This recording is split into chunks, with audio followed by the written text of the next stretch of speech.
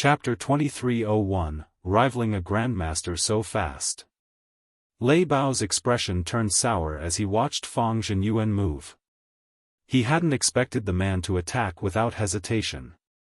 Fang Zhenyuan had none of the magnanimity of a martial arts grandmaster. Fang Zhenyuan's punch was so fast that the human body had practically no time to react. Come! However, Shi Feng had reacted as Fang Zhenyuan's fist had begun to move. Neutralizing Grandmaster's mental processing speed was far faster than an ordinary human's. Their sensitivity to danger was easily 10 times sharper than an ordinary person's, as well. They could sense an incoming attack before the enemy even moved, which was why neutralizing Grandmasters were so frightening. Since this was his first time fighting a neutralizing Grandmaster in the real world, Shi Feng decided to greet the hit with a punch of his own, rather than dodge. Like Fang Zhenyuan's punch, Shi Feng lacked any flowery movements. It was standard, textbook punch. Suicidal bastard.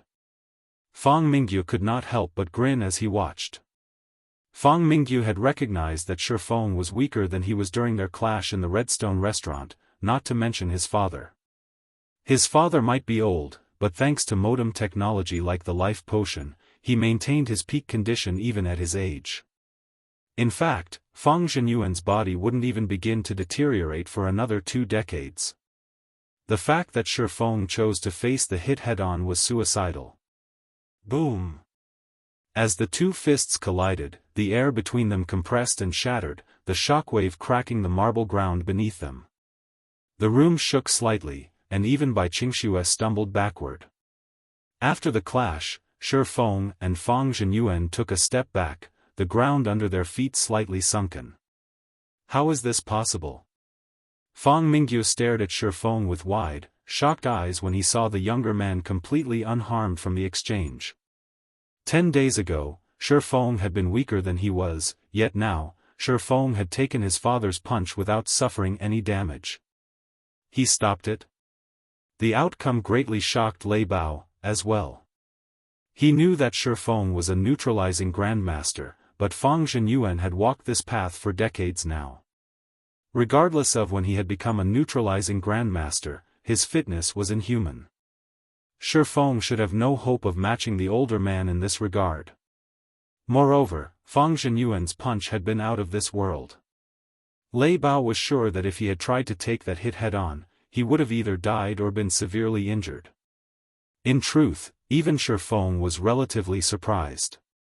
He hadn't considered that he'd improve so massively after his training in the Tower of Four Gods. Not only had his fitness rapidly improved, but he had also substantially increased his control. He had successfully implemented some of the sword's transmigration's principles in his punch, diverting a portion of Fang Zhenyuan's strength downward. This was why he had been able to face that hit without injury. If this fight had taken place after Shi Feng had just broken through to the Grandmaster realm, he would have definitely taken damage from Fang Zhenyuan's punch. Is this the strength of neutralizing Grandmasters? Bai Qingxue thought as she gazed down at the shattered floor and felt the stifling auras radiating off of Shi Feng and Fang Zhenyuan. This seemed more like a fight between mechanical beasts, rather than a fight between humans. It was no wonder why Fenglin City's various families were so afraid of the Fang family. Meanwhile, Shi Feng and Fang Zhenyuan didn't continue to fight after exchanging hits. Instead, they took a moment to observe each other in silence. Excellent. To reach such a standard at such an age, it's no wonder why you're so confident, Fang Zhenyuan said as he calmly watched Shi Feng. Smiling, he continued, however, how long do you think you can protect Zero Wing by yourself? You know that more than one organization is targeting Zero Wing. Partnering with the Fang family is your best option. Zero Wing can only contend with these organizations with the Fang family's resources and strength. If you refuse, only death will await you. You don't need to concern yourself with such matters, Mr. Fang, Shi Feng said. Zero Wing will take care of its own. Zero Wing had already grown powerful enough that not even first-rate guilds were a match for it, yet as luck would have it, Zero Wing didn't have a powerful background. It was only natural that other organizations would have set their sights on the guild. It was why Shifeng was trying to accelerate the Heaven's Rumble Training Center's development. However, he hadn't thought that a power like the Fang family would try to annex Zero Wing so soon. Is that so? Fang Zhenyuan laughed. I hope you can keep this kind of confidence when the time comes. Fang Zhenyuan then turned and left the reception room, showing no intention of trying to persuade Shifeng further. Fang Mingyu and the girl in the red dress stood from their seats, following after the older man. After leaving Zero Wing's main headquarters and climbing into his luxury car, Fang Zhenyuan turned to the young woman, who had remained silent, with a serious expression. Shirhan, I'll contact Fenglin City's dojos and training centers later. I'll leave Heaven's Rumble's virtual combat platform to you, Fang Zhenyuan said coldly. With your position in mythology, you should have no problem suppressing a guild like Zero Wing, correct? If a guild wished to develop in God's domain, it needed sufficient manpower. Heaven's Rumble had attracted quite a few talented fighters with the virtual platform it had set up, and as long as they dealt with the platform, Zero Wing's development in the game would stagnate. Once they had suppressed Zero Wing from every angle, it would only be a matter of time before Shifeng submitted to the Fang family. Of course. Mythology is one of the top 5 super guilds of God's domain. However, mythology is based on the Western continent, and there's no connection between the East and West continents yet. It's not possible to connect to Easter players' data via the virtual combat platform yet. I'll need some time before I can lead a team to the Eastern continent, the red-dressed girl named Fang Shirhan said, smiling. Once we cross over, we'll trample over Zero Wing's experts. Guilds on the 2 continents have different areas of focus, and the difference between combat standards is massive. Alright. I'll leave the situation to you. Mingyu will help you where he can, Fang Zhenyuan said, nodding. After Fang Zhenyuan's group had left, an uproar rose in Zero Wing's headquarters. Zero Wing's members knew about the conflict between the guild and the Fang family. Shifeng had caused quite the scene in the Redstone restaurant, after all, and as a result, the situation with the Fang family weighed on everyone's minds. Since the Fang family had left without achieving anything, Zero Wing's players breathed a sigh of relief. Hall Master, now that the Fang family has revealed that it has 2 neutralizing Grandmasters, Fenglin City's dojos and training centers will side with the family. Some of the dojos and training centers we've signed partnership agreements with will likely pull out of the deals. I'm afraid that it won't be possible to recruit a large number of talented combatants quickly, Xiaoyu said. Moreover, the Fang family will most likely work with other dojos and training centers to compete with our pricing. If they don't want to work with us, so be it. Our priority is to set up more virtual combat platforms, so I want you to try to set up some small-scale training centers around the city, Shifeng replied. He, too, understood the influence the Fang family would command with 2 neutralizing Grandmasters. Furthermore, the Fang family had the Qilin Corporation's support. Zero Wing was utterly outmatched when it came to strength and financial resources. However, the virtual combat platform would become the mainstream platform for combat in the future.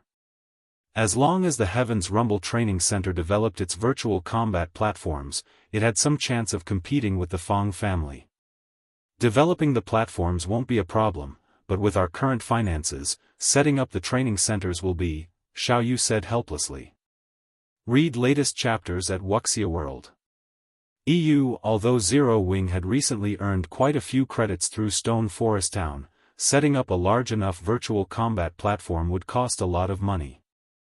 The setup for a platform in the training center was already a huge burden on Zero Wing's finances. Trying to set up more was simply unrealistic. Relax. Zero Wing is quite rich right now, Shifeng said, smiling. I'll start searching for suitable locations then, Xiaoyu said, his eyes glowing with excitement upon hearing Shifeng's response. If they had sufficient capital, Heaven's Rumble wouldn't have to worry about its development even without Fenglin City's various dojos and training centers. After discussing the training center's future with Xiaoyu, Shifeng returned to God's domain. Other guilds might struggle to earn money in God's domain at this stage of the game, but that wasn't an issue for Zero Wing, especially after capturing the northern fortress. After all, the Gravity Mountain Range was becoming a hub for various wealthy powers. Chapter 2302, Renting Shops. Gravity Mountain Range, Northern Fortress. As soon as Shifeng came online, he was greeted by the sight of a very busy street. As he walked through the city streets, he saw large groups of guild players running toward the fortress's hotels, reserving all of the rooms and turning them into temporary residences for their guilds. At this point, the northern fortress was just as prosperous as an ordinary city. Shifeng could already tell that the northern fortress would become the center of attention in the Gravity Mountain Range. Meanwhile, independent players crowded outside of Zero Wing's residence, eager to apply to join the guild. They all wanted to take advantage of the benefits the guild's residence offered, and because of this, Blackie and the others were swamped with work. Guild leader, you're back. When Aqua Rose, who was busy organizing documents in the guild leader's office, noticed Shifeng enter the room, she worriedly asked, "How did the matter with the Fong family go?" Although she wasn't in Fenglin City, she was aware of the Fong family's position there. Zero Wing had just established itself in Fenglin City, and if the Fong family decided to target the guild, it would affect Zero Wing's in-game development and in the real world, especially now that the various guilds understood the importance of dojos and training centers. Many large guilds in God's domain had already partnered with dojos and training centers by this point, with some guilds even opening their own. With a dojo or training center, not only could they nurture their own talented individuals, but they could also recruit new players to bolster their strength. With the country's various training centers and dojos aligning themselves with God's domain's large guilds, Zero Wing would have a difficult time establishing itself in new cities. Hence, Zero Wing would have to rely on the Heaven's Rumble Training Center in Fenglin City to pump new blood into the guild. Everything's fine. Negotiations to purchase Zero Wing simply broke down, Shifeng said, waving his hand. Isn't that really bad? Shifeng's nonchalant attitude exasperated Aqua Rose. The Fong family owns the Qilin Corporation and is based in Fenglin City. The Fong family won't have any trouble targeting us. All it would need to do is contact Fenglin City's dojos and training centers and instruct them to compete with our prices. If that happens, nobody will visit the Heaven's Rumble Training Center. The Heaven's Rumble Training Center was Zero Wing's main source of new, talented players right now. If nobody visited the training center, Zero Wing wouldn't have anyone new to recruit. Moreover, the Fong family could easily afford to poach Heaven's Rumble's new members by offering them a high payout. Not only would the Fong family cut off Zero Wing's supply of new blood, but the Heaven's Rumble would become a burden on Zero Wing's finances, as well. Keeping the training center open every day cost a huge sum of money. Relax. Zero Wing isn't the same guild it used to be. The Fong family overestimates itself if it thinks it can annex us, Shifeng said, chuckling. How is the construction for the fortress's shops coming along? They're done, but if we only rent the shops, we won't be able to earn much. As a medium fortress, the northern fortress can only accommodate so many players at once, Aqua Rose reported. Very few powers visiting the fortress have expressed any interest in the shops. Most people are asking to rent the hotels long-term, instead. The various major powers were typically quite interested in obtaining shops, but only if there was enough traffic. It would likely be quite difficult to rent the fortress's shops for a high price with the northern fortress's maximum player population. Furthermore, the number of shops in the fortress couldn't compare to those in a guild city. Based on God's domain settings, fortresses could only house a limited number of shops. A small fortress only had room for 100 shops, while a medium fortress could contain 240 shops. In comparison, a basic city could easily hold more than 1,000 shops. As long as they're done, I'm satisfied, Shifeng said, chuckling. See to the necessary preparations and announce that the northern fortress will begin to lease its shops. The bid for each shop will start at 5 million credits per month, and will only lease 200 shops in total. First come, first served. Guild leader, you. Aqua Rose stared at Shifeng as if he had gone mad. If they couldn't even lease Zero Wing City's shops for 5 million credit per month, how were they supposed to rent those in the Northern Fortress, which had less than 500,000 players right now? And Shifeng's high price was only the starting bid. Just get it done. When the time comes, you'll understand, Shifeng said, not bothering to explain further. Fortresses in neutral maps were far more profitable than guild cities in God's domain. Guild towns and cities couldn't be constructed in many neutral maps due to their environments, and players would have to rely on fortresses to rest. Most of God's domain's players were also independent players, and when they obtained items they didn't need, they almost always sold them in their favored rest areas. Naturally, shops were the best platform for guilds to purchase and store these items, especially the items that couldn't be stored in one's bag space.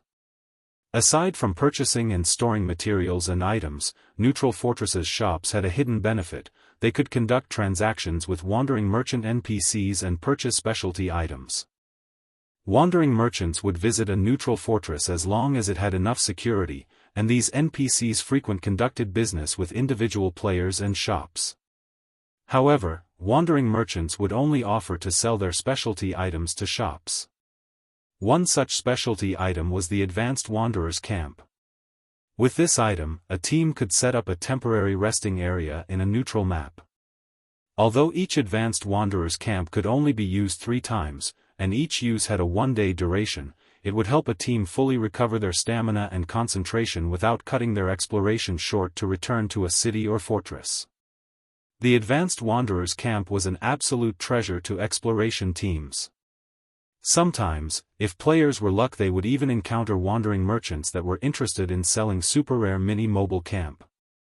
Unlike the Advanced Wanderer's Camp, the mini-mobile camp was permanent. It could only accommodate 100 players at a time, but a team could use it indefinitely. It only cost a few magic crystals for each activation.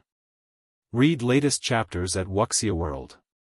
The smallest fortress wandering merchant NPCs would visit was a medium fortress, which was why the various powers had fought so desperately to capture neutral medium fortresses and larger during Shifeng's previous life. Every neutral medium fortress was a goldmine and definitely worth waging a war to acquire. To increase their chances of developing in neutral maps, the various powers wouldn't spare any cost when renting a fortress's shops. As long as one owned a medium fortress or larger in a neutral map, they wouldn't have to worry about needing a source of income, especially if that fortress was the Northern Fortress. Currently, it was the only fortress in the Gravity Mountain range that had returned scrolls, and there were plenty of unexplored ruins in the Gravity Mountain range. Zero Wing wouldn't need to worry about no one renting the fortress's shops.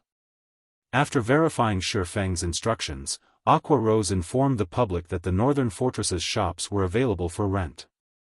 Chapter 2303, Beginning of Turmoil. When news of the Northern Fortress's shops' availability went public, the various major powers that had already shifted their bases to the fortress heard about it immediately. No power would turn down the opportunity to own a fortress's shop, especially one in the Northern Fortress. At this point, the Northern Fortress was almost guaranteed to become the heart of the Gravity Mountain range. The various superpowers might capture the map's other fortresses, even one of the 2 remaining medium fortresses, but they weren't likely to secure a fortress as popular as the Northern Fortress. The Northern Fortress had already begun to build its advantages, while none of the others had been captured yet. However, before Dragonheart Island's various powers could focus on the Northern Fortress's shops, a system announcement reached every player in the game. System announcement: a player has triggered an epic main storyline quest and activated the new expansion pack, Invasion of Other Planes. Planar passages connecting to other worlds will begin to open in 3 hours. Every player on the God's Domain continent was stunned, not to mention the players on Dragonheart Island. After a dazed moment, they were all ecstatic. Everyone knew that otherworlds were resource treasure troves, but it wasn't easy to enter an otherworld. It was wonderful news that passages to multiple otherworlds were about to open. Guild leader, this is wonderful. With these planar passages, we won't have to worry about securing level 100 weapons and equipment anymore.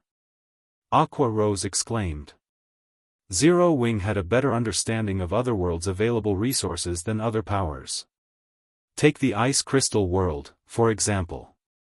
The Ice Crystal World possessed various unique materials and superior forging techniques. The guild had earned a fortune by exploiting these advantages. Unfortunately, when the teleportation gate to the Ice Crystal World had opened in Lake Heart City, Zero Wing's income from the Otherworld had significantly decreased. This system announcement regarding the planar passages was undoubtedly good news for Zero Wing. How did this happen so soon? In contrast to Aqua Rose's reaction, Shifeng's expression turned gloomy when he heard the system announcement. The planar passage's activation would bring an abundance of rare resources to God's domain's main continent, but it would also bring trouble. The flood of new players to the continent would be one of the biggest problems. Many players resided in other worlds, and once these planar passages began to open, those players could travel between the main continent and the other worlds as well. Because of this, these otherworlds players would surge to the main continent in droves, as would many new powers. Competition on the main continent was already intense. It was easy to imagine what kind of outcome God's domain would see if a large number of new competitors suddenly joined the fray. Even now, Shifeng could clearly remember what had happened when the planar passages had opened during his previous life. A massive change had rocked God's domain's various powers, with countless powers perishing during the invasion. Not even superpowers had been spared. Although otherworlds were small, only half the size of a kingdom, their players' standards differed due to the otherworld's environments.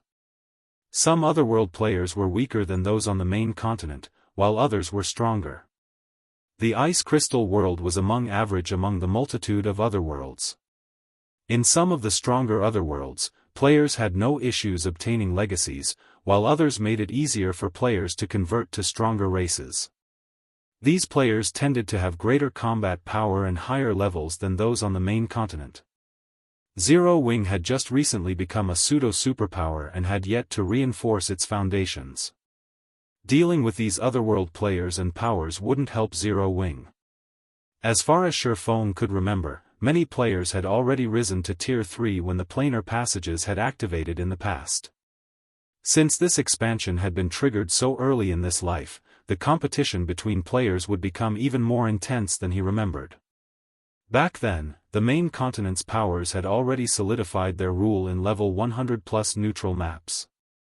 Attempting to dethrone them had been an incredibly difficult task.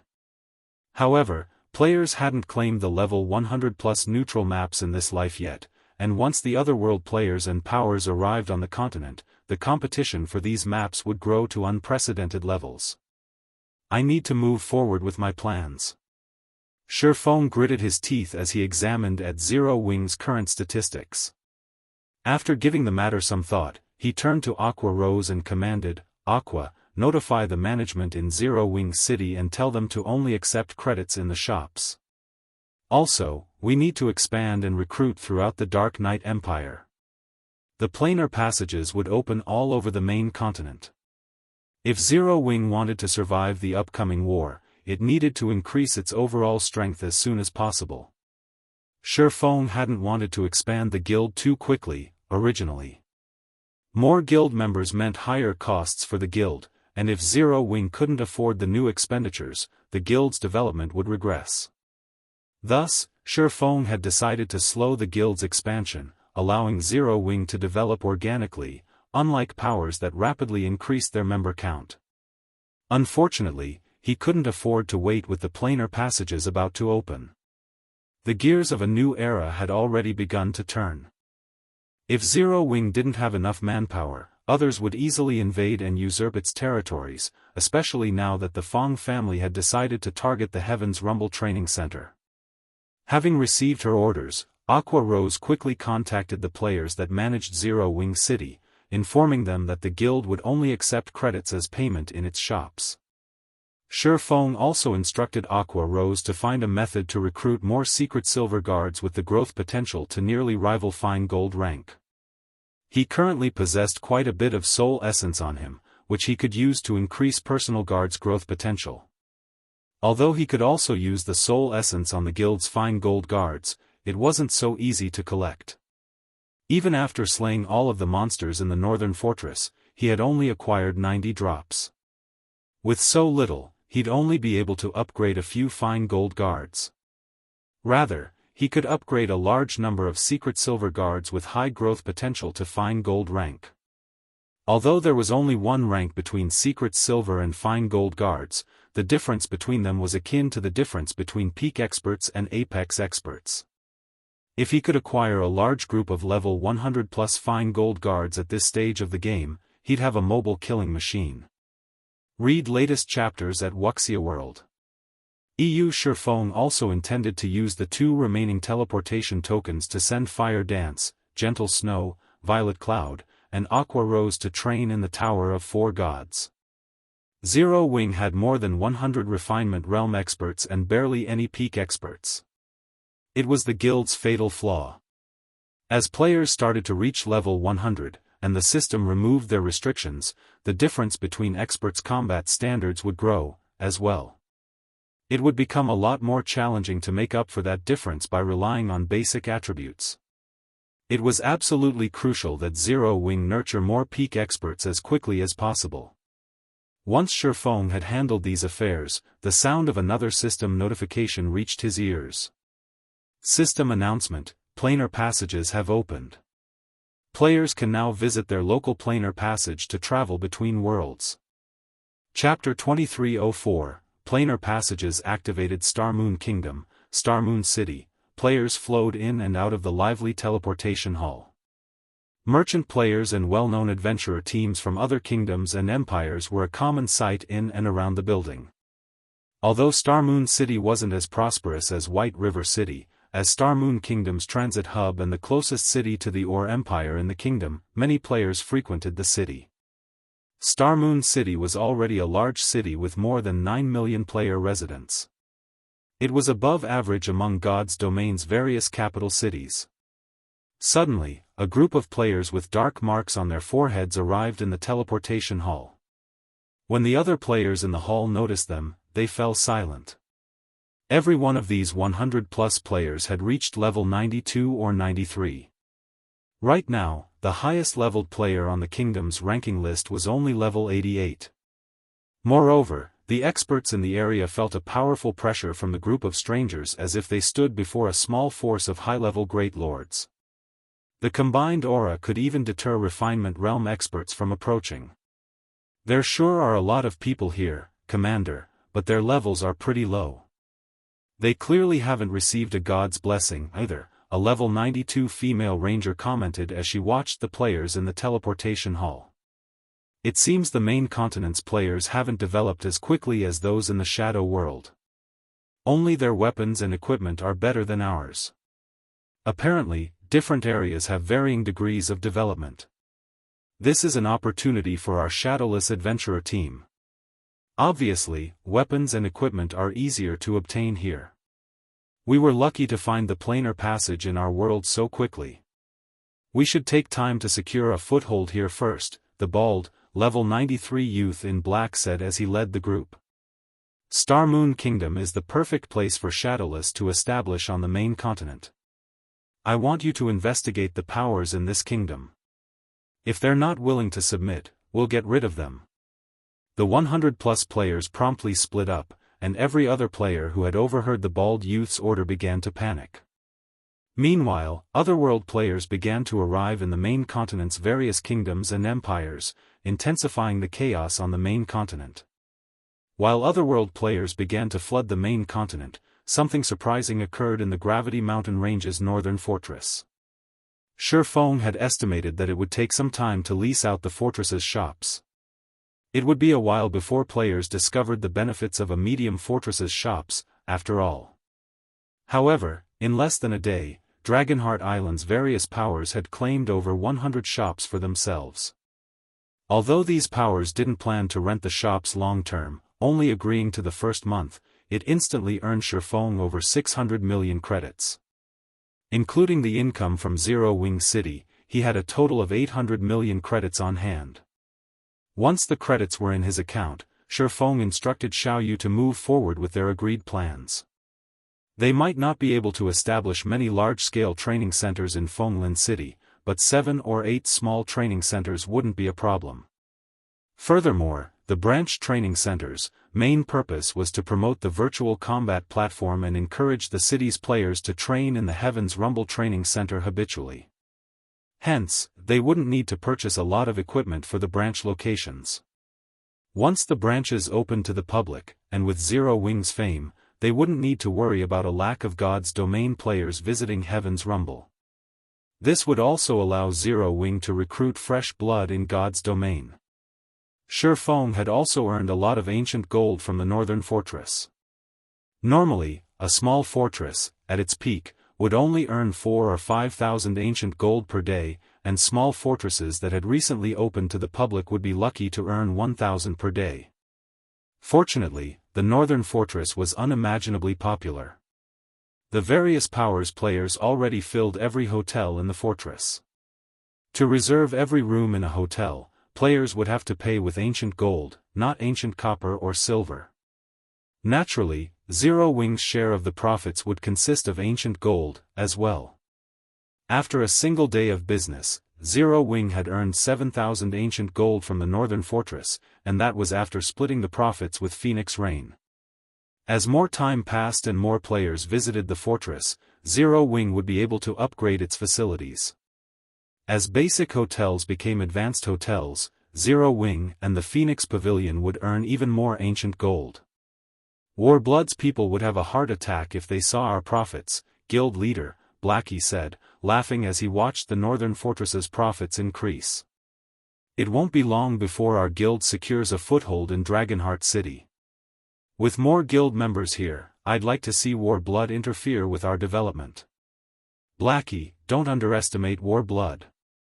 The adventurer team has captured its own fortress, and it still has Starlink's support. It would be unwise to underestimate its development, and Warblood's naval prowess is particularly impressive. Even 13 Thrones watches its step around the adventurer team, Yan Tianqing solemnly warned his companion. Read latest chapters at Wuxia World. EU resources were important for competing guilds, but the deciding factor would come down to the size of one's fist.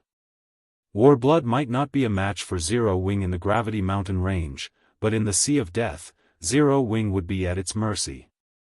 Unfortunately, there were more resources available in the Sea of Death than in the Gravity Mountain range. Tianqing is right. Now that we have resources, we need to convert them into combat power. Shifeng nodded. He then retrieved the Storm speedboat design from his bag and handed it to Yan Tianqing, who would supervise the speedboat's production. They would use the profits they had earned from the northern fortress to acquire the necessary materials. Fortunately, Shifeng had been stocking up on these materials for a while. When Yan Tianqing saw the Storm speedboat design, his eyes nearly fell out of their sockets. Although he was not a naval player, he had learned how valuable bronze speedboats were during the several weeks he had spent grinding in the Sea of Death. If Zero Wing had a full fleet of bronze speedboats, they could explore the Sea of Death unhindered. Once he had set Yan Tianqing with everything he needed for the Storm speedboat's production, Shifeng left the northern fortress. Once he emerged from the World Tower, he used a return scroll to teleport to White River City. He was finally prepared to challenge his Tier 3 promotion quest. Chapter 2305, Tier 3 Promotion Quest Star Moon Kingdom, White River City's Library. Following a level 180, Tier 3 Templar Knight, Shifeng arrived before the Star Moon Hall on the library's top floor. As he entered the hall and spotted Charlene, who wore luxurious red robes and sat in her throne on the far end of the room, something surprised Shifeng. Now, he could sense a trace of divine might from Charlene, and it was nothing like the divine might items radiated.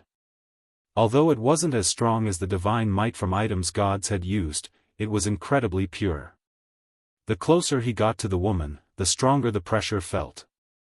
Even with his powerful basic attributes, Shifeng couldn't step within 10 yards of Charlene. He suspected she was already more powerful than demigods. "You're here. Looking at you, I assume you intend to challenge your Tier 3 promotion, am I correct? Charlene asked, giving Shifeng a natural, human-like smile. She looked at him like an old friend. That's right. Shifeng nodded. He might be quite powerful, even enough to give the various superpowers a huge headache, but to truly contend with the superpowers, he had to reach Tier 3 at the very least. Once he was a Tier 3 player, he could freely explore level 100+ maps and qualify to become a lord, gaining full rights to manage a territory. As true lords, players could gain full control over the land they had earned. Their authority would no longer be limited to a town or city. Not only would they have the authority to slay anyone they wished within their territory, but they could also hire NPC soldiers to protect the area and remove intruders. This would make it a lot easier to harvest resources within one's territory. Zero Wing had the strength to protect its assets, but it couldn't contend with the various superpowers in the fields. Even an ordinary superpower had countless experts under its command, and Zero Wing would need more time before it could rival these superpowers in that regard. There were only so many level 100+ neutral maps in God's domain, and once players reached level 100, the various superpowers would begin to take their territory seriously. They would no longer be as peaceful. Shifeng's only option was to become a lord. Once he had that status, not only would Zero Wing's ability to protect itself increase by tenfold, but the guild's development speed would also undergo a qualitative transformation. Since you've already prepared, I won't waste your time, Charlene said, smiling. She extended a hand toward Shifeng and continued, 300 mana stones and 20 units of 7 luminaries crystal. Shifeng's lips twitched when he heard Charlene's price. This was daylight robbery. Since his Tier 3 promotion quest's mana stone cost had been so high, he had prepared over 300 mana stones before revisiting Charlene. Fortunately, he had also prepared 30 units of 7 luminaries crystals just in case. And of course, Charlene casually demanded 90% of the mana stones and 7 luminaries crystals he had on hand. Here. Shifeng growled, gritting his teeth. In the end, he had no choice but to hand the items over. Tier 3 was a huge turning point for players, and he was a Blade Saint. His wouldn't be an ordinary promotion quest. He couldn't exactly avoid challenging the quest due to the cost. Not bad. This should just be enough to support the magic array's activation, Charlene said, smiling as she received the mana stones and 7 luminaries crystals. However, I must warn you that you'll be heading to a special location. The dangers you will encounter there are beyond your imagination. Even a true Tier 3 being would struggle to survive. How much you accomplish will be entirely up to you. Charlene began to chant an incantation, and a threefold magic array appeared in the center of the hall. Gradually, a set of pitch-black doors began to appear, and Shifeng's knees nearly buckled under the door's horrific pressure. I'm not going to a level 100 neutral map to find my lost legacy. Shifeng frowned as he watched the spatial tear form between the black doors. The Tier 3 promotion quest wouldn't be like the previous promotion quests. Since the various kingdoms and empires lacked Tier 3 legacies, players would have to search ancient ruins in level 100+ neutral maps for them. Not even peak legacies were exempt from the process. However, it was clear that he wouldn't be visiting some level 100 neutral map on the main continent. The unexpected development interfered with his plans. His past experiences and knowledge about Tier 3 promotion quests would be useless. Shifeng didn't give the matter much thought, however, as he approached the black doors. These doors wouldn't remain for long, and if they disappeared before he entered the spatial tear, the system would deem the promotion quest a failure. Not only would he have wasted a ton of valuable resources, but he'd also have to wait a long time before he could attempt the promotion quest again. The moment Shifeng stepped into the spatial tear, he transformed into a streak of light, vanishing from the large hall. He had no idea how long he had been stuck in the space-time tunnel, but when he reopened his eyes, he found himself on a huge island floating in an endless void. The island was barren and quiet, containing multiple spatial tears that had enough power to tear a mythic monster to shreds. The island's environment was a complete mess. Shifeng constantly felt some berserk energy assault his body, causing damage and limiting his perception. A void land? Shifeng was speechless as he examined his surroundings. A void land was a land of death in God's domain.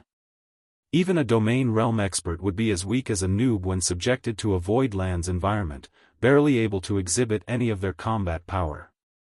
When he spotted the island's level 100+ void creatures, a chill crawled down his spine.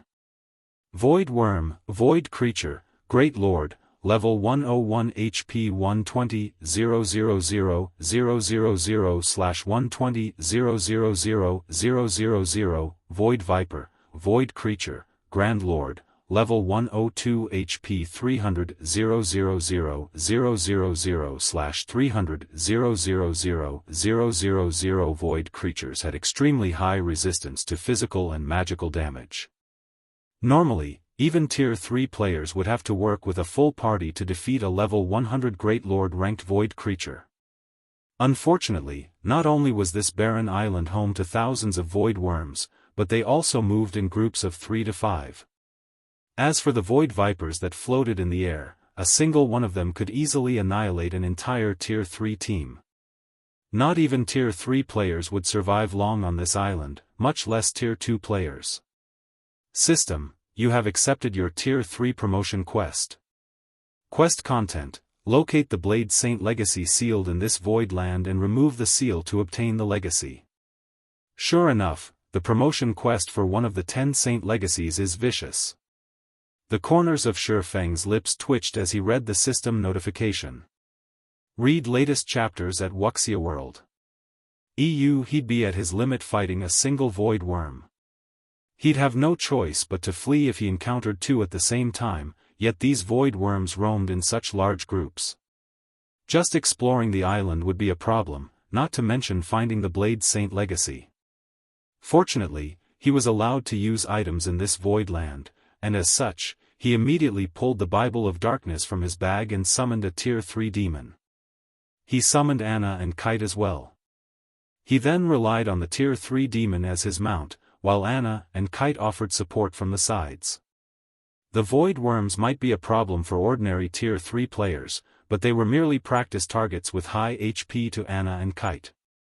Their battle with the void worms was completely one-sided, and after just half an hour, 5 void worms had fallen. As they died, the void worms granted Shifeng a ton of EXP and dropped a crystal that was as dark as night. A mana crystal. Shifeng could not believe his eyes as he held the crystal. How is this possible? Chapter 2306, Tier 3 Evolution Mana Crystal. To most players, this item was only a relatively rare material or decent energy source, but to Shifeng, a mana crystal was just as valuable as 7 luminaries crystals. They were so valuable to him because he could use mana crystals to evolve the abyssal blade. Shifeng had tasked Melancholic Smile to purchase mana crystals for that very purpose, but she had yet to find any. Learning that these void worms dropped the mana crystals had certainly come as a surprise. The abyssal blade was significantly helpful. In its current state, the magic weapon was as powerful as a top-tier epic weapon of the same level. Unfortunately, Shifeng couldn't afford to level up the weapon due to how many fine gold and dark gold weapons the upgrade required. The higher level a weapon was, the rarer it would be. Obtaining level 90+ fine gold weapons was quite challenging at this stage of the game, not to mention level 90+ dark gold weapons. Because its level had stagnated, the abyssal blade wasn't suitable for Shifeng at this point. However, Shifeng couldn't just abandon the weapon. Even if he stopped using it, the curse within the abyssal blade would still exist, and he'd periodically have to face the backlashes. Not only would the curse grow stronger as the magic weapon evolved, but it would also grow stronger as time passed, which was why players had been so afraid of magic weapons in Shifeng's previous life. Although magic weapons could be a massive asset to players, they'd also become a greater burden as players leveled up. Of course, if players could maintain the magic weapons' growth as they reached higher levels, the weapons would offer more pros than cons, and after a certain point, they'd become even stronger than epic weapons. Unfortunately, it was very difficult to maintain that growth rate during the later stages of the game. Otherwise, fewer players would have fallen to their magic weapons backlash in the past. Shifeng stored the mana crystal in his bag and continued to hunt void worms while steadily approaching the center of the island. The void land was as large as a medium-sized leveling map in the outside world, and as Shifeng grew closer to the island's core, he encountered more void worms. The monster's respawn rate increased as he traveled, as well. Even with Anna and Kite's help, Shifeng prioritized caution. While the two personal guards could withstand the Great Lord's attacks, he couldn't. Although slaying these void worms was monotonous, the bountiful EXP and occasional mana crystal motivated Shifeng. He took barely any breaks from hunting the Great Lords. After a full day of combat, Shifeng's experience bar had reached 99% of level 100. He just needed one more kill to level up, but he decided to wait for a moment. He locked his experience bar and summoned his Thunder Eagle, allowing the flying mount to benefit from the awarded EXP instead. Flying mounts and land mounts had different mechanics. While land mounts' levels would be determined by their owner's level, flying mounts had their own experience bars. This was why nurturing a flying mount was so troublesome. This quest, fortunately, offered the perfect opportunity for Shifeng to nurture his Thunder Eagle. Flying mounts in God's domain were an exceptional mode of transportation, but they were also capable fighters. For players to grow stronger, they had to constantly improve their levels, equipment, skills, and other aspects. Flying mounts, however, only needed to level up. It was easier for these mounts to evolve through their tiers than it was for players. Thus, it had become common practice for experts to disregard their levels temporarily to level up their flying mounts. The Thunder Eagle was an intermediate extraordinary flying mount, born with the strength of a great lord and extremely high growth potential.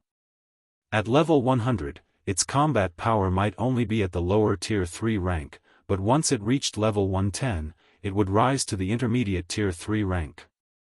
At level 120, its combat power would further increase to the tier 3 upper rank standard. Aside from frantically grinding, Shifeng occasionally logged out to rest his mind and provide guidance for some of his guild members. Guild leader, Warblood, and Starlink are growing restless. They're not doing much right now, but I've heard that they've decided to help 13 Thrones capture a medium fortress in the Gravity Mountain range, Blackie reported. Currently, the Northern Fortress's player population is only over 900,000. If Warblood and Starlink succeed, I'm afraid it'll affect the Northern Fortress's development. Should we send people to sabotage their plan? Since the Northern Fortress was the sole medium fortress in the Gravity Mountain range, it generated astronomical sums of credits and ancient gold each day, but if the various powers captured another medium fortress, the Northern Fortress's profits would decrease. That won't be necessary. Although we have a feud with Warblood and Starlink, we have nothing against 13 Thrones, Shifeng said, shaking his head. Moreover, capturing a medium fortress is easier said than done. Just focus on managing our own fortress.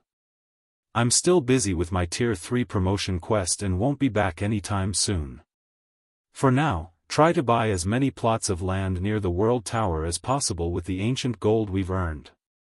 If he hadn't summoned the tier 4 hero, Zero Wing wouldn't have been able to capture the Northern Fortress, even with the Phoenix Pavilion's help. Moreover, securing the lands around the World Tower was far more important than worrying about a fortress in another corner of the Gravity Mountain range. Alright. I'll make the purchases as soon as we have the money, Blackie responded. Although he was a little disappointed that he couldn't cause some trouble for Starlink and Warblood, his anticipation began to build with the thought of the lands near the World Tower. Shifeng had explained these plots' function, and if Zero Wing could claim every one of the lands available, Dragonheart City's various powers would live in fear of their guild. After training the guild's members, Shifeng quickly returned to God's domain and continued to venture deeper into the barren island. With the Thunder Eagle as a part of his party, the party's overall DPS had considerably increased, and as a result, Shifeng was able to advance much faster than before.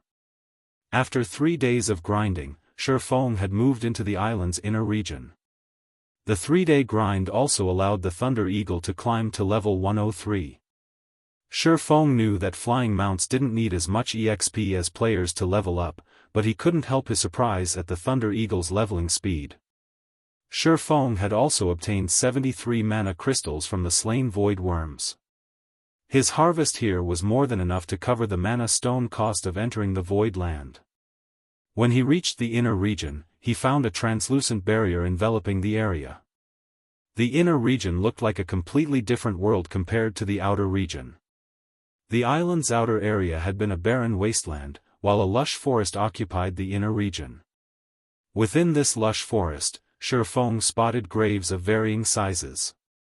The smallest were simply dirt mounds, while the larger graves looked like majestic palaces. He also spotted a large number of undead wandering through this graveyard. Forgotten Spirit, Undead Creature, Lord, Level 101 HP 40,000/40,000,000. These forgotten spirits weren't much of a threat. Shifeng could easily take them out in a one-on-one fight. Unfortunately, these undead moved in groups of several dozen. Not even Shifeng was confident of surviving a battle against so many Lord-ranked monsters. Each grave was also guarded by heroic spirits of varying strengths. Heroic spirits were the remnants of departed NPC heroes. They might not be as powerful as they had been in life, but the Tier 3 heroic spirits could easily slaughter Tier 3 players, not to mention a lowly Tier 2 player like Shifeng. Even Tier 3 players have little hope of surviving in this place. Shifeng could not help but frown at the undead wandering within the magic barrier. He'd have no choice but to flee from a one-on-one battle with a level 100, Tier 3 heroic spirit. Fortunately, he had personal guards like Anna and Kite to support him. Otherwise, finding the Blade Saint legacy would be utterly impossible. The instant Shifeng stepped through the translucent barrier, however, Kite, Anna, the Tier 3 demons, and his Thunder Eagle vanished. A silencing barrier? Shifeng stared at the barrier, stunned. God's domain had many types of magic barriers, and although barriers that nullified summoning-type magic arrays were rare, they could be found in certain ancient ruins. Finding such a magic barrier here was a nightmare. An ordinary level 100, Tier 2 expert wouldn't even be a match for the Lord-ranked Forgotten Spirits in a one-on-one fight. Even a Domain Realm expert would have to flee for their lives when encountering several dozen Forgotten Spirits. As for the level 100, Tier 3 heroic spirits, Domain Realm experts wouldn't even last more than 3 seconds. It's no wonder why so few people with peak legacies managed to complete their Tier 3 promotion quest. Shifeng sighed ruefully as he observed the undead around him. With how the Forgotten Spirits were positioned, Shifeng couldn't find any loopholes to exploit. Defeating these undead would be impossible with the strength of a level 100, Tier 2 player. He would need an entire 100-man team of level 100, Tier 2 experts to accomplish the feat, right? If one's not enough, I just need to face them in a group. Struck with inspiration, Shifeng stepped through the barrier and summoned Kite and Anna again. He returned to grinding void worms, planning to collect the 100 mana crystals he needed to evolve the Abyssal Blade. Read latest chapters at Wuxia World.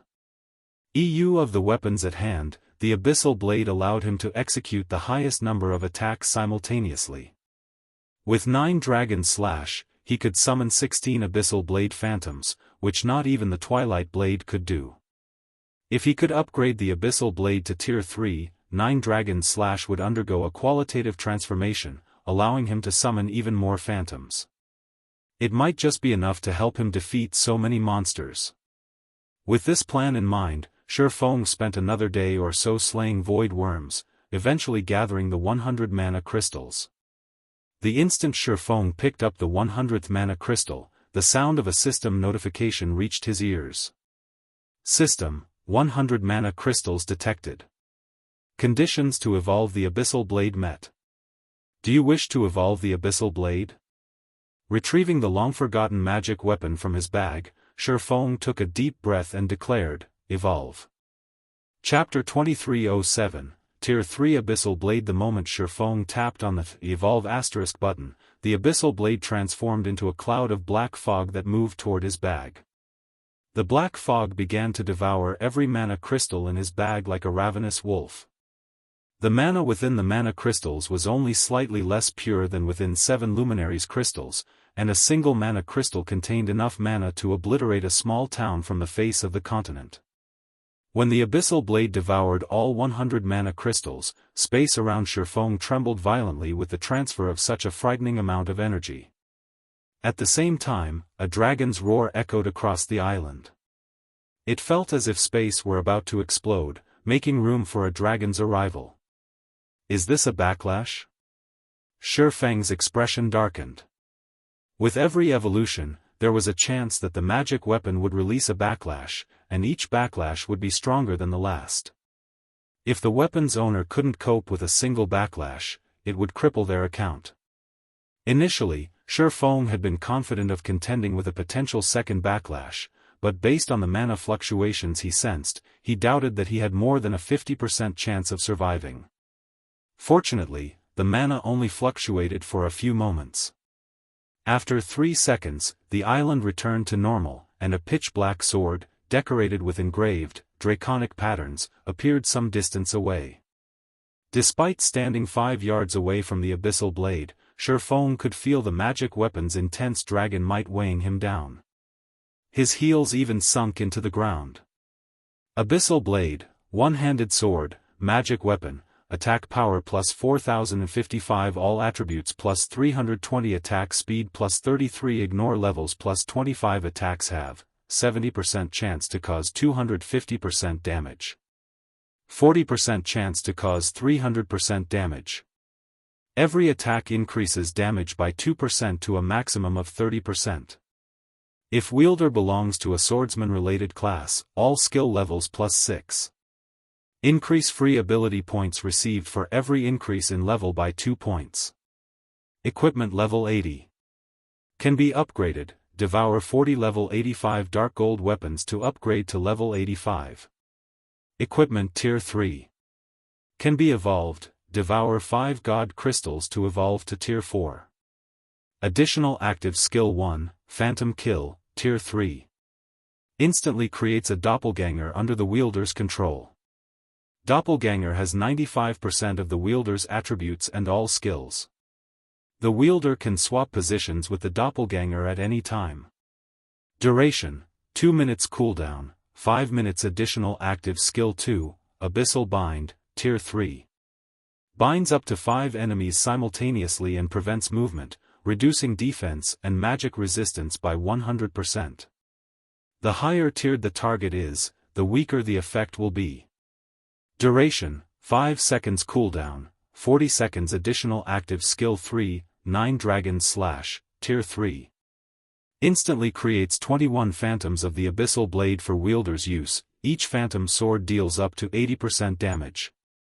Duration, 60 seconds cooldown, 8 minutes. Additional active skill 4, Abyssal Curse, Tier 3. Prevents all targets within a 100-yard radius from moving or attacking for 6 seconds and reduces their attributes by 20% for 10 minutes. Effect doubles if there is only one target in range. Cooldown, 30 minutes. Additional active skill 5, Dragon Soul, Tier 3. Grants a doppelganger a dragon soul, transforming it into a black dragon. The transformed doppelganger will have the same life rating as a black dragon and can use the skill Dragon Breath. Duration, 5 minutes cooldown, 24 hours. Additional passive skill, Abyssal Will. Improves wielder's physique depending on the surrounding mana density. The higher the mana density, the greater the improvement. Additional profound inheritance, Black Emperor, Tier 3. When activated, every critical hit will accumulate 1 stack of death aura. Each stack can be used to increase all attributes by 4% and attack speed and movement speed by 3% for 12 seconds or to reduce the cooldown of a skill by 5 seconds. Maximum of 27 stacks of death aura. Duration, 10 minutes cooldown. 6 hours. The famed smith Ulysses personally created the abyssal blade using the Black Dragon King's fangs as material. It is one of 36 famed swords, ranking 31st. However, the Black Dragon King himself has cursed this sword. Beyond the immense strength the blade offers, the wielder must face a backlash after a certain amount of time. However, after Jack had remodeled the abyssal blade with a star crystal, the strength of the backlash has been reduced greatly. If the wielder is unable to suppress the backlash, the wielder will receive the Black Dragon King's curse, permanently reducing all attributes by 50%. Unable to be dropped. Unable to be traded. Unable to be destroyed. So powerful. Shifeng was stunned when he saw the evolved Abyssal Blade's attribute panel. The Abyssal Blade's attributes might not compare to the Twilight Blade and Killing Ray quite yet, but its attributes could rival that of a top-tier level 85 epic weapon, despite being only a level 80 magic weapon. However, the improved attributes weren't the most shocking aspect. The Abyssal Blade's skills had drastically improved now that it was a Tier 3 weapon. Now, it was the perfect weapon to use against groups. Not even an ordinary fragmented legendary weapon would be its match in this regard. Seeing the Tier 3 Abyssal Blade, Shifeng couldn't even imagine how much it would improve once it reached Tier 4. Of course, evolving the magic weapon further would be immensely more difficult than it had been thus far, requiring God crystals, and 5 of them, at that. One could only rely on luck to find God crystals, which were even rarer and more difficult to locate than epic weapons. Shifeng then unequipped Killing Ray, replacing it with the Abyssal Blade. So, this is the Abyssal Blade's power after another evolution? As he equipped the magic weapon, Shifeng was astounded. His attack power and basic attributes might have decreased, but he was more compatible with the Abyssal Blade than he was with Killing Ray. The weapon felt like an extension of his body in his hand, and it was now unimaginably sharp. In its current state, the Abyssal Blade could easily slice through a level 100+ Great Lord's scales. Moreover, the magic weapon's effects had substantially improved, and he could feel his physique growing considerably stronger. Despite replacing Killing Ray with a lower-leveled weapon, his overall combat power hadn't decreased in the slightest. Rather, it had risen. After taking a moment to familiarize himself with the upgraded Abyssal Blade, Shifeng shifted his attention to the graves within the inner region. The goal of his promotion quest was to locate the lost Blade Saint legacy. Obviously, it should be inside one of those graves. The countless forgotten spirits wandering through the forest and the heroic spirits guarding each grave were the only obstacles in his way. A few minutes ago, Shifeng had been helpless against the wandering forgotten spirits, but now that he had the Tier 3 Abyssal Blade, defeating the undead wouldn't be a problem now. He only had to figure out a way to distract the heroic spirits while he opened the graves. Unfortunately, since he didn't know which grave contained the legacy, he decided to challenge heroic spirit guarding the nearest and smallest grave. The instant Shifeng crossed through the translucent barrier, the undead roaming near the chosen grave sensed Shifeng's aura and charged toward him. Although the forgotten spirits didn't have very high intellect, even a peak expert would have to flee if several dozen attacked together. Go! Shifeng immediately activated 9 Dragon Slash. Like a group of experts, the 21 Abyssal Blade Phantoms flew forth to open a path for Shifeng. Although each phantom only possessed 90% of Shifeng's strength, the attribute was just as high as an actual level 100, Tier 3 players. As a result, the Abyssal Blade Phantoms effortlessly suppressed the approaching forgotten spirits. With one exchange, the Phantoms shoved aside the several dozen undead, allowing Shifeng to reach the small grave. This is a resting place for the dead. The living have no place here, the spear-wielding Tier 3 heroic spirit guarding the grave bellowed as he thrust his spear at Shifeng. Forgotten heroic spirit, undead, Tier 3 Berserker King, level 10 HP 54,000/54,000,000. Although the heroic spirit did not have a lot of HP, he employed an advanced combat technique with that simple thrust, causing his opponent to ignore the weapon unconsciously. Moreover, the attack contained peak Tier 3 power, easily enough to repulse level 100+ Grand Lords. If this attack struck a Tier 3 player, they'd die instantly. Witnessing the heroic spirit's strength, Shifeng lost any confidence in defeating the undead. Fortunately, he didn't actually plan to fight the heroic spirit. Shifeng responded to the attack by using Phantom Kill, sending his doppelganger forward while activating Defensive Blade to block the strike. Shifeng then rushed toward the grave. The moment Shifeng touched the grave, a prompt window appeared before him. System, do you wish to activate the grave and absorb a portion of the grave owner's legacy? Ecstatic, Shifeng activated the grave. However, a loading bar appeared the moment he did. Activating the grave would require a total of 8 seconds. When the heroic spirit sensed the grave's activation, he flew into a rage. Ignoring Shifeng's doppelganger, the heroic spirit dashed toward the offending player. Sure enough, this won't be that easy. As the heroic spirit ran toward him, Shifeng stopped holding back. He had his doppelganger activate its legacy berserk skill, Blade Liberation, focusing all of his attention on controlling the doppelganger as it attacked the heroic spirit. Lightning Flash. A web of sword lights enveloped the heroic spirit, yet the undead didn't seem concerned in the least. He spun and met the attack with his spear. Pung! Pung! Pung! The sounds of clanging metal echoed throughout the forest. Not only had the heroic spirit blocked every sword light the doppelganger had sent at him, but he managed to do so without stumbling a single step backward. The doppelganger wasn't a match for the heroic spirit, but Shifeng didn't care. His only goal was to delay the Tier 3 heroic spirit for 8 seconds, not defeat him. Shifeng finally absorbed a portion of the grave owner's legacy as he sacrificed his doppelganger. As he did, a legacy completion rate section had appeared in his quest window. System, legacy completion rate 15%.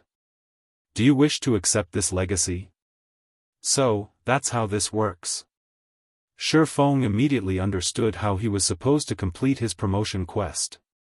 Every grave in this lush forest contained the Blade Saint legacy, but each grave contained a different completion rate of the legacy, which couldn't be combined. It was up to him to decide how much of the legacy he wanted to leave with. Following which, Shifeng abandoned the completion rate he had acquired from the small grave and escaped through the barrier. The moment he crossed the magic barrier, the forgotten spirits and heroic spirit chasing him gave up and returned to their original positions. Now that he understood his quest's mechanics, Shifeng set his sights on the higher quality graves in the island's inner region. Naturally, the more magnificent graves were guarded by stronger heroic spirits. The largest grave sat within the forest's core, as opulent as a palace with a level 100, Tier 4 heroic spirit standing guard. Read latest chapters at Wuxia World. The graves that were a grade inferior to the palace-like grave in the center were protected by heroic spirits with titles. Heroic spirits that earned a title after their deaths had been heroes among heroes during their lives. Killing apex experts of the same tier would have been child's play. Although they had lost a significant portion of the strength after death, they could still kill apex experts with little to no effort. I can only give it a try. Shifeng gritted his teeth as he set his sights on a greatsword-wielding, titled heroic spirit. He knew he had no hope of activating the grandest grave in the cemetery. The gap between Tier 3 and Tier 4 existences was massive, let alone the gap between Tier 2 and Tier 4. The moment the Tier 4 heroic spirit noticed him, he'd die. However, he wasn't willing to settle for third-grade graves. After all, the legacy's completion rate would severely affect the Tier 3 promotion quest's rewards. At the very least, he had to try for the second-grade graves. Once his skills cooldowns had finished, Shifeng dashed into the inner region once more, running straight for a grave that was the size of a small high-rise. Chapter 2308, Abyssal Blades Might. Shifeng's target was near the center of the forest. Simply approaching it would be incredibly difficult due to the groups of forgotten spirits that moved closer together near the forest's core. If Shi Feng relied on his own strength to reach the grave, he wouldn't get close to it, much less activate it. Several hundred forgotten spirits flew toward him, and Shi Feng felt his scalp go numb. Fortunately, he was barely able to keep the forgotten spirits out of attack range with the 21 abyssal blades fighting for him. 9 Dragons Slash had a time limit, however, so he couldn't stop the undead like this forever. Although Shi Feng was confident that he could escape these monsters with his life, if he couldn't keep the forgotten spirits at bay, that would be it. He wouldn't be able to do anything more. If he wished to secure the second-grade legacy, it was crucial that he utilized 9 Dragon Slash's duration efficiently. It took me 42 seconds to reach this grave, which is about as long as I estimated. Glancing at 9 Dragon Slash's remaining duration, Shi Feng breathed a sigh of relief. I should be able to activate the grave within the remaining time. There were 2 reasons that Shi Feng had passed up the highest grade grave. Naturally, the first was the Tier 4 heroic spirit that guarded it.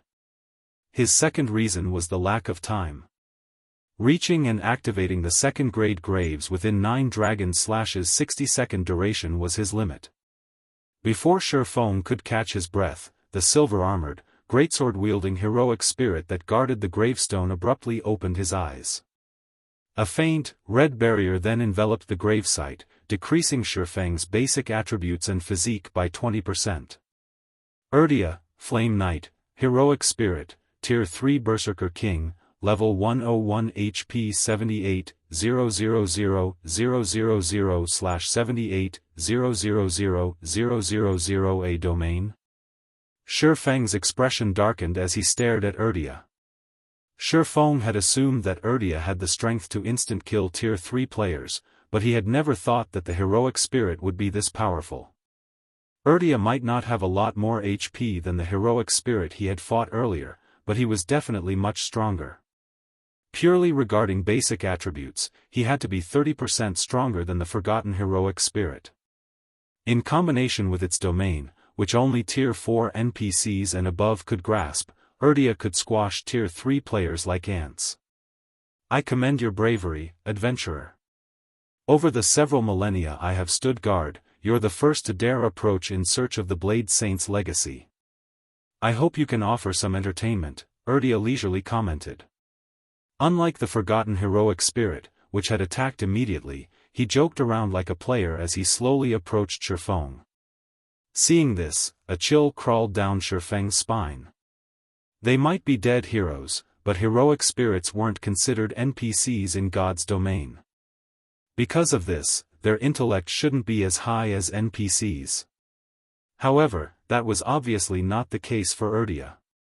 This was also the first time Shi Feng had encountered such an intelligent heroic spirit. Seeing that Urdia was already 50 yards away, Shi Feng activated the Ring of Gospel's miniature world and Ring of Brilliance as a precaution. Unfortunately, Shi Feng could tell that wouldn't be enough after the 2 skills had taken effect. He then activated Blade Liberation to bolster his basic attributes further, and at the same time, he activated the Twilight Blades Twilight of the Gods and Twilight's Shadow, splitting into 8 clones. With Twilight of the Gods and Blade Liberation active, Shi Feng's physical doppelgangers inherited the skill's effects. Now, every one of his doppelgangers had the strength to rival Grand Lords of the same level. If 8 level 100 Grand Lords worked together, they could even take on a level 100 mythic monster. However, before Shi Feng could control his doppelgangers, Urdia vanished, reappearing before Shi Feng's clones. The heroic spirit brandished his flaming greatsword, sending 8 crimson sword lights at all 8 doppelgangers. Shi Feng's doppelgangers reacted quickly, intercepting the attacks with their swords. However, the moment the crimson sword lights met the doppelgangers' blades, the impact threw them over a dozen yards before they slammed into the ground, their swords humming. Each doppelganger instantly lost over 20,000 HP. A bronze combat technique? Shi Feng's expression turned grim when he saw the outcome. Extreme Slash. Although Urdia had only executed 8 extreme slashes, 1 fewer than Miracle Dragon's 9 extreme slashes, Urdia's mastery with the technique was far greater than Miracle Dragon's. He had mastered the advanced combat technique until he had upgraded it into a bronze combat technique. This was a Tier 3 heroic spirit that could use bronze combat techniques. No one would have believed Shifeng if he had told them about Urdia's abilities in his previous life. Some might even mock him for his stupidity. Heroic spirits might have once been heroes, but they weren't anymore. They particularly lacked intellect and weren't even a match for ordinary NPCs regarding this aspect. Seeing a heroic spirit execute an advanced combat technique was already quite impressive. Most Tier 3 NPCs couldn't even master a bronze combat technique, much less a Tier 3 heroic spirit. And yet, the impossible had just happened. After repelling the 8 doppelgangers, Urdia shifted his gaze to Shifeng's main body. He executed Flame Charge, transforming into a fiery meteor as he flew toward the swordsman. Based on how this flame charge appeared, Urdia's skill completion rate should be 99% or 100%. Shifeng didn't dare take Urdia's charge head-on. If the heroic spirit had already thrown his doppelgangers, he could definitely send Shifeng flying. Shifeng activated Phantom Kill, summoning another doppelganger and having it activate Blade Liberation and Defensive Blade to intercept the approaching Berserker King. If he died during his Tier 3 promotion quest, he'd have to wait a long time before he could challenge it again. It was a risk he wasn't willing to take. However, the moment Shifeng's doppelganger activated Defensive Blade, Urdia cancelled his flame charge and thrust his flaming greatsword into the ground. Dozens of fiery blades rose from the dirt, flying toward the doppelganger. Tier 3 skill, Storm Garrote. Defensive Blade's block counts were exhausted in an instant. Seeing this, Shifeng had no choice but to focus most of his attention on his doppelganger and executed Sword's Orbit. When the galaxy of stars and the flaming blades met, both attacks shattered. Although the doppelganger had successfully blocked the attacks, it had been forced to stumble over a dozen steps backward. Moreover, each attack had devoured nearly 10,000 of the doppelganger's HP. With just one skill, Urdia had dealt over -200,000 damage. As they kept the forgotten spirits away from the gravesite, the Abyssal Blade Phantom's duration continued to decrease, and Shifeng's doppelganger couldn't keep Urdia distracted. It began to make Shifeng even more nervous. If he activated Twofold Berserk, he could hold Urdia off, but he needed to activate the grave with his main body. There was no point in trying to distract the heroic spirit himself. He intended to reserve absolute domain for his escape from this place.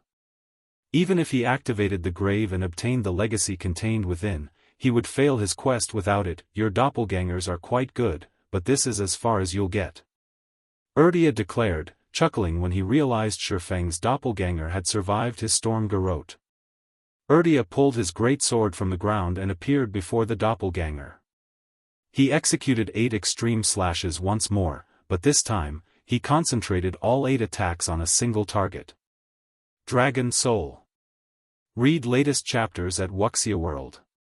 EU Shifeng understood that if his doppelganger died, this quest would come to an end. Hence, he decided to use the Abyssal Blade's strongest skill, Dragon Soul.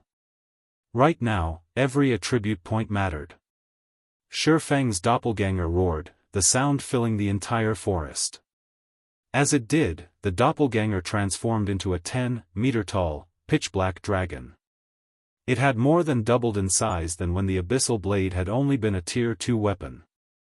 Seeing the 8 sword lights fly toward it, Shifeng's doppelganger swiped a single claw to block them all. Boom! The sword light slammed into the doppelganger's claw, and an intense shockwave shook the forest, only fading after extending 100 yards away.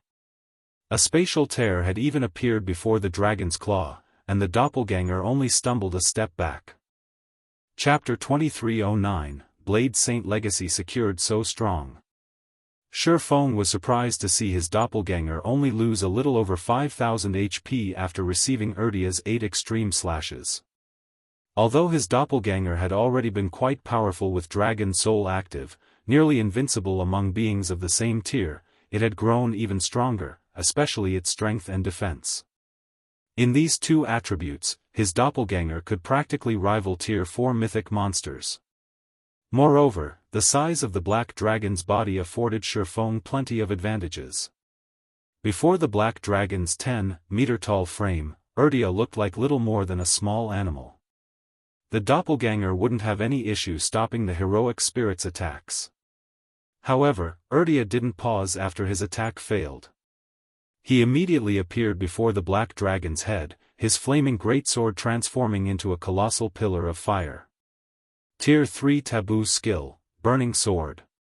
When the fire pillar completed its transformation, it stretched across 100 yards. The black dragon looked tiny before the flaming weapon, and Urdia swung it down on the doppelganger. Not even Shifeng could escape the pillar's range, much less the black dragon. Don't think I'm so easy to kill.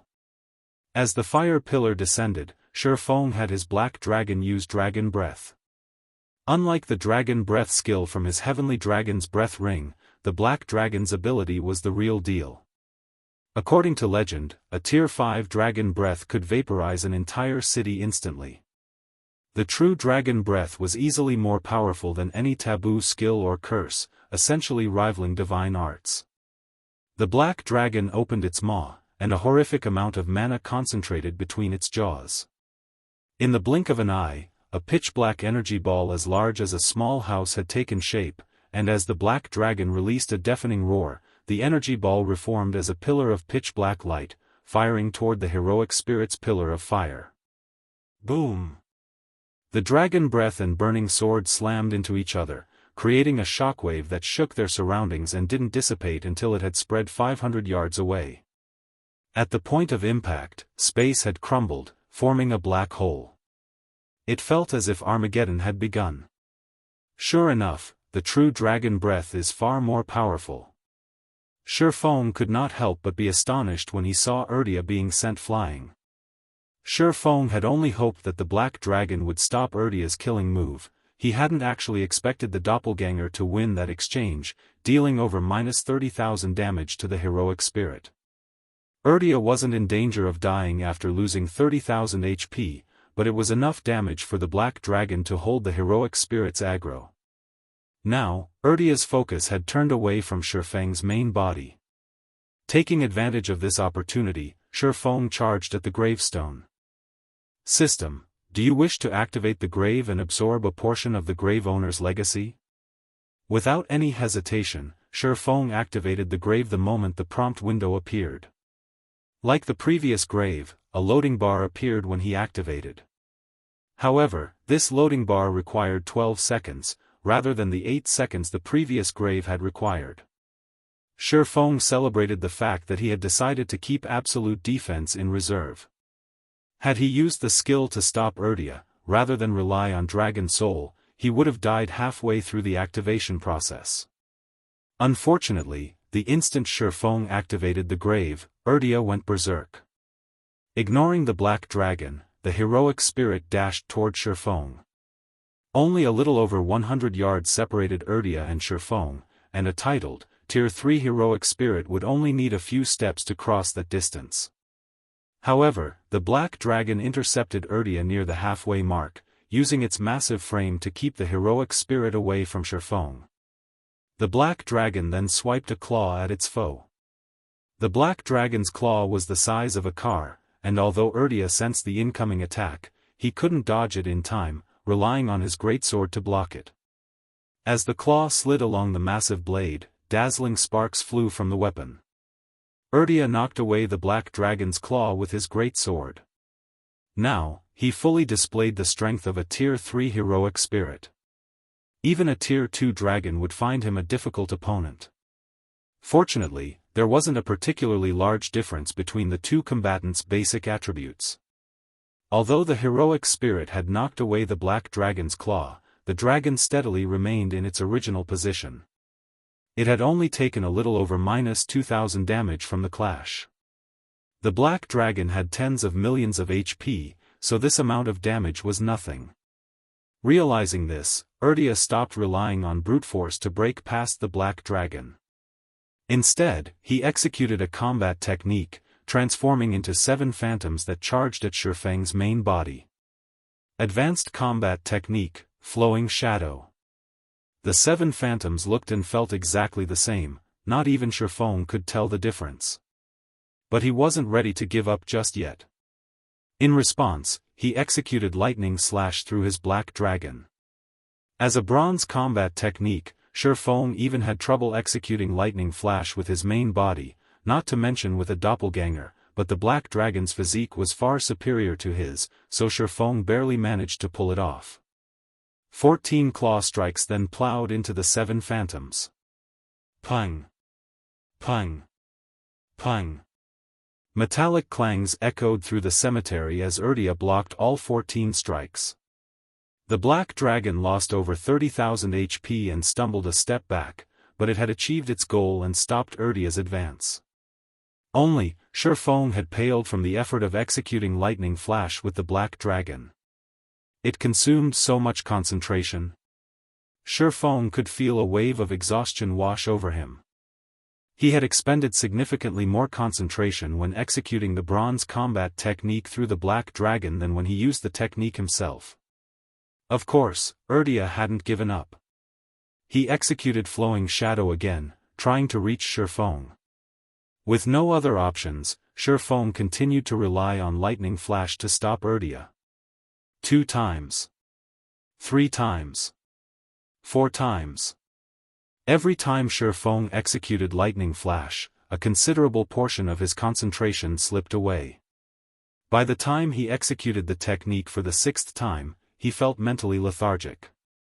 However, he still needed 5 more seconds to complete the activation process. By the time Shifeng executed Lightning Flash a 9th time, his complexion was as white as paper. He felt a stinging pain in his head, and the world seemed to spin around him. Now, he couldn't even control the Abyssal Blade Phantoms to stop the swarming undead. A large number of forgotten spirits flew toward Shifeng, and Urdia circled the black dragon, appearing before Shifeng's main body. The heroic spirit swung his flaming greatsword down on the swordsman. 8 extreme slashes. Read latest chapters at Wuxia World. 8 massive sword lights appeared and threatened to devour Shifeng completely. When the 8 sword lights were only an inch away from him, Shifeng gritted his teeth and activated Absolute Domain. Golden, divine runes immediately began to appear on his body. As the 8 sword lights crossed that final inch, they came to an abrupt halt against the divine runes, unable to touch Shifeng. With Absolute Domain's protection, neither Urdia nor the Forgotten Spirits could harm Shifeng. Needless to say, they couldn't stop Shifeng from activating the grave, either. System, Legacy Completion Rate 85%. Do you wish to accept this legacy?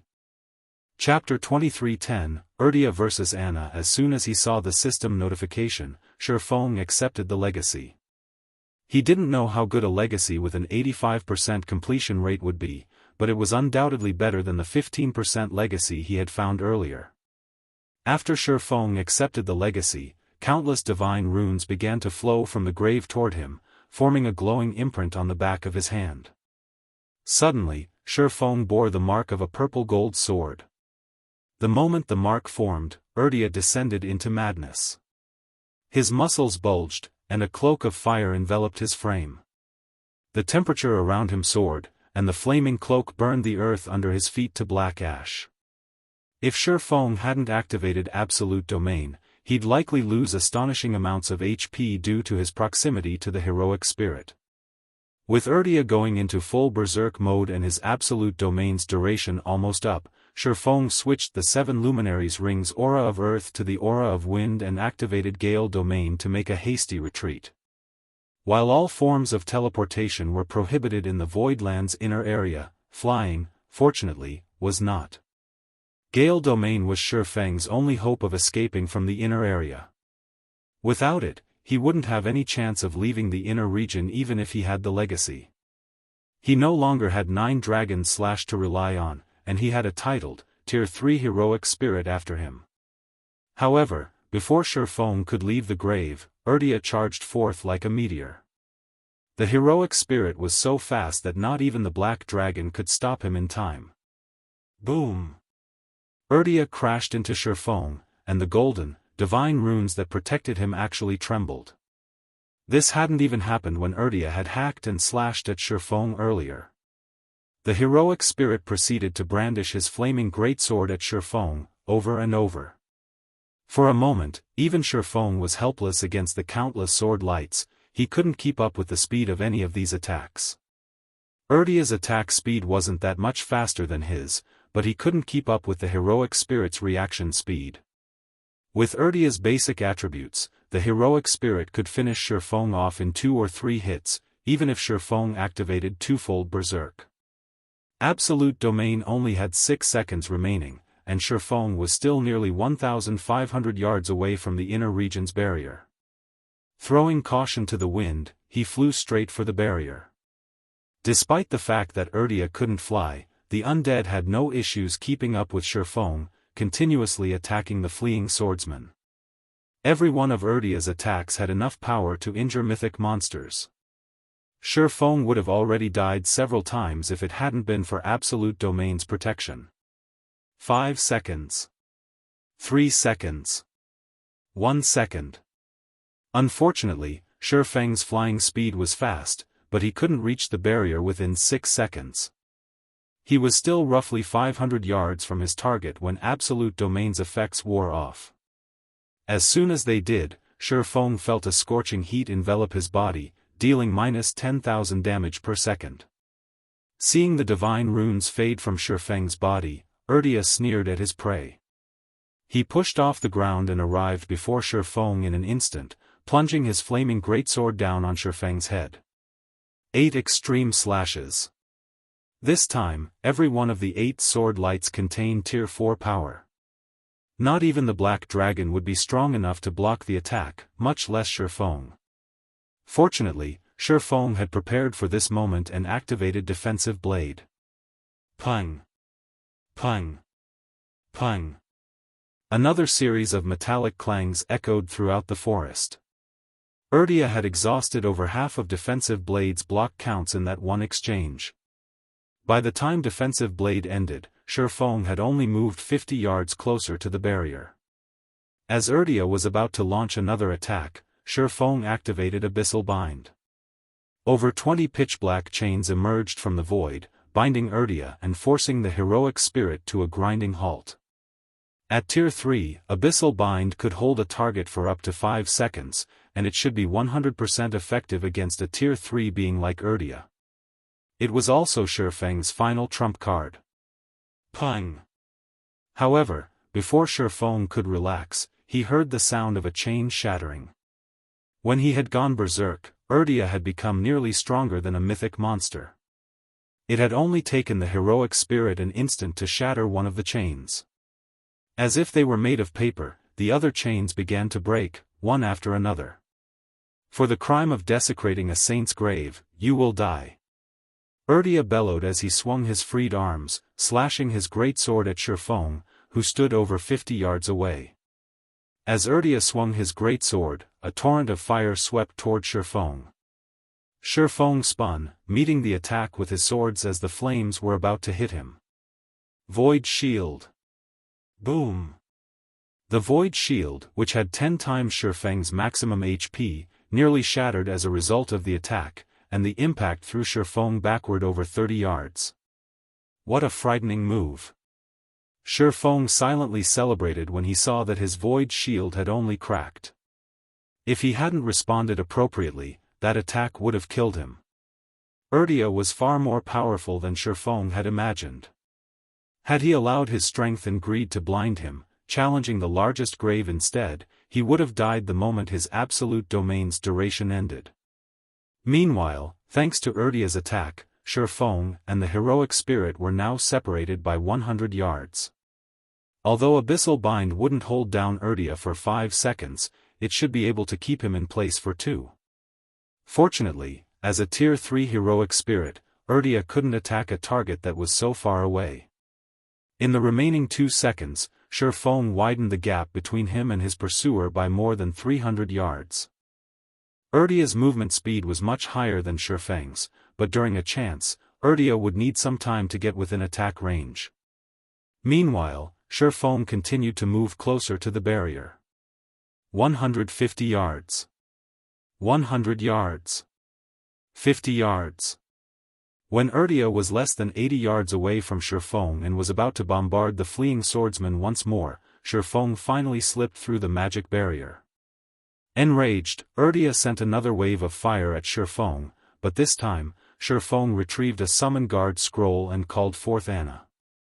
As Anna appeared before him, Shifeng breathed a sigh of relief. Read latest chapters at Wuxia World. He might not be a match for a titled, Tier 3 heroic spirit, but that wasn't the case for Anna. Anna was an epic guard with a 113-point growth potential. She might not rival an NPC hero of the same tier, but she wasn't far from it. She'd have no problems holding off Urdia. Calmly, Anna swung her staff and cast a spell in response to Urdia's fiery attack. A black-white, twofold magic array appeared before the personal guard. The moment Urdia's flames encountered the array, it looked like they had crashed into the side of a rocky mountain. No matter how much fire crashed into and burned the magic array, they didn't do any damage. All right. Let's leave. With Urdia chasing after him, even after he had crossed the inner region's magic barrier, Shifeng immediately activated the Tier 2 group instantaneous teleportation scroll he had pulled from his bag earlier, leaving the island with Anna by his side. Chapter 23:11, Mana Body Star Moon Kingdom, White River City. Once Shifeng and Anna had arrived in the Void Land safe zone, he used a return scroll and teleported back to White River City. However, he nearly thought he had arrived at the wrong place when he emerged from the teleportation array. Many of the players in the teleportation hall had already reached level 90, and there were quite a few level 91 players among the crowd. Not even Dragonheart Island's experts should have reached this level yet. He had only been busy with his Tier 3 promotion quest for a few days. The effects of the planar passages opening early are so drastic. The open planar passages was the only explanation Shifeng could think of. The planar passages activation wouldn't just lead to new players on the main continent, it would also bring in an abundance of resources, including leveling resources. During Shifeng's previous life, the planar passages activation had triggered a leveling frenzy among the main continent's players, but it had been nothing compared to this. However, after giving the matter some more thought, Shifeng knew such a situation wasn't impossible. His presence in God's domain had already caused a significant butterfly effect, and players in this life leveled much faster than in the past. With the planar passages activating before mainstream players had even reached level 100, the increased resources would have a greater effect on players. With so many excellent grinding spots available, it was only natural that players would level up faster than before. As Shifeng was about to leave the teleportation hall, a 100-man team of independent players walked into the building. Noticing the team's arrival, many players in the hall turned their attention to the newcomers, chatting quietly amongst themselves. Quick, look! It _ Silver Arrow. They must be heading out to raid another level 95 team dungeon. I wonder when our adventurer team will be ready to do the same. Your adventurer team? Dream on. Even the Black Dragon Empire's players are just starting to raid level 95 team dungeons, not to mention Star Moon Kingdom's players. Moreover, Silver Arrow was one of the first adventurer teams to join the Shadowless Adventurer Alliance, and it's received a lot of help from the Shadow Empire Adventurer Team, L. I guess you're right. But joining the Shadowless Adventurer Alliance is so difficult. I've heard that many of the well-known adventurer teams from the neighboring kingdoms have been rejected. That's right. The passing rate is incredibly low, but as long as an adventurer team becomes a member, it'll undergo a metamorphosis. Not only will its overall strength significantly increase, but not even first-rate guilds and superpowers experts would dare to mess with it. The various players discussing the Silver Arrow Adventurer team did so in envy. Most of Silver Arrow's members had already reached level 92, which not even superpowers main force members had reached. The surrounding players were even more jealous when they saw the equipment Silver Arrow's members wore. Every member of the adventurer team had a full set of level 90 fine gold equipment. Although many expert players had climbed to level 90 or above due to the planar passages, very few had acquired level 90 weapons and equipment, much less top-tier items. With a full set of level 90 fine gold equipment, players would qualify to raid level 95 team dungeons. The Otherworld's adventurer alliances have already developed this far? Shifeng had to admit that he was a little surprised to see Silver Arrow's members. The Otherworld's adventurer teams had only begun to form adventurer alliances after the main continent's various powers had tried to invade these otherworlds multiple times in the past.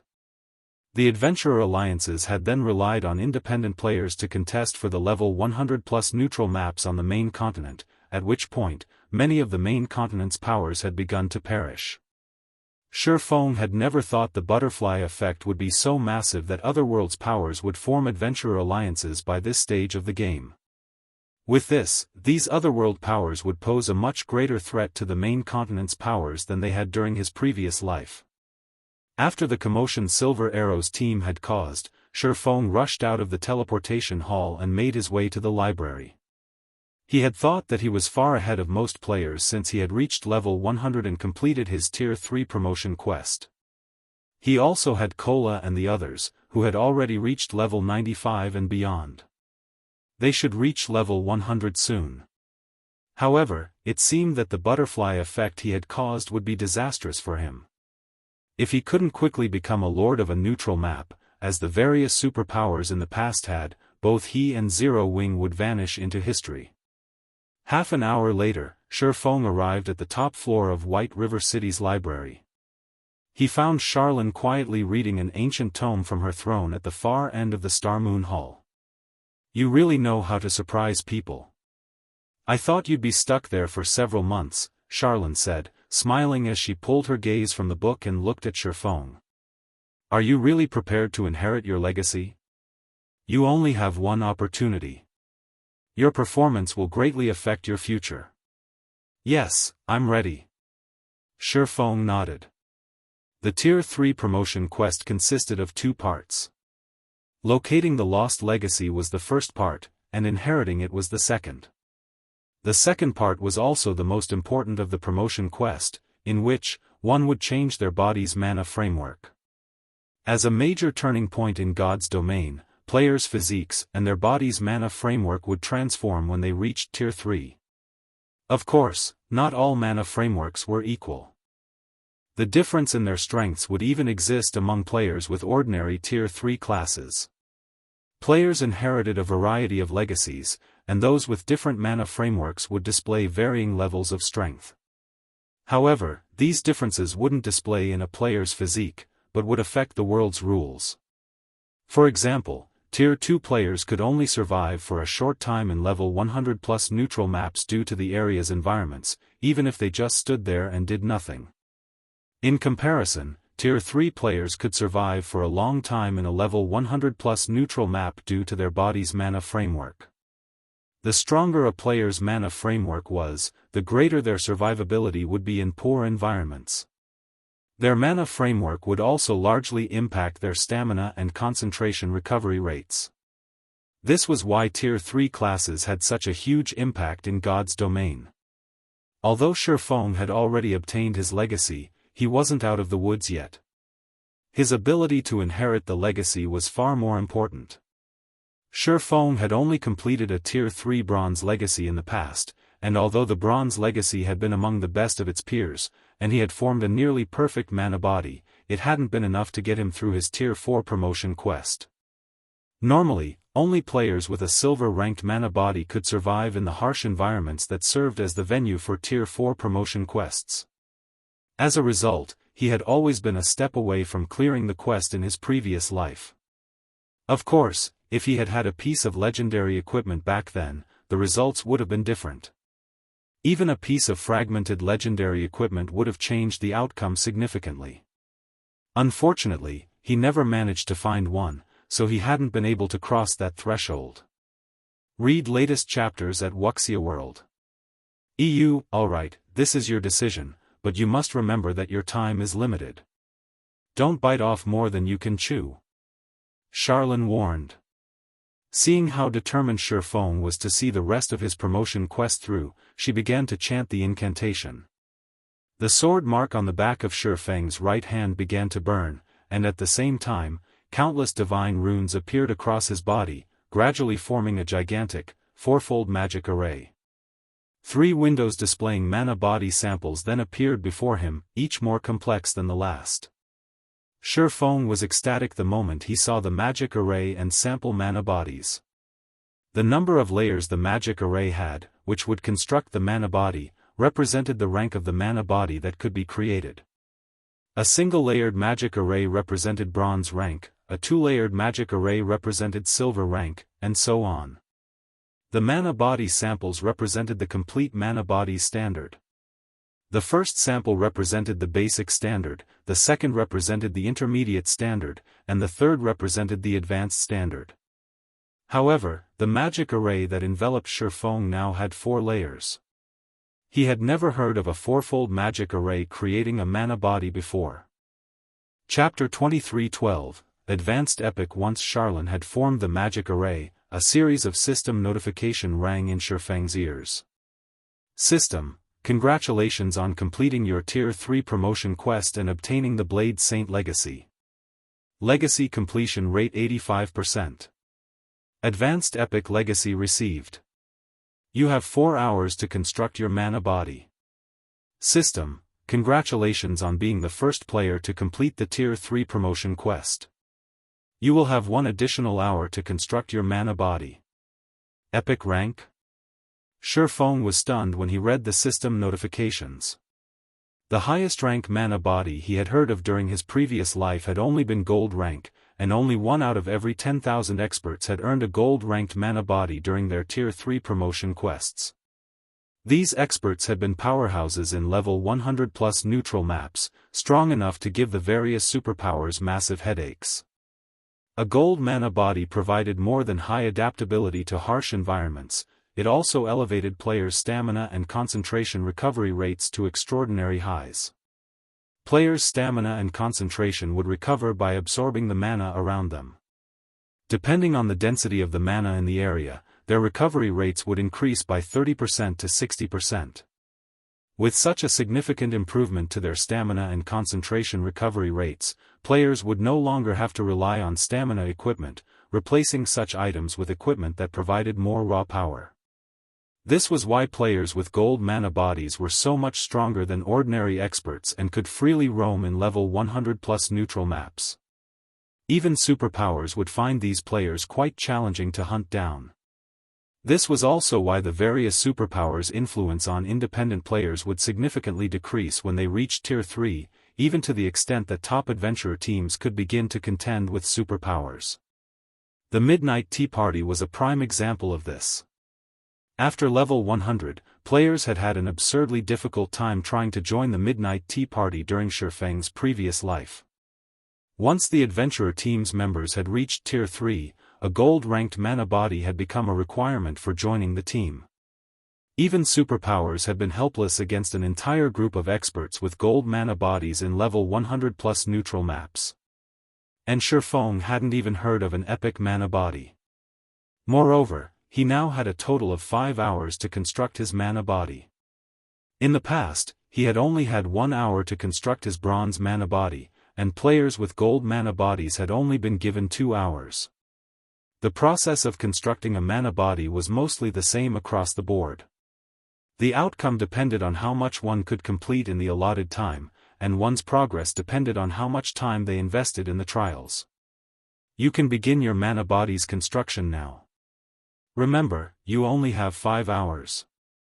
If you fail to complete a mana body before time runs out, the magic array will grant you the most basic mana body available, and your efforts will have gone to waste, Charlene reminded Shifeng seriously. Understood. He nodded, understanding how important this matter was. Immediately, Shifeng carefully inspected the 3 mana body samples hovering before him. Each of the mana bodies displayed was different and more complicated than the last. The simplest of the 3 was several times more complex than the Peak Bronze Legacy's mana body he had obtained in the past. Not only did these samples involve magic arrays, but they also required divine runes and refined mana manipulation. Any ordinary player might be able to copy the mana body samples blindly, but their completion rate wouldn't be high. Naturally, a low completion rate would severely affect one's combat power. A player's mana body would affect their control with their skills and spells in the future. A poorly constructed mana body would result in low mana conductibility. This would limit players' ability to use Tier 3 skills and spells with a completion rate of 90% or higher, since players had to actively guide and control their mana during the process to amply their skills or spells' power. This was also why experts in Shifeng's previous life had preferred to aim for less complex mana bodies to ensure high completion rates, rather than aim for a more complex mana body with a low completion rate. If players constructed a perfect mana body, it wouldn't negatively affect their combat power, which would be a significant help when challenging their Tier 4 promotion quests in the future. Shifeng spent around 10 minutes inspecting the 3 mana body samples he had been given. Although the advanced mana body is extremely complex and even involves multi-line mana manipulation, I have 5 hours to play around with. I should give it a try. Having made his decision, Shifeng focused on the advanced mana body sample and began to manipulate the mana within him. There might not be a huge difference between an intermediate mana body's environmental adaptability and that of an advanced mana body, but the difference between the two options' recovery rates and defense was massive. Naturally, players' defense would undergo a considerable transformation when they reached Tier 3 and obtained their mana body.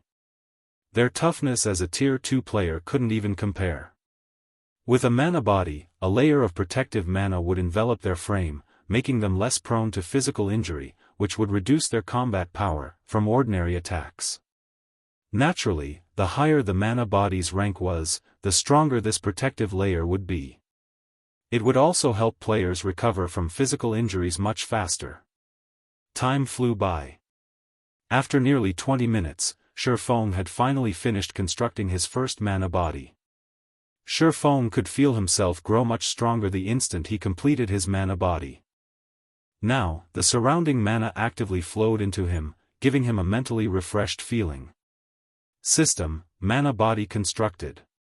Completion rate 64%. Do you wish to keep this mana body? I barely passed. Sure enough, the advanced mana body isn't easy to construct. Shifeng gave the completion rate a bitter smile. But to think that this mana body is so powerful despite a 64% completion rate, an epic mana body is really amazing. Normally, a mana body with a 60% completion rate was only considered passable. If one failed to achieve a passing completion rate in the designated time, they'd be stuck with the default mana body. With the default option, achieving a 90% completion rate with Tier 3 skills and spells would be practically impossible. Players typically needed a 75% completion rate mana body to ensure their skills and spells would remain unaffected. In the past, Shifeng had constructed his bronze mana body with a 95% completion rate. At that standard, a direct hit from a mysterious iron weapon had, at most, left a small scratch, hardly affecting his combat power. However, he didn't have much hope of achieving a 95% completion rate with his mana body in this life. An epic mana body was simply too complex. His only goal was to get an 80% completion rate to avoid any negative effects to his combat power. Even with an 80% completion rate with an epic mana body, only secret silver weapons and better would be capable of physically injuring him. Shifeng then started his second attempt. After the first attempt, he chose not to focus on speed. Rather, he took great care, slowly constructing the mana body. After more than half an hour, Shifeng had ended up with a 72% completion rate, just short of the 75% threshold. Shifeng invested a full hour for his third attempt, but he had only earned a 74% completion rate. What am I missing? He began to grow frustrated as he examined the advanced mana body sample again. He had already spent nearly half of his allotted time, yet he hadn't constructed an adequate advanced mana body. If he continued to waste time, he wouldn't even have enough time to attempt the intermediate mana body's construction. He had performed every step with great precision, yet he still only achieved a 74% completion rate. During his previous life, he hadn't been anywhere near the refinement realm standard, yet he had still managed a 95% completion rate with his mana body. However, even as a domain realm expert, he had only reached a 74% completion rate. It was unbelievable. No, that's not right. Shifeng suddenly snapped out of his daze. My mana manipulation hadn't been nearly as refined as it is now. I had glossed over some of the construction processes then, yet I still earned a 95% completion rate. This mana body sample is far more complex, but with my current standards, it shouldn't be this hard to achieve the same results. Read latest chapters at Wuxia World. Is my thirst for perfection having the opposite effect? Thinking up to this point, Shifeng began another attempt. This time, instead of trying to perfect all aspects of the construction process, he focused on certain parts, while glossing over the rest. This time, he completed the mana body in less than half an hour. The instant he completed his mana body, his 5 senses underwent a qualitative transformation. His affinity with the ambient mana skyrocketed. System, mana body constructed. Completion rate 91%. Do you wish to keep this mana body? Chapter 23:13, Prototype Domain. I succeeded? Shifeng was momentarily stunned when he heard the system notification.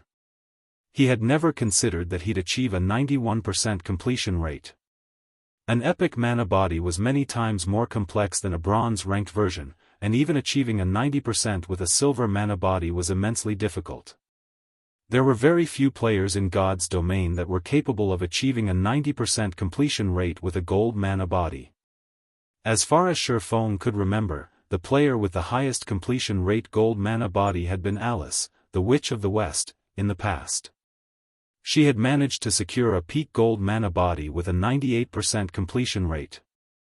Of course, Alice was extraordinarily talented, which was why she had obtained such a high completion rate. Her manipulation of mana was simply godlike. Not even veteran domain realm experts could match her.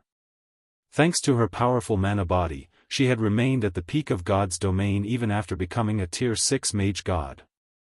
The higher a mana body's completion rate, the more frighteningly powerful the mana body would be, especially for high-ranked mana bodies. Mana bodies might not provide any bonus basic attributes, but they offered significant increases to stamina and concentration recovery, defense, and self-healing capabilities. A gold mana body with a 98% completion rate could even reinforce players' control over their mana, allowing them to exhibit greater power with their skills and spells. Because of this, Alice had undergone a qualitative transformation after reaching Tier 3. Her mana manipulation had already been impressive, and after receiving the boons from her mana body, she had been able to achieve a 100% completion rate with practically all of her Tier 3 spells. Most peak experts had only been able to maintain a 90% completion rate with their Tier 3 spells after arduous training, yet Alice managed to level out at 100% in a very short time. After reaching a 90% completion rate with a Tier 3 spell, every additional percentage would significantly increase the spell's power. At 100% completion rate, a player's Tier 3 spell could even contend with the spells Tier 3 heroes used. It was easy to imagine how devastating these spells would be against players. Although Shifeng hadn't achieved a 98% completion rate, earning a 91% was beyond his expectations. I'll keep it. Snapping out of his daze, Shifeng promptly chose to keep his current mana body. There was no save option when constructing a mana body. If players gave up on a construction attempt, they'd have to start over. Hence, players had to have a clear goal in mind when constructing their mana body. Once they'd reached that goal, it would be wise to accept the mana body and avoid any further attempts. If one continued to seek a better outcome, they'd eventually run out of time and lose everything. Shifeng had seen many players make that mistake in his previous life. The endless pursuit of perfection was the reason that many expert players had been forced to delete their accounts and begin again. While players could set up a stronger foundation by starting a new account, they'd also lose out on many opportunities. Others would have already explored the low-level maps, leaving little for new players. When starting a new account, players weren't guaranteed to become as powerful as they had been with their old one. While part of the reason that Shifeng had achieved a 91% completion rate was his discovery of the correct thought process, luck was a larger part. He wasn't confident of repeating these results, and if he tried and earned an 89% completion rate, he'd just cry. There was a huge difference between a mana body with an 89% completion rate and one with a 90%. Mana bodies with a 75% completion rate or above wouldn't negatively affect players, and those with an 85% to 89% completion rate would receive a significant boost to their defense and stamina and concentration recovery. Mana bodies with a 90% to 94% completion rate, however, were considered top grade, and all of the aforementioned bonuses would be maxed out. If he had a high probability of achieving a 95% completion rate or above, another attempt might be worth the risk. A 93% or 94% completion rate wouldn't make much of a difference, after all. However, he'd be ruined if he earned a completion rate below 90%. After Shifeng accepted the mana body, the magic array around him flashed with a blinding light, and a horrific amount of mana gathered rapidly before flowing into him. As the torrent of mana filled him, Shifeng felt like his body had been set on fire. The burning sensation was far more intense than it had been with his peak bronze mana body. But as his advanced epic mana body began to take shape, Shifeng's perception of the world around him grew sharper. After 6 seconds, magic circuits began to surface across Shifeng's body, and the ambient mana steadily gathered within him. Although the magic circuits faded away 2 seconds later, the mana didn't stop flowing into him. System, congratulations. You have become a Tier 3 Blade Saint and obtained an advanced epic mana body. All basic attributes plus 400, all resistance plus 80, attack power and attack speed increased by 30%, all basic attributes increased by 60%, and physique increased by 70%. Rewarding 80 legacy skill points. Finally, I got my body back. Shifeng was ecstatic as he felt the new changes. Tier 3. He had spent nearly a decade as a Tier 3 player during his previous life, so he was most familiar with this tier. Now that he had recovered to his peak, he could finally exhibit his true combat power. While Shifeng basked in the familiar strength, he noticed that his perception had become drastically sharper than before. He could even sense the flow of mana in the air. A prototype domain? The sensation astonished Shifeng. Is this an advanced epic mana body's ability? Previously, he'd only been able to perceive such details within a 30-yard radius around him by relying on his 5 senses. Now, however, his perception had extended to 50 yards away. Moreover, he felt like an absolute overlord within the 50-yard radius. Of course, he didn't actually have control over this area. He only had rudimentary control of the ambient mana. Even so, this was a prototype domain.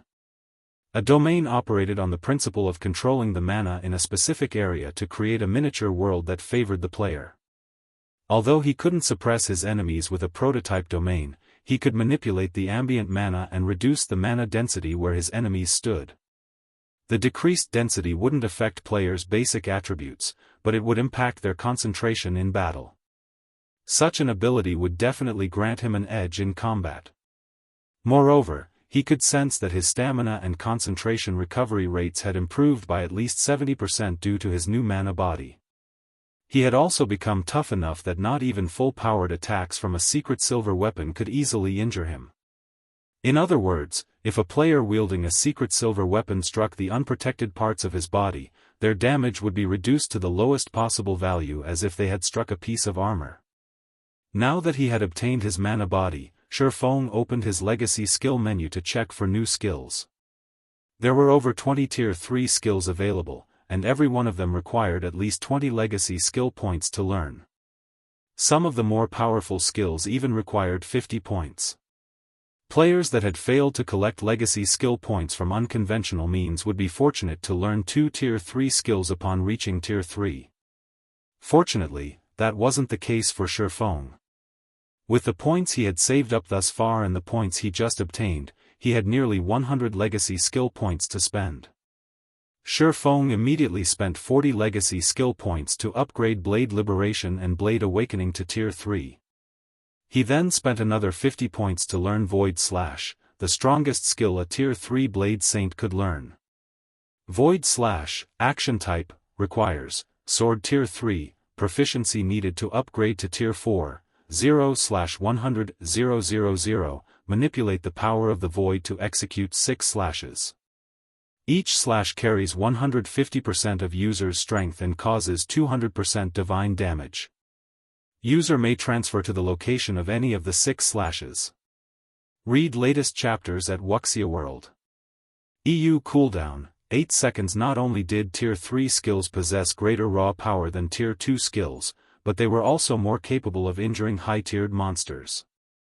However, Tier 3 skills had very long cooldowns. Those with immense power and short cooldowns, like Void Slash, were exceptionally rare. Normally, players tried to learn several Tier 3 skills and link them together to make up for the long cooldowns. However, with Void Slash alone, Shifeng could exhibit nearly the full potential DPS of a Tier 3 player. Now that I've reached Tier 3, it's time I lead everyone to a level 100 neutral map. With his new strength, Shifeng was confident that he could eliminate a level 100 Great Lord, even without Anna and Kite's help. Chapter 23:14, Tier 3 Powerhouse. When Shifeng left the library, he made his way toward the Adventurers Association. Although he was now officially a Tier 3 player, he still needed to register his achievement at the Adventurers Association to gain the appropriate certification. Gaining Tier 3 certification at the Adventurers Association was very important. Not only would it allow players to accept high-ranked quests appropriate for their tier, but they would also be acknowledged as true powerhouses in God's domain. They would then qualify to raid the monarch bosses in neutral maps and become the area's ruler. This was also why the various powers had been so desperate to get their members to Tier 3 in the past. The Tier 3 turning point didn't simply differentiate experts from each other. It also determined whether or not one qualified to become a true overlord. After all, the various powers' true battlefield for hegemony in God's domain was in level 100+ neutral maps. Initially, Shifeng had planned to establish a guild town in a level 100 neutral map and steadily progressing towards lordship, but now that the planar passages had opened, and adventurer alliances had formed sooner than he had expected, he needed a more efficient plan. The planar passages activation hadn't just accelerated independent players' leveling speed. It had done so for the various powers, as well. Now, he didn't have as much time to conquer level 100+ neutral maps. Zero Wing wasn't like the various superpowers. It lacked the manpower and resources to secure a foundation in level 100 neutral maps as quickly as superpowers could. Moreover, Zero Wing wouldn't be able to secure as much territory as the various superpowers. To establish a guild town in a level 100 neutral map, the ruling power would need to station a large number of players in the map long-term. Level 100 neutral maps were very far away from kingdoms and empires, considered free zones that were outside of any kingdom or empire's protection. In addition, NPCs weren't particularly interested in visiting these guild towns due to the neutral map's harsh environments. As a result, very few NPCs would apply as soldiers, and those that did would ask for exorbitant salaries. Hence, unlike in guild towns within kingdoms, empires, and low-level neutral maps, players had to handle the majority of their guild town's defenses in level 100 neutral maps. This was also why guilds that wanted to secure a foothold in level 100+ neutral maps needed to upgrade their towns into guild cities as quickly as possible. They'd only be able to solidify their rule over the map with a guild city. After all, not only would guilds have to face monster assaults, but they'd also have to deal with enemy powers. Establishing rule in a level 100+ neutral map was already an intense challenge for guilds, and it would be especially difficult for Zero Wing, which lacked certain foundational aspects. The only solution Shifeng could think of was to become a lord. As a lord, players would have full authority over the territory they controlled, and they'd be able to recruit various neutral race NPCs. A lord could also establish their own knight division. The NPCs players could recruit for a knight division were different from the NPC soldiers one could hire to protect a guild town. They were more akin to personal guards, and players could recruit these knights from various kingdoms and empires, nurturing them as they did personal guards. Once a player became a lord of a land, they could recruit up to 5,000 knights. Although that didn't seem like a lot, these knights were bona fide NPCs and would be immensely helpful when defending a guild's territories. While Shifeng traveled toward the Adventurers Association, he called Blackie.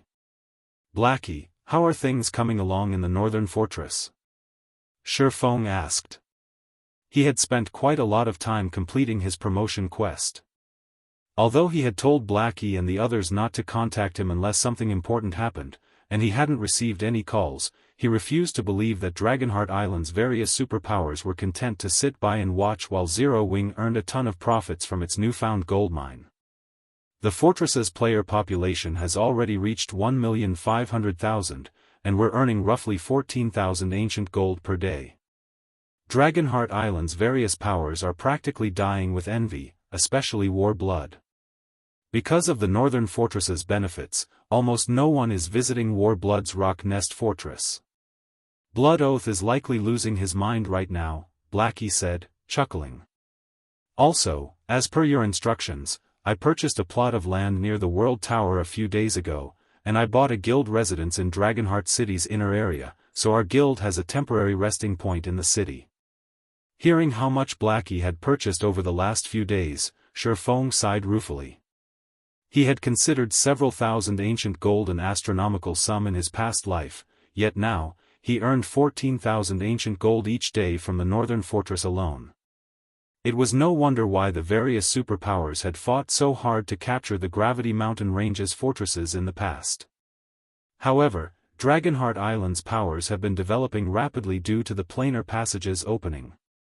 Quite a few superpowers now have their own small fortresses, and based on the reports I've received, War Blood, Starlink, and 13 Thrones are marching toward the Southern Tower Medium Fortress, Blackie said worriedly. If they're successful, we'll likely see a significant decrease to the Northern Fortress's income. It certainly won't benefit our development in Dragonheart City. Why don't we capture a few more fortresses, guild leader? Zero Wing now had quite a bit of manpower in the Gravity Mountain Range. With Phoenix Rain's subordinates protecting the Northern Fortress, they had enough strength to capture the other fortresses. The Gravity Mountain Range only had so many fortresses. If they captured a few more, they should be able to maintain 70% to 80% of their profits, even if the Northern Fortress's income decreased. Let the other powers fight for the fortresses. We only need the Northern Fortress, Shifeng said, chuckling. Also, notify all of the main force members to gather in White River City. We'll be heading to a level 100 neutral map. That's where we really need to be right now. The Gravity Mountain Range was an excellent place for players to grind for levels and resources right now, but it couldn't help players rise to prominence. A level 100 neutral map? Blackie's eyes glowed when he heard Shifeng's plan. Alright. I'll notify them right away. The Gravity Mountain Range had bountiful resources, but it paled in comparison to unexplored level 100 neutral maps. Moreover, Zero Wing's main force members would benefit more from grinding in level 100 neutral maps at their levels than they would from grinding in the Gravity Mountain Range. After disconnecting the call, Blackie began to gather Zero Wing's main force members and head toward White River City. Meanwhile, Shifeng arrived at the Adventurers Association. The Adventurers Association was quite lively at the moment, with just as many visiting players as the city's auction house. The auction house wasn't the only construction that transformed after White River City's promotion. The Adventurers Association had similarly undergone a metamorphosis and now contained a lot more NPCs who visited to consign quests. Some of these quests included those in high-level neutral maps and escort quests to the kingdom's borders. If one were lucky, they might even find crusade quests to slay monsters in neutral maps. With the opportunity to earn both equipment and money available, the Adventurers Association had become a hub for many independent players. As Shi Feng entered the first-floor hall, he was greeted by the sight of a ton of level 90-plus players. Now, not even the Adventurers Associations in imperial capitals could compare to the prosperity the association in White River City enjoyed. Pushing his way through the crowd, Shi Feng quickly made his way to the second-floor hall and applied for his certification as a Tier 3 adventurer. After completing the process in a VIP reception room, the Adventurers Association officially recognized Shi Feng as a Tier 3 powerhouse. Read latest chapters at Wuxia World. Lord Bronze Legatee, is there anything else I can help you with today? The elven woman who had received him asked, smiling. I wish to see the Monarch Crusade quests for Cold Spring Forest, Shi Feng declared. Cold Spring Forest was the closest level 100 neutral map to Starmoon Kingdom, and it was one of the few level 100 maps with a relatively comfortable environment. Many Tier 2 players had grinded in the Cold Spring Forest after reaching level 100 in the past, including Shi Feng himself. However, the various superpowers had taken control of the map's 6 regions by the time he had reached Tier 3. Now that he was the first Tier 3 player in the game, he couldn't miss this opportunity. Chapter 23:15, Ice Dragon Heathwaite. After Shi Feng made his request, the Elven Administrator made a quick trip to the Adventurers Association's reference room and returned with 7 parchment scrolls. Lord Bronze Legatee, here are the Crusade quests you've requested. Here is the information on all 7 of Cold Spring Forest's monarchs, the Elven Administrator said as she placed the scrolls on the table. 7 monarchs? Shi Feng was a little surprised when he saw the 7 ancient scrolls. In God's domain, only one monarch would manage a region, and as far as he knew, Cold Spring Forest only consisted of 6 regions. This meant that there should only be 6 monarchs. He had never heard of a 7th. My lord, I have to remind you that you may only accept one crusade quest. Whether or you succeed or fail, you may only accept another crusade quest after 10 days. The materials needed to create the transfer stones are quite expensive, as well. Please, choose wisely, the Elven Administrator explained.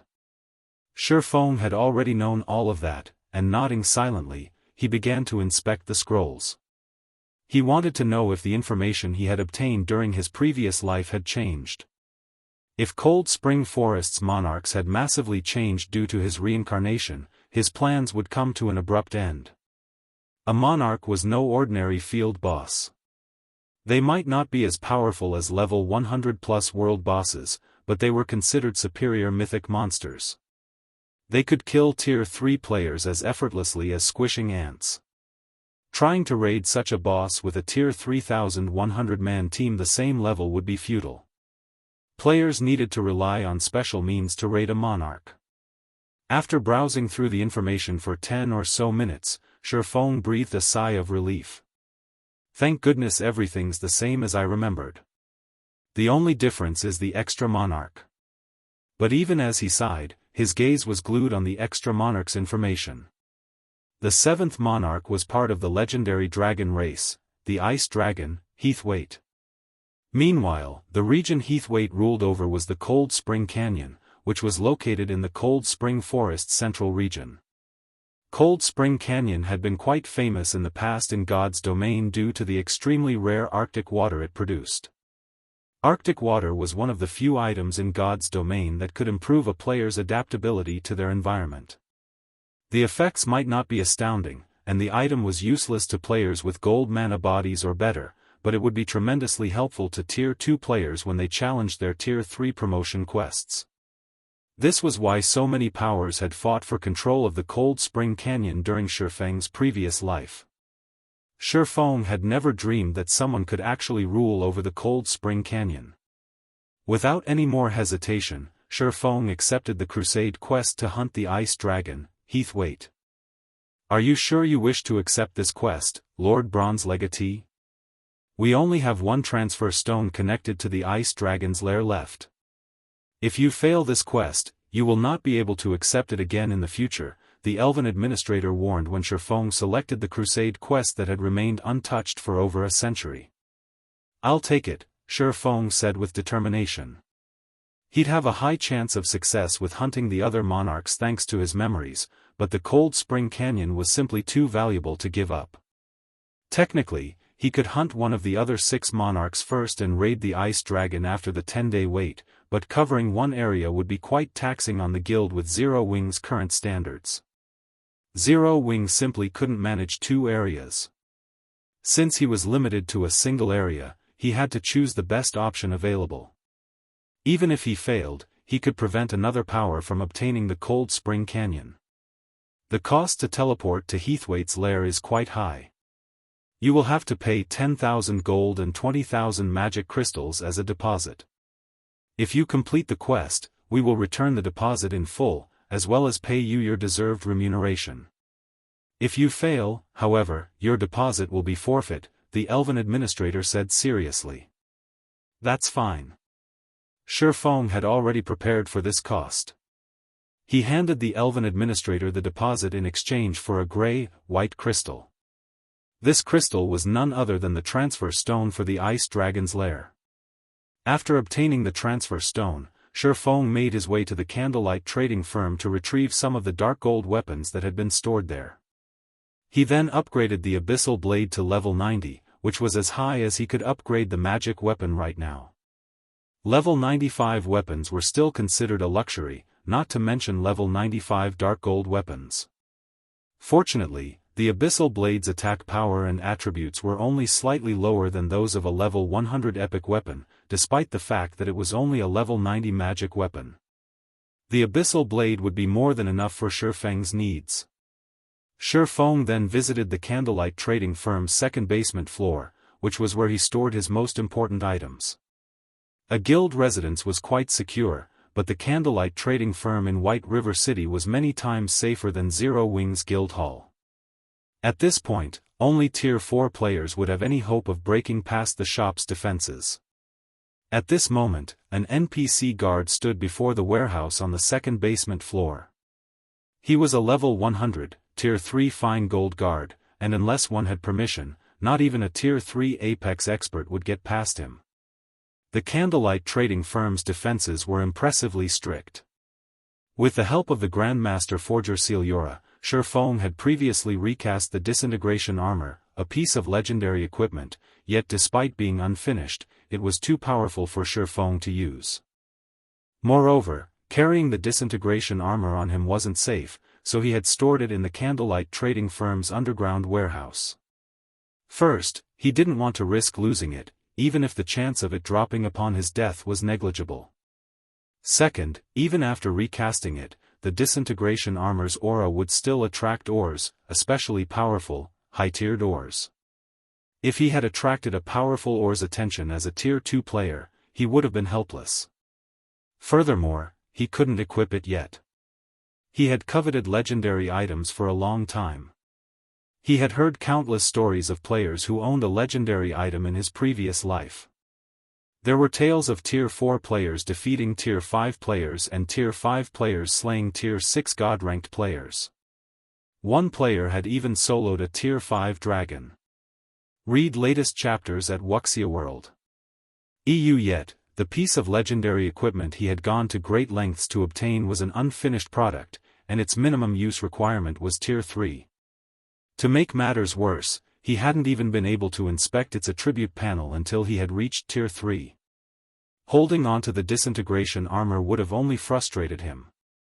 Now that he had finally reached Tier 3 and met the minimum requirements to equip the disintegration armor, it was time to retrieve it. With a piece of legendary equipment, defeating the ice dragon, Heathwaite, would be far easier. Legendary items could, after all, allow players to transcend tiers, and as a Tier 3 player, he should be able to contend with a Tier 4 ice dragon with the disintegration armor equipped.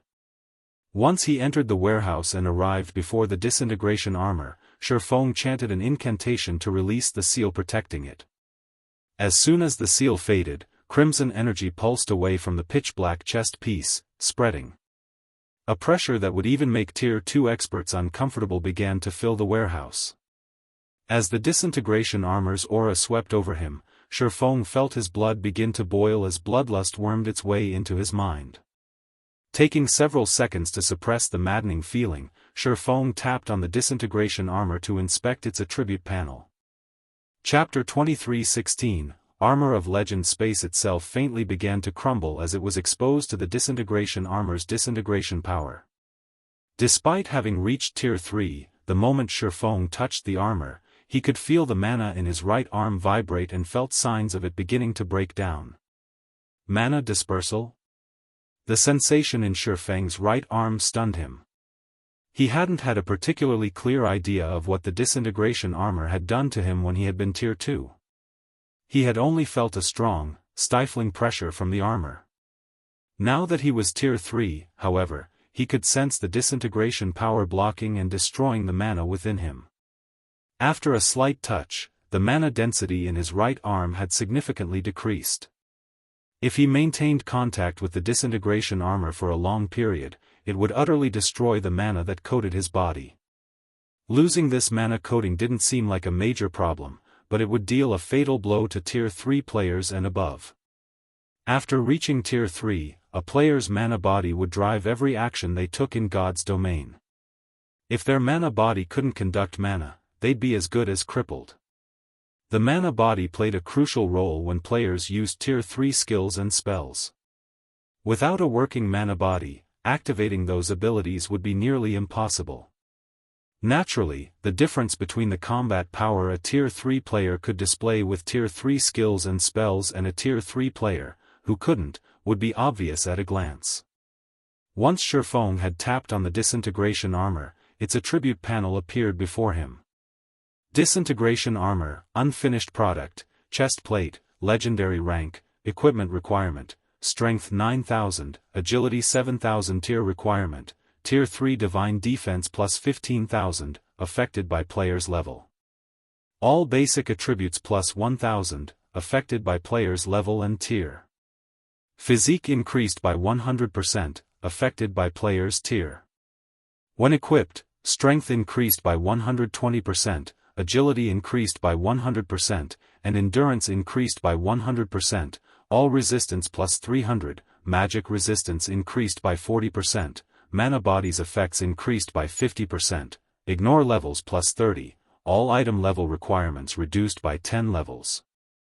Additional passive skill, disintegration body, reduces the damage from Tier 3 or below attacks by 70%, reduces damage from Tier 4 or above attacks by 40%, immune to all control effects, weakens stiffening effects by 70%, and increases reaction speed by 20%.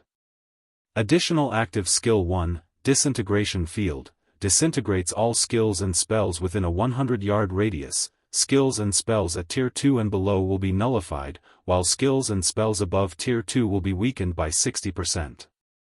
All entities within range will suffer a 40% reduction to basic attributes, physique, and stamina, in addition to a 400% increase to their stamina and concentration consumption rates. No cooldown. Additional active skill 2, Disintegration Power, gathers all of the disintegration armor's power and temporarily sacrifice all of its attributes to upgrade user by 1 tier for 60 seconds. Cooldown, 12 hours, cannot be stacked with skills and spells of similar effect. The disintegration armor is a divine armor that the Or Empire's founding emperor had created with various divine items. This armor had been destroyed during a battle against gods. The disintegration armor has recovered a portion of its original strength after Celiura recast the chest piece using a blood contract. Due to the armor's disintegration power, the armor's attributes suffer an 80% reduction when equipped. If equipped by the blood contractor, the armor's attributes will only be reduced by 50%. God crystals required to repair the disintegration armor fully, 0/10. Amazing. Shi Feng's eyes glowed as he read the Disintegration Armor's attribute panel. Before this, he hadn't had a clear idea of what a true legendary item's attributes would look like. He had only heard of legendary items during his previous life. He hadn't actually seen a real legendary item's attribute panel since anyone with such an item had rightfully kept a tight lid on its abilities. Although the Disintegration Armor was an unfinished product, it was the strongest piece of equipment he had ever laid eyes on. Even Gentle Snow's fragmented legendary ranked 7 Luminaries battle armor was far weaker than this chest piece. The 7 Luminaries battle armor had originally been a legendary item, but after taking significant damage, its rank had fallen. And yet, despite being a damaged piece of armor as well, the Disintegration Armor was leagues stronger than the 7 Luminaries battle armor in all aspects. The fact that the Disintegration Armor granted divine defense, rather than a simple boost to ordinary defense, was particularly astounding. This meant that even skills and spells that dealt true damage wouldn't be as effective against the Disintegration Armor's wearer. It would also reduce lower-tiered players' damage, and higher-tiered players wouldn't be able to deal any additional damage due to their tier advantage. Divine Defense was the highest grade of defense in God's domain. It's a pity that the armor is so badly damaged. Even if I equip it, I'll only exhibit a fraction of its true might.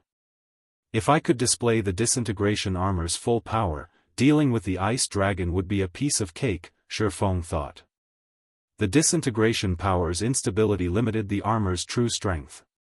At the armor's peak, Shi Feng could likely defeat the Mythic-ranked Ice Dragon head-on with the additional 100% physique and 120% strength.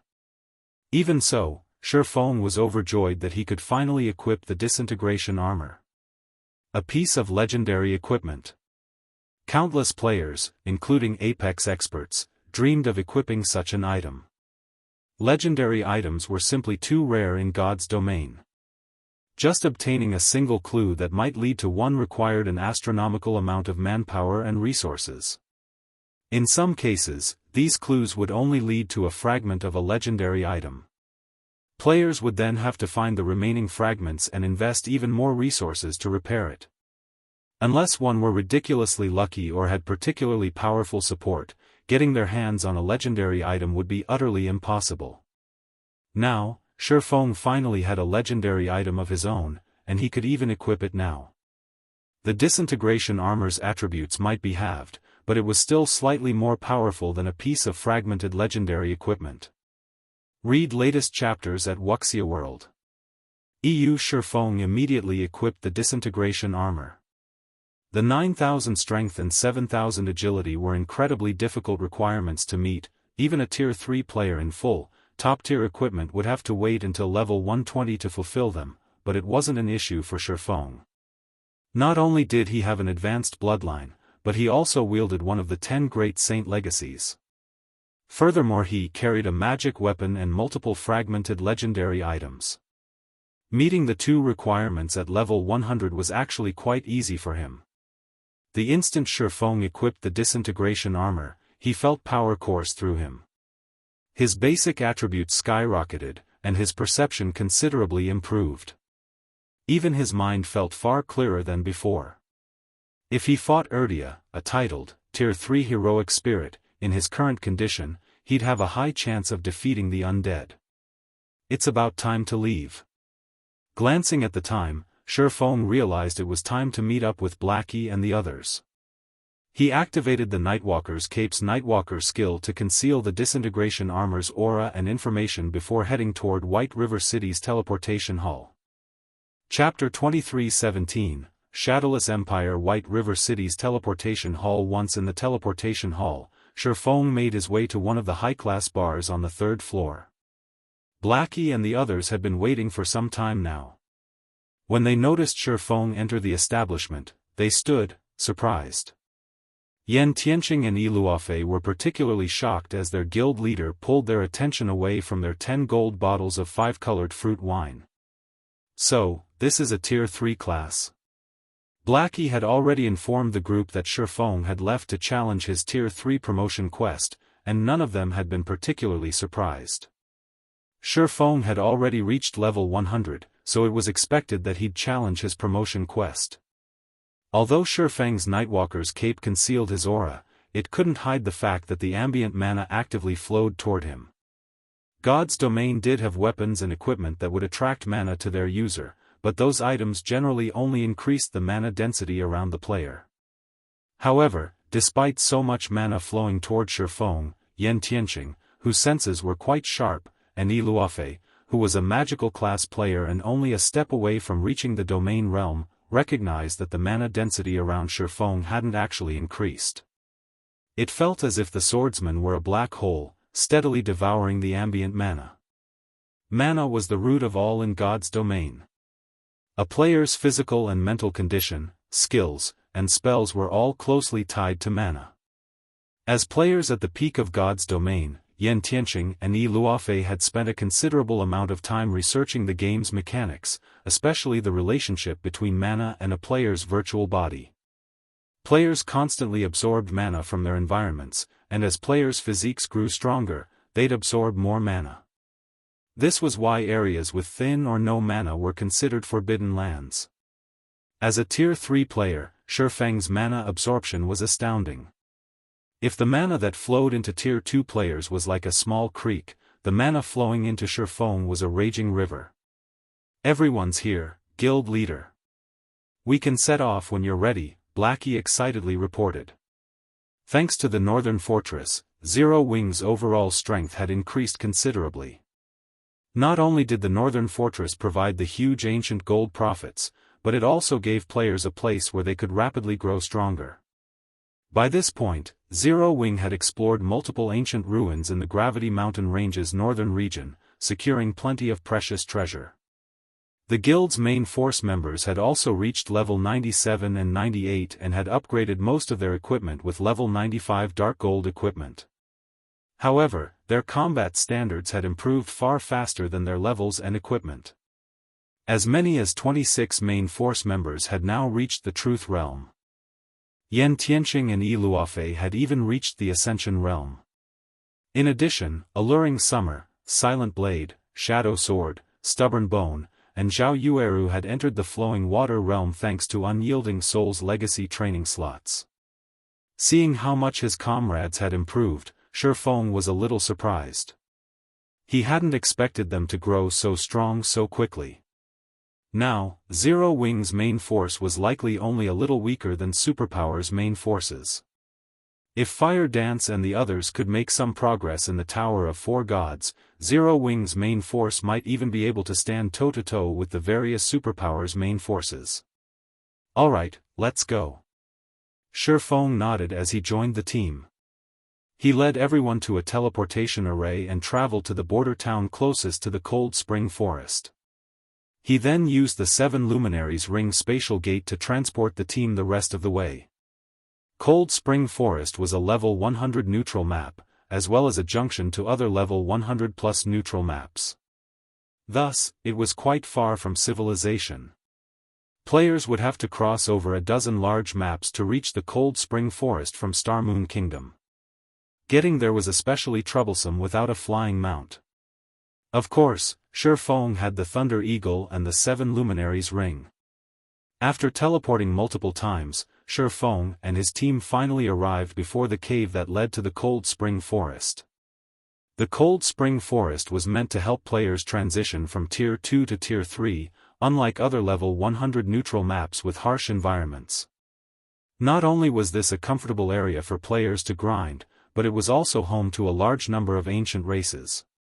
The forest was also under an ancient seal's protection, so players would have to defeat the map's guardian boss and remove the seal before they could explore the map.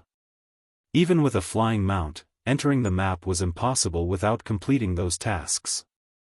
Guild leader, I see people. Minor Wind, who had long since reached both the Refinement Realm and Truth Realm, quickly discovered players' tracks as they arrived before the cave. It looks like there's a lot of them. I'm guessing these tracks are from a 200-man team. Others have already found this place? Shifeng was stunned. Although this cave wasn't as dangerous as a level 100 neutral map, the monsters within were still level 97+ lords and great lords. Quite a few Grand Lords wandered within the cave, as well. Surviving here was no easy task. In addition, the cave was particularly dark, suppressing players' five senses to a certain degree. A 100-man team of current experts wouldn't last more than 10 minutes inside the cave. Even a superpower's main force would struggle to get through. There were simply too many monsters, especially since the cave should still be largely unexplored. Guild leader, should we head inside? Blackie asked. They were trying to maintain a level of secrecy. If they encountered other players, news of their operation would spread. Although they were only heading out to explore a level 100 neutral map, which shouldn't be much of a problem, they couldn't guarantee that other powers wouldn't try to take advantage of their operation. No need to worry. Let's just go, Shifeng said, shaking his head. Even if other powers learned that they were exploring the Cold Spring Forest, they couldn't cause any problems for Zero Wing's team. Other players weren't even guaranteed to get through the cave and into the forest, much less take advantage of the operation. Following which, with Cola, Yi Wumian, and Turtledove led the way into the cave. Visibility was poor in the dimly lit cave. Even Tier 2 players could only see up to 200 yards away, and dodging ranged attacks from multiple directions would be particularly challenging in the cave's narrow, maze-like structure.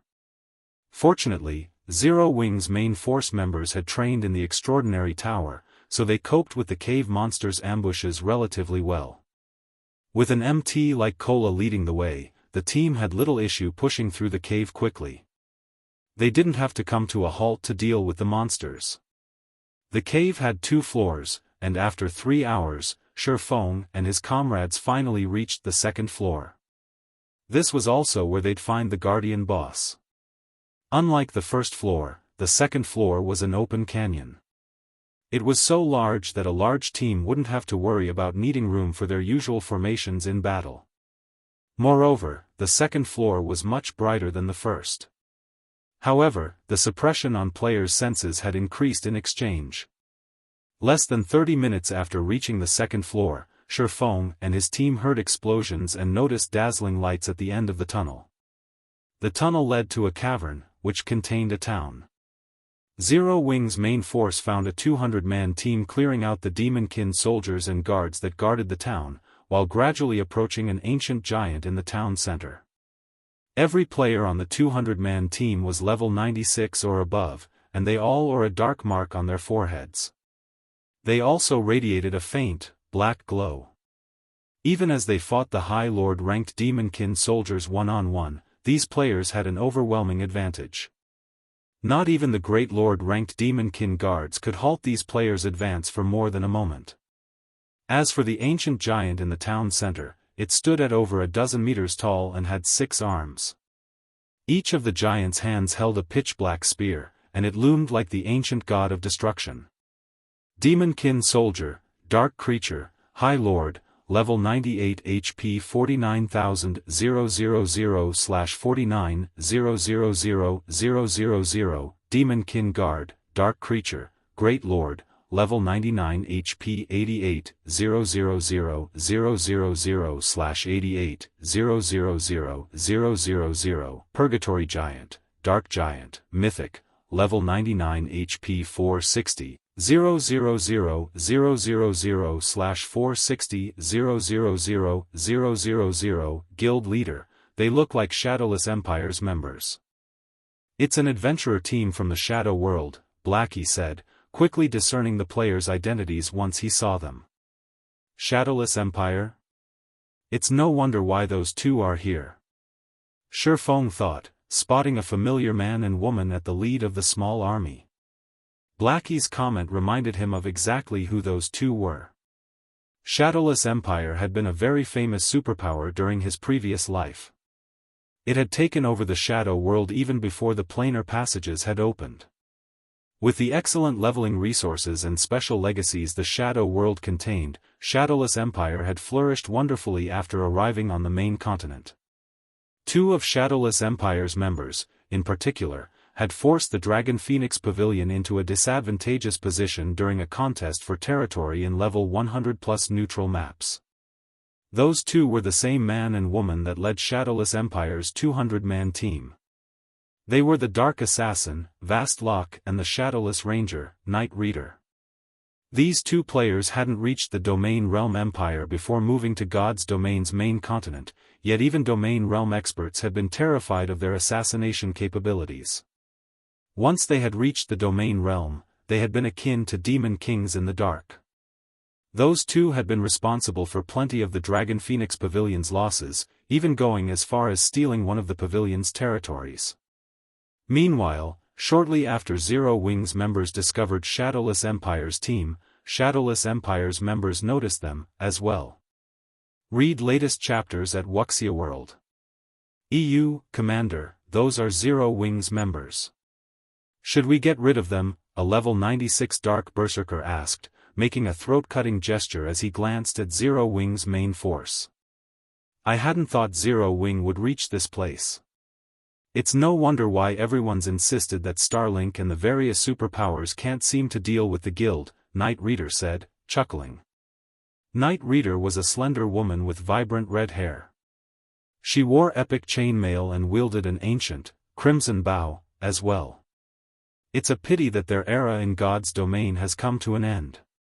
Zero Wing is simply wasting its time by coming here. Because the Shadow World lacked top-tier weapons and equipment, Shadowless Empire's equipment standards had been lacking when they had first arrived on the main continent. However, their equipment standards had undergone a qualitative transformation rather quickly, and Shadowless Empire's members had caught up with the main continent's players. With their advantage in terms of legacies, levels, and combat standards, not even the various superpowers with vast foundations were a match for Shadowless Empire now. As for the main continent's non-superpowers, they were utterly helpless before Shadowless Empire's strength. When he heard Night Reader's comment, the bald youth leading the team, Vast Lock, nodded his agreement. Ignore them and prioritize killing the Purgatory Giant. They'll know what to do once they realize the difference between our strengths, Vast Lock said. He returned to commanding his team as they advanced on the Purgatory Giant. Chapter 23:18, Sword rises. After Vast Lock declared his decision, Shadowless Empire's 200-man team accelerated their advance toward the Purgatory Giant, completely ignoring Shifeng and the others' existence. These people really don't care about us at all. Yan Tianqing could not help but shake his head and chuckle when he saw Shadowless Empire's members' nonchalant reaction toward Zero Wing's arrival. Normally, when players came across other players out in the fields, especially when they were raiding a boss, they would give out a reminder or warning to the approaching players. However, Shadowless Empire's members simply treated Zero Wing's team as if it were air and did not even bother trying to make contact. The only explanation for such a reaction was that Shadowless Empire had deemed them to be no threat and not worthy of any attention whatsoever. Guild leader, are we really not going to make a move? Blackie asked as he looked at the distant Purgatory Giant. He did not particularly care about Shadowless Empire's treatment of them. However, since the guardian boss of this cave served as the key to the Cold Spring Forest, its loot might provide them with some help once they entered the neutral map. We're only traveling toward the Cold Spring Forest. Having someone to open up a path for us is a good thing, Shifeng said, chuckling. He then instructed everyone to get some rest first. He had no intention of snatching the boss from Shadowless Empire at all. The Purgatory Giant was indeed a very important boss. After killing it, not only would players gain access to the Cold Spring Forest, but they would also obtain a special item called Purgatory Core. When activated, the Purgatory Core would create a natural barrier with a 200-yard radius that would help players adapt to level 100 neutral maps. The barrier's effects were similar to Arctic Water, except that Arctic Water was only effective for one player while the Purgatory Core applied to a specific area. For Tier 2 teams looking to grind in level 100+ neutral maps, the Purgatory Core was a very useful item. Killing the Purgatory Giant provided no other benefits aside from these two. Meanwhile, his goal was to kill the ice dragon Heathwaite and occupy the Cold Spring Canyon. To him, the Purgatory Core held no meaning. After all, once he occupied the Cold Spring Canyon, he could obtain Arctic water much more easily. At that time, let alone a 100-man team, even strengthening a 1,000-man team wouldn't be difficult. I guess you're right. Blackie nodded, as he found Shifeng's words reasonable. He then sat down on the ground and started recovering his stamina and concentration. The Purgatory Giant was a level 99 mythic boss. Moreover, it belonged to the giant race. Its life rating was considerably high, so raiding it would not be easy.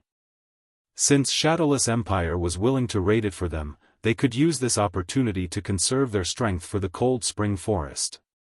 While Zero Wings members rested in a distant location, Shadowless Empire's members, who were only 500 yards away from the Purgatory Giant now, also noticed what Zero Wings members were doing.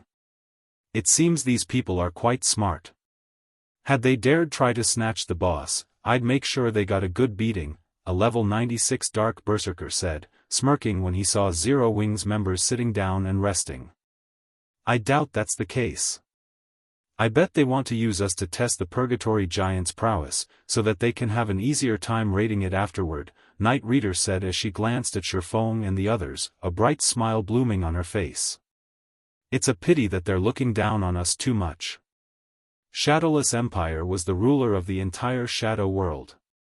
Its capabilities were far beyond anything the main continent's various superpowers could imagine. Although the Shadow world was only the size of a kingdom, as one of the higher standard otherworlds, it possessed resources that many superpowers coveted. However, despite the superpowers' numerous attempts to seize the Shadow world, Shadowless Empire always emerged victorious. Alright, focus. The boss has already sensed us. Everyone, get ready. Vastlock suddenly shouted when he saw the Purgatory Giant opening its eyes. The Purgatory Giant's awakening immediately panicked the wandering Demonkin soldiers and Demonkin guards. The moment the Purgatory Giant opened its eyes, everyone present felt a horrific aura wash over them, even Zero Wings members, who sat several thousand yards away. Based on its aura, the Purgatory Giant was definitely much stronger than ordinary mythic monsters. Moreover, space within a 500-yard radius of the Purgatory Giant started changing upon the Guardian boss's awakening, the gravel on the ground shattering. After awakening, the Purgatory Giant immediately advanced toward Shadowless Empire's members and thrust its 6 spears at them, the spears tearing apart the space they passed through. Just as the 6 spears were about to reach Shadowless Empire's members, 6 shield-bearing Dark Knights jumped forward and met the spears in battle, the bodies of these Dark Knights radiating a bright, black light while the dark mark on their foreheads glowed a faint crimson. Boom! Boom! Boom! A series of explosions echoed throughout the entire tattered town. After receiving the Purgatory Giant spear, each of the 6 Dark Knights stumbled only 3 or 4 steps back before stabilizing their bodies. They also lost only 25% or so of their HP, which was quickly regenerated thanks to the rear-line healers. When the Purgatory Giant started launching its second round of attacks, the 6 Dark Knights had yet to recover their balance. At this time, however, 6 more Dark Knights emerged from Shadowless Empire's to block the Purgatory Giant spears. Like so, the 2 parties of MTs took turns receiving the Purgatory Giant's attacks, their coordination perfect. Due to their perfect execution and timing, the 12 MTs prevented the Purgatory Giant from inflicting any harm on the rest of the team. Start! Vastlock shouted. Upon hearing Vastlock's command, the Cursemancers at the rear line immediately cast Dark Devour. In the next moment, a black puddle formed beneath the Purgatory Giant's feet, the black liquid continuously crawling up the giant and threatening to consume it. Although the spell did not deal any damage, it applied a significant speed debuff. This situation instantly reduced the pressure on the team. Immediately after, Shadowless Empire's members started bombarding the boss in a frenzy. Taking the lead to attack, Night Reader drew her Crimson Bow and sent a crimson light pillar shooting at the Purgatory Giant. -331,564. With just one attack, Night Reader halted the movement of one of the Purgatory Giant's arms. At this time, Vastlock had also made his way to the Purgatory Giant's back and stabbed his two pitch-black, glowing daggers at the Mythic boss. The instant the two daggers touched the Purgatory Giant's skin, two black beams pierced through the boss, each beam causing over -200,000 damage. The basic attributes of these people are high. Every one of them is like a great lord. This is especially true for that assassin and ranger. Those two are most likely superior to great lords of the same level in terms of basic attributes. Moreover, these people can perfectly combine their combat techniques with their skills and spells. It's no wonder they're so confident in taking down the Purgatory Giant, Yan Tianqing praised as he watched Shadowless Empire's members fight. At this stage of the game, the majority of the main continent's experts were still experimenting with combining combat techniques with skills and spells. However, Shadowless Empire's members had already accomplished this feat, allowing their Tier 2 skills and spells to undergo a qualitative improvement. Just 30 minutes later, the Purgatory Giant finally went berserk. Shadowless Empire's members started activating their berserk skills, one after another, in response. When Vastlock and Night Reader activated their berserk skills, without even activating twofold berserk, their basic attributes already reached the standard of mythic monsters. As a result, they managed to endure the Purgatory Giant's berserk phase and eventually slew the mythic boss. Along with the Purgatory Giant's death, the magic barrier that protected the Cold Spring Forest started crumbling. The seal on the cave leading to the Cold Spring Forest was also removed. Meanwhile, beyond the cave, one could now see a snow-covered forest. After killing the Purgatory Giant, Shadowless Empire's members did not rest for long. As soon as they finished collecting the boss's loot, they made their way into the Cold Spring Forest. As they left, they glanced at the distant Zero Wing members, with gleeful expressions. Ha ha ha. Zero Wing's members must be dumbfounded after seeing us defeat the Purgatory Giant, the Dark Berserker carrying a two-handed axe laughed. Although we got to show them the gap in strength between us, they now get to enter the Cold Spring Forest without putting in any effort, Night Reader grumbled. There's nothing wrong with letting them gain some advantage. Zero Wing is Star Moon Kingdom's #1 guild. Its influence also reaches multiple kingdoms and empires. If we want to establish a foothold in the main continent quickly, we can make use of Zero Wing's strength, Vastlock said. After Vastlock's words, Shadowless Empire's members no longer said anything. Instead, they simply focused on traveling to the Cold Spring Forest's inner area.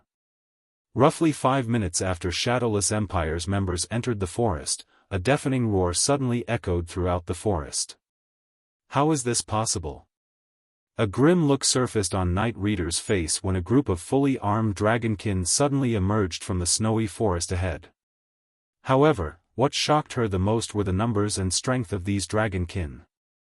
Dragonkin Fighter, Dragonkin, Lord, level 100 HP 63,000/63,000,000, Dragonkin Captain, Dragonkin, High Lord, level 101 HP 135,000/135,000,000, Dragonkin Warrior, Dragonkin, Great Lord. Level 101 HP 220,000/220,000,000. The inferior dragon standing before their team numbered more than 1,000, and even the weakest dragonkin fighter had an aura that was no weaker than that of the Great Lord-ranked demonkin guards they faced before. As for the Great Lord-ranked dragonkin warriors, their auras were just slightly weaker than that of the Purgatory Giant. Moreover, there were 3 of them. Defensive formations. Vastlock shouted. By the time Vastlock gave his command, however, the Dragonkin army was already charging at them.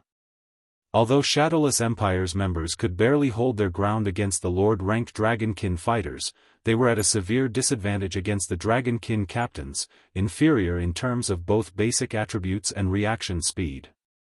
When one of the Dark Knights failed to defend himself in time and got hit by the saber of a Dragonkin captain, he instantly lost over 1/4 of his HP.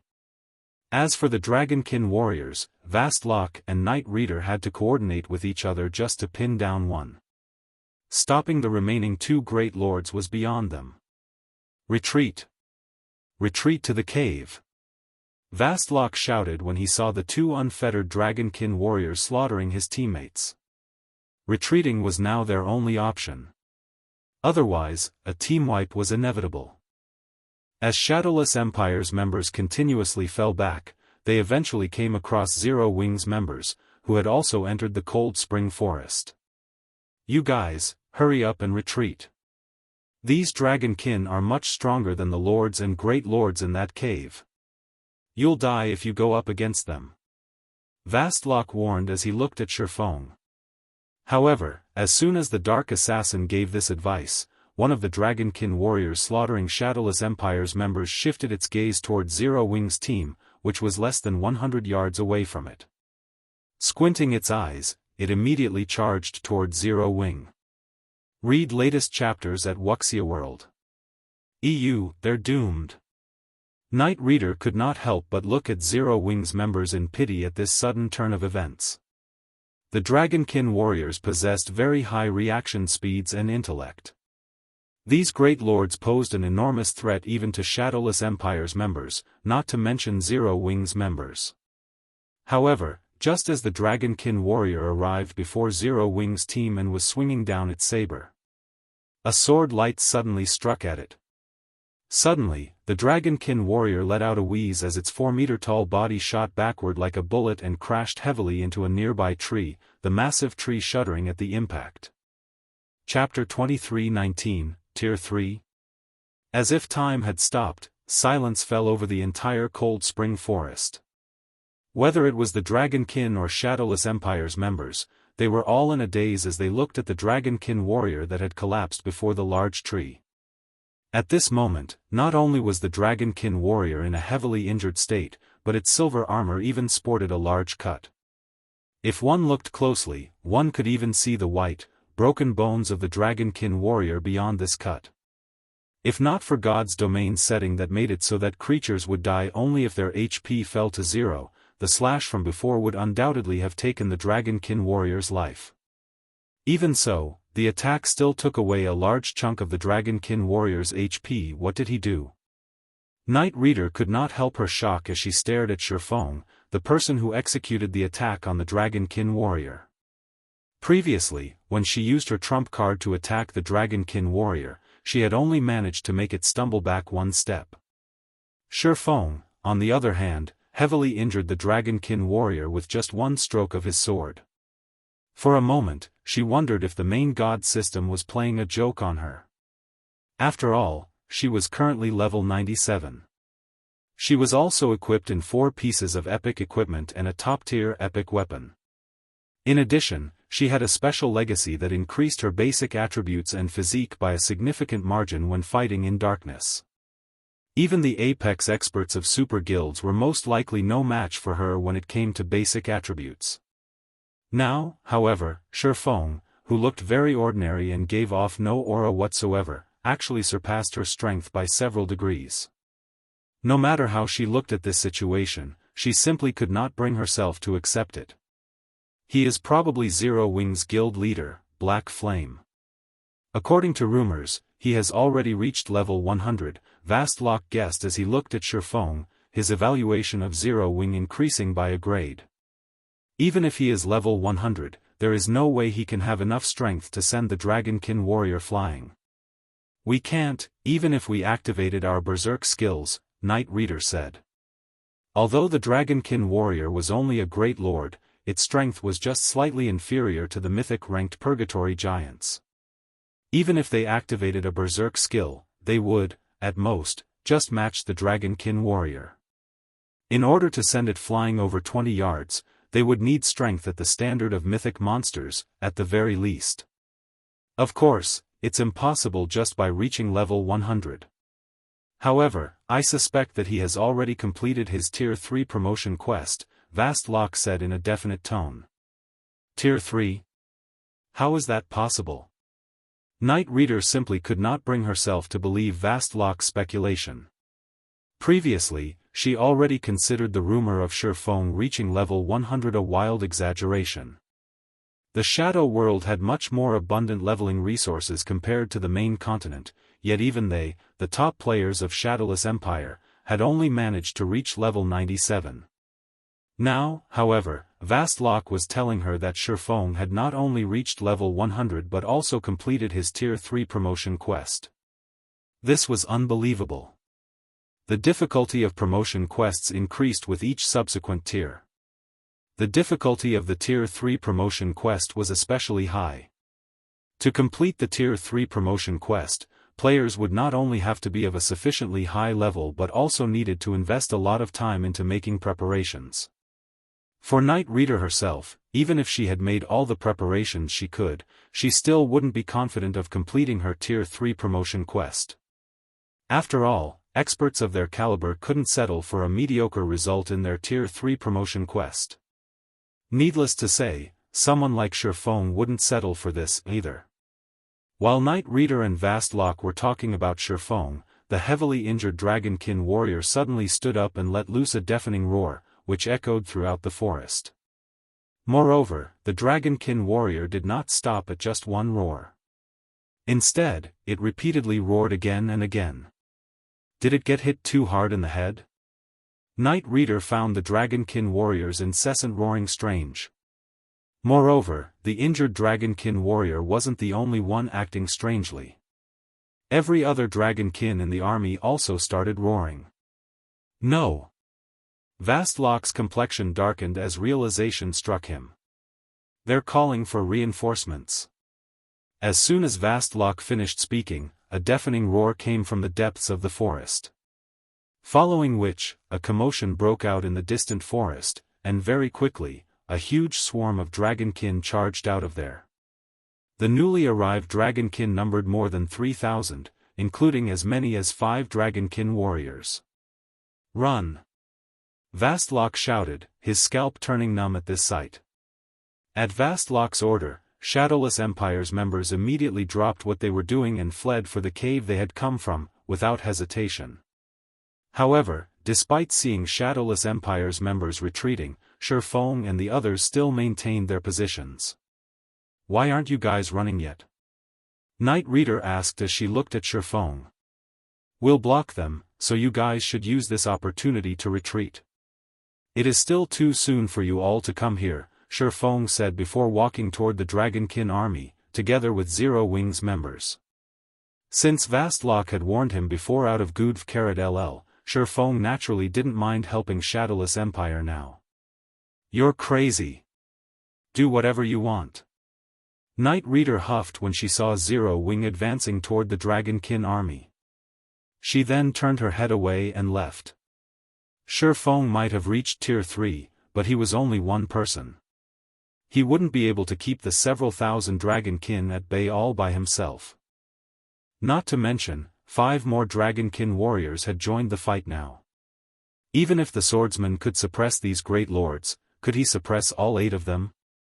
However, before Night Reader had gone 100 yards away from her previous position, she saw Zero Wing's team clashing with the Dragonkin army.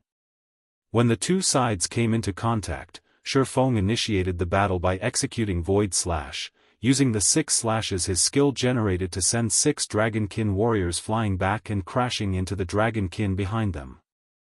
As for the 2 remaining Dragonkin warriors, Kola stopped one of them while Turtledove stopped the other. Kola's strength might not be comparable to the Dragonkin warriors, but with the fragmented legendary rank Titan Guard and his Dragonslayer legacy, he neutralized all of the Dragonkin warriors' attacks without fail. As for Turtledove, although she was inferior to Kola in terms of both defense and strength, she had Yen Tianqing assisting her from the side. Yen Tianqing influenced the Dragonkin warriors' attacks, such that they all landed on Turtledove's shield and nowhere else.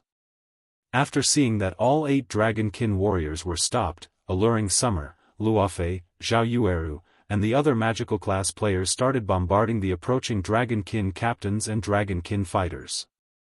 Like a mobile turret, Zhao Yueru sent even the High Lord-ranked Dragonkin captains flying with her spells. With just one AoE spell, she created a large clearing amid the Dragonkin army. Even the Dragonkin warriors stumbled when struck by her attacks. Despite the severe numerical disadvantage, Zero Wing's 100-man team coped with the Dragonkin army without suffering any casualties and relentlessly pressed deeper into the Cold Spring Forest, suppressing the Dragonkin army thoroughly. Dragon King fighters and Dragonkin captains died quickly, one after another, under Zero Wing's bombardment. Crap! Are they even human? An axe-carrying dark berserker, who had already arrived back at the cave, cursed aloud when he saw the Dragonkin army getting repulsed. He had had a tough time dealing with just one Dragonkin captain, yet Zero Wing's members were toying with the High Lords as if they were children.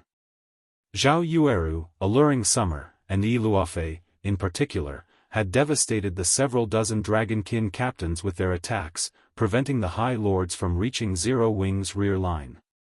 Shi Feng was even more frightening, single-handedly suppressing 6 Dragonkin warriors.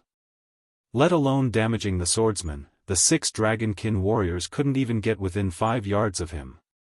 Their HPs also plummeted. After only a short moment, the 6 Dragonkin warriors had already lost 1/10 of their HPs. At this rate, the deaths of all 6 were just a matter of time. How is Zero Wing so strong? After Zero Wing's team disappeared into the snow-mantled forest, Night Reader was in a daze for a long time. When she remembered how they had thought to prove their superiority over Zero Wing by defeating the Purgatory Giant, she felt a little embarrassed. She had never imagined that things would turn out this way. Read latest chapters at Wuxia World. EU Shi Feng's performance, in particular, had shocked her. Every one of his actions was beyond her perception. If he had decided to contest for the Purgatory Giant back then, the consequences would have been dire. Most likely, he could annihilate their entire 200-man team all by himself. Let's return now. Zero Wing is much stronger than we initially thought. The higher-ups will need to adjust our approach to Star Moon Kingdom, Vastlock said after giving the matter some thought. Shi Feng's strength was simply too frightening. He was no longer an existence Tier 2 players could hope to contend with.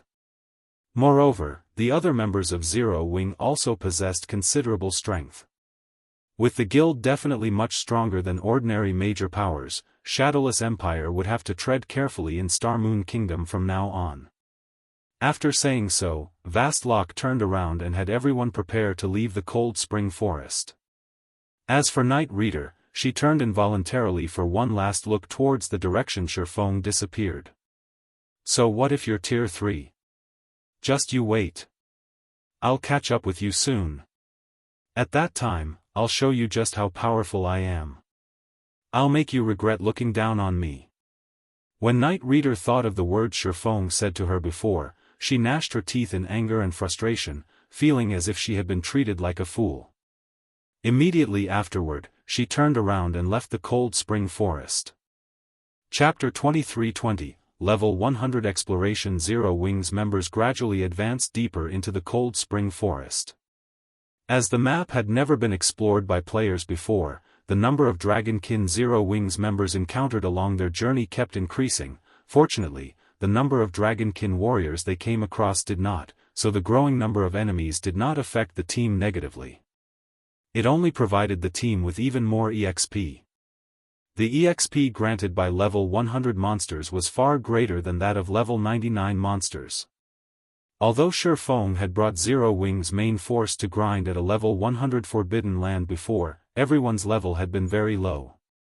As they had to rely on Tier 3 demons to do most of the fighting back then, their grinding efficiency had been considerably low.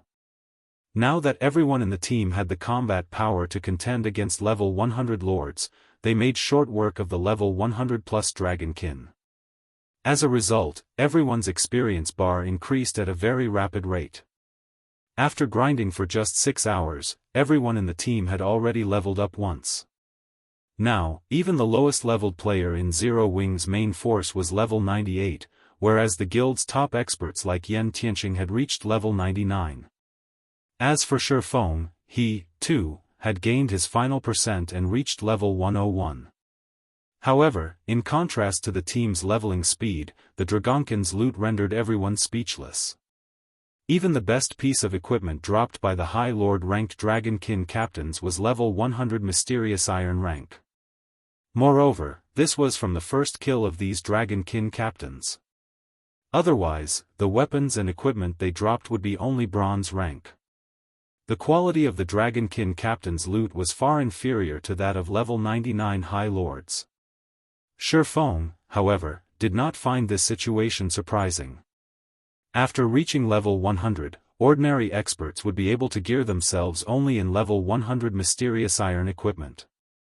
If they wished to get level 100 Secret Silver equipment through killing monsters, they needed the support of a sufficiently strong team. As for obtaining level 100 Fine Gold weapons and equipment from monster drops, that was absolutely impossible for them. Only Tier 3 experts would have the ability to grind for level 100 Fine Gold weapons and equipment. As for Dark Gold weapons and equipment, players would need both superb strength and luck. This was also the reason why, after frontline players reached level 100, the various powers of God's domain would start frantically investing in Tier 3 experts and Master Lifestyle players. Past level 100, quantity no longer mattered. Instead, what mattered the most was quality. One could say that Tier 3 experts and Master Lifestyle players were the true foundation of the various powers. Without Tier 3 experts and Master Lifestyle players, level 100 plus weapons and equipment at the Fine Gold rank or better would be inaccessible. Meanwhile, if a guild did not possess top-tier level 100 weapons and equipment, how was it supposed to develop? Level 100 plus monsters weren't easy opponents, especially after players reached level 105. Before reaching level 105, players could still rely on Dark Gold weapons and equipment that were below level 100 to fight monsters and bosses that were below level 105. However, that would no longer be possible at level 105. Past level 100, monsters would receive a significant improvement in strength every 5 levels. Without top-tier weapons and equipment of a corresponding level, Tier 2 players would not be able to contend with monsters and bosses of the same level at all. Only Tier 3 players would be able to. However, players capable of getting promoted to Tier 3 as soon as they reached level 100 were extremely rare. Moreover, although Tier 2 players might have an easier time completing their Tier 3 promotion quest as their levels increased, they would still require the assistance of top-tier weapons and equipment to succeed. Guild leader, I found a parchment that can't be appraised. Blackie said excitedly after picking up a parchment dropped by a Dragonkin warrior. He then handed it to Shifeng, anticipation filling him. His appraisal had already reached the advanced standard and was only one step away from the master standard. An item that he could not appraise definitely wasn't ordinary. A parchment? After Shifeng used omniscient eyes to appraise the parchment, surprise and joy filled him. Not bad. This is a magic trap design. A trap design? Blackie, however, was disappointed when he heard Shifeng's words. How unlucky. I thought we got a design for a weapon or equipment. Traps were common in God's domain. Some players would even use traps to deal with field bosses. However, compared to magic arrays, traps were very much inferior. Some traps were even ineffective against monsters at Great Lord rank or above. However, Tier 2 players could easily deal with Lord-ranked monsters. Setting up traps to deal with a Lord would be a waste of time and materials. This is something very good, Shifeng said, chuckling. In any case, have everyone keep an eye out for it. If any more drop, bring them to me. Also, have Melancholic Side prepare the materials necessary for making this trap. Prepare as many as possible. Most likely, every player in God's domain had suffered at the hands of traps before. In fact, many experts had been killed by traps. However, as players couldn't properly utilize traps against monsters, traps never gained much popularity among players. However, traps were almost guaranteed when exploring ruins in God's domain, so how could they be useless? The reason for everyone's misconception about traps being useless was simply current players being limited to using and producing basic traps. The materials and production method for basic traps were common and simple, so it was only natural that they had very little effect against monsters. As for why players were capable of making only basic traps right now, it was because the main god system intended for players to slowly adapt to and learn about traps before reaching level 100. However, after reaching level 100, the main god system would remove all restrictions on players. Naturally, this included the limitation on traps, and players would be able to make intermediate traps. Not only would intermediate traps use much rarer materials, but their production difficulty would also increase significantly. In return, however, their effectiveness against monsters would improve substantially. Let alone dealing with level 100 lords, intermediate traps could deal serious damage even to level 100 great lords and place them in a heavily injured state for a short time. Moreover, traps were more suitable for the general public than precious magic arrays, as they were much less costly to produce. During Shifeng's previous life, many Tier 2 experts had relied on intermediate traps to hunt high-ranking bosses and grind monsters. If not for these traps, the majority of Tier 2 players wouldn't have been able to survive in level 100, plus neutral maps at all. Meanwhile, the design the Dragonkin warrior dropped was for the Countercurrent Swamp, a magic trap that was effective against monsters below level 120. When triggered, it would not only immobilize monsters for a brief period but also reduce the reaction speed and basic attributes of the trapped monsters by 15%. Of course, the stronger a monster was, the less effective the trap would be against them. Even so, the Countercurrent Swamp was very useful against Great Lords below level 120. Past level 100, even Great Lord ranked monsters were considered bosses. Ordinary Tier 3 experts would have to flee if they came across a Great Lord of the same level, soloing the boss would be impossible. With the magic trap, however, even Tier 2 players could kill level 100 Great Lords, so long as they had a sufficiently large team. Read latest chapters at Wuxia World. Ew, alright, I'll notify the others about it, Blackie said, nodding.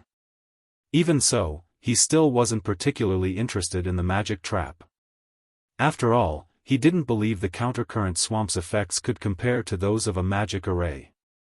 Following which, Shifeng had his team slaughter the Dragonkin armies that they came across. He did not rush to the Cold Spring Forest's central region.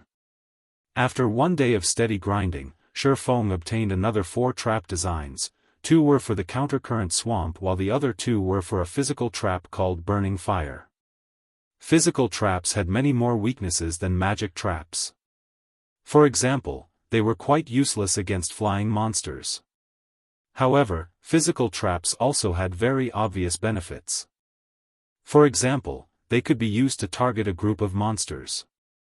Moreover, they could cause very high amounts of damage continuously, so long as a monster remained trapped inside them. If magic traps and physical traps were properly paired up, even Tier 2 players could live a profitable life in level 100, plus neutral maps. They would be inferior to Tier 3 players only when it came to raiding dungeons. Meanwhile, after the team killed another level 102 Dragonkin warrior, a purple glow enveloped the bodies of many members as these people reached level 100. The invisible chains that previously bound these players also shattered. Chapter 23-21, Superior Mythic. The players that had reached level 100 were astonished. My attributes are so high. And I feel so much more coordinated than before. That's not all that's changed. My senses are so much sharper and more realistic. In this state, my combat power has increased by at least 30%. Amazing. There's such a huge gap between level 99 and 100. Once I complete my Tier 3 promotion, Tier 2 experts under level 100 won't stand a chance against me. Ordinary players might not sense the changes that occurred when they reached level 100 right away, but Yan Tianxing and his companions noticed the changes immediately. They were stunned when they did. None of them had realized how great the difference was between level 99 and 100 before now. After leveling up once, their combat power had reached a whole new standard, and this was considering that most of their weapons and equipment were still level 95. If they equipped level 100 weapons and equipment, their combat power would skyrocket. Naturally, there was a major difference between level 95 and level 100 equipment. The level 100 mysterious iron items they had obtained after slaying the Dragonkin made that obvious.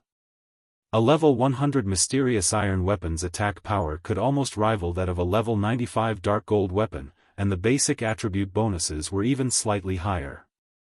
It was easy to imagine how much their attack power, defense, and basic attributes would rise if they fully geared themselves with level 100 fine gold weapons and equipment. Furthermore, they had yet to challenge their Tier 3 promotion quests. Now that a number of us have reached level 100, Guild Leader, we should start raiding level 100 team dungeons, Blackie eagerly suggested after experiencing the changes due to his new level. They hadn't even dared consider setting foot in a level 100 team dungeon previously. Dungeons monsters were far stronger than monsters in the fields, after all, and without Shifeng's help, they had barely held their ground against level 100 plus field monsters before reaching level 100. Trying to raid a level 100 team dungeon would have been suicide. However, they had grown considerably stronger after leveling up, especially the players with epic weapons and equipment. These players' combat power had risen by far more than a mere 30%. Now, they'd have no issues taking on a dozen or so Dragonkin warriors, even without Shifeng's help. They definitely qualified to challenge level 100 team dungeons. Not only could they test their newfound strength by successfully raiding such a dungeon, but they'd also acquire high-quality level 100 weapons and equipment. In addition, their achievement would help spread Zero Wing's fame across the eastern continent, maybe even throughout God's domain. The other level 100 players voiced their agreement with Blackie's suggestion. They were all eager to challenge a level 100 team dungeon. Don't get so excited just yet. The system's restrictions on your bodies have been lifted now that you've reached level 100, so your physical condition is slightly different. Fight the Dragonkin first and give yourselves a chance to adapt, Shifeng said, shaking his head. Smiling, he continued, if you're so eager to test your new limits, I know the perfect place for you to do that. Players' combat power would substantially increase upon reaching level 100. They could now use their 5 senses and reaction speed to its full potential, but exerting all of their strength wasn't an easy task. Even domain realm experts would need quite some time to adjust, not to mention refinement realm experts. Shifeng had only been able to adapt so quickly because he was most familiar with this body. Although there were some minor differences between his current form and the body he had used during his previous life, he had sensed and adapted to these minor changes easily as a domain realm expert, perfectly exhibiting his full potential. A perfect place to test our strength? Where is it, Guild Leader? Kola excitedly asked. Unlike the others, he carried the Titan Guard, a fragmented legendary shield. Once he reached level 100, the restrictions on his shield had also vanished. As a result, he sensed a massive boost to his combat power. Overall, he had likely improved more than anyone else on the team. A superior mythic boss's lair. Shifeng announced, gesturing to the Cold Spring Forest's central region. Every member of the team was stunned when they heard Shifeng's answer. God's domain's mythic monsters weren't equal in terms of strength. Among them, superior mythics stood at the apex of their kind, wielding even more power than mythic-ranked archaic species.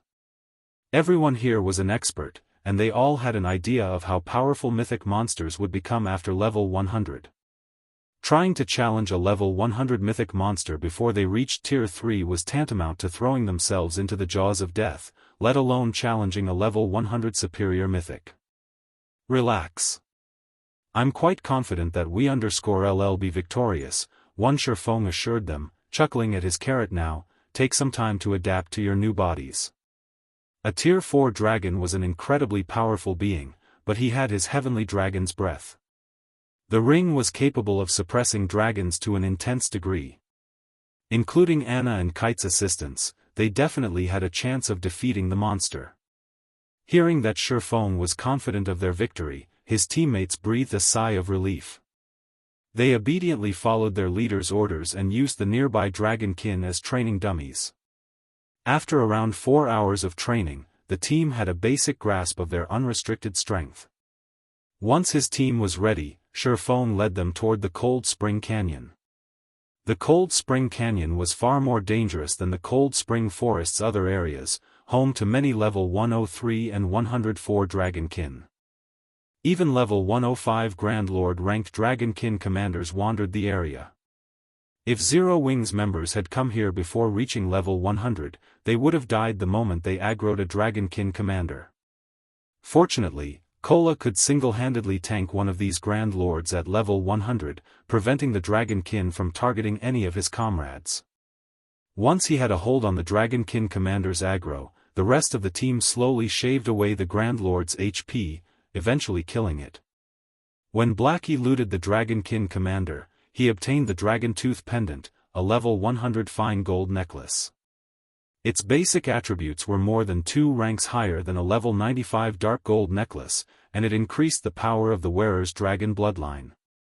Kola ended up winning the bid for the necklace, and when he equipped it, not only did it increase his basic attributes, but it also improved the purity of his dragon blood, improving his physique.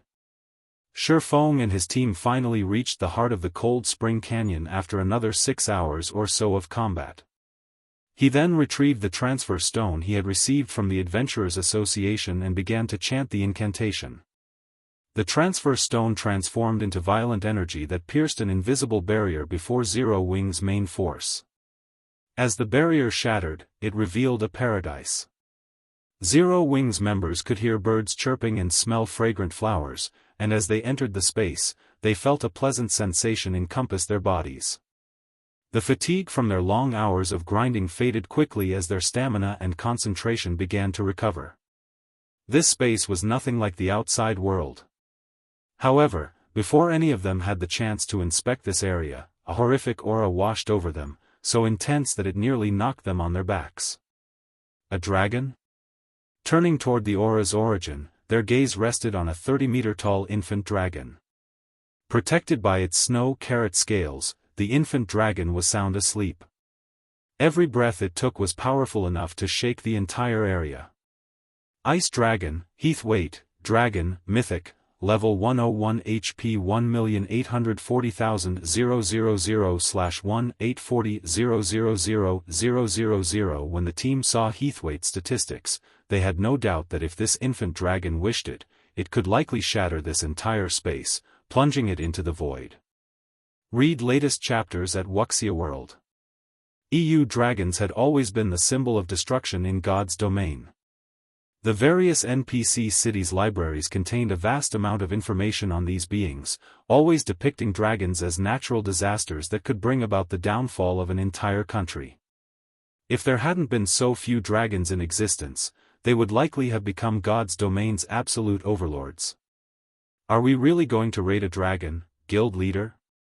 Kola asked, gulping as he watched the slumbering ice dragon. For a moment, Kola wondered if Shifeng were playing some kind of joke on them. Even if he were tier 3, Heathwaite could likely kill him in one hit, much less now. That's right. That's what we're going to raid. Shifeng nodded after taking a deep breath. He then pulled 2 Summon Guard scrolls from his bag and summoned Anna and Kite. Chapter 23-22, Draconic spell. Heathwaite was a tier 4 dragon, and normally, Shifeng would have tried to stay as far away from it as possible. Heathwaite might merely be an infant dragon, but it still stood at the peak among tier 4 beings. It was no exaggeration to say that this dragon was invincible among tier 4 beings of the same level. Even 1000 tier 3 players would meet their doom if they encountered a tier 4 infant dragon of the same level, let alone tier 2 players. The gap between their life ratings was simply too vast. Normally, only tier 4 heroes, who had passed a trial of God and received a God's blessing, would have the strength to contend with an infant dragon. However, Heathwaite was under a life curse, which significantly reduced the effects of its life rating. If that weren't the case, it wouldn't have only had 1.84 billion HP and only be categorized as a monarch-ranked boss. Even a random dragon had the strength of a world boss, and a top-ranked world boss at that. Normally, defeating a true dragon without a Tier 6 god-ranked player would be impossible. Otherwise, the players that had successfully defeated a dragon of the same tier wouldn't have been regarded as legends and inspiration for countless players in God's domain.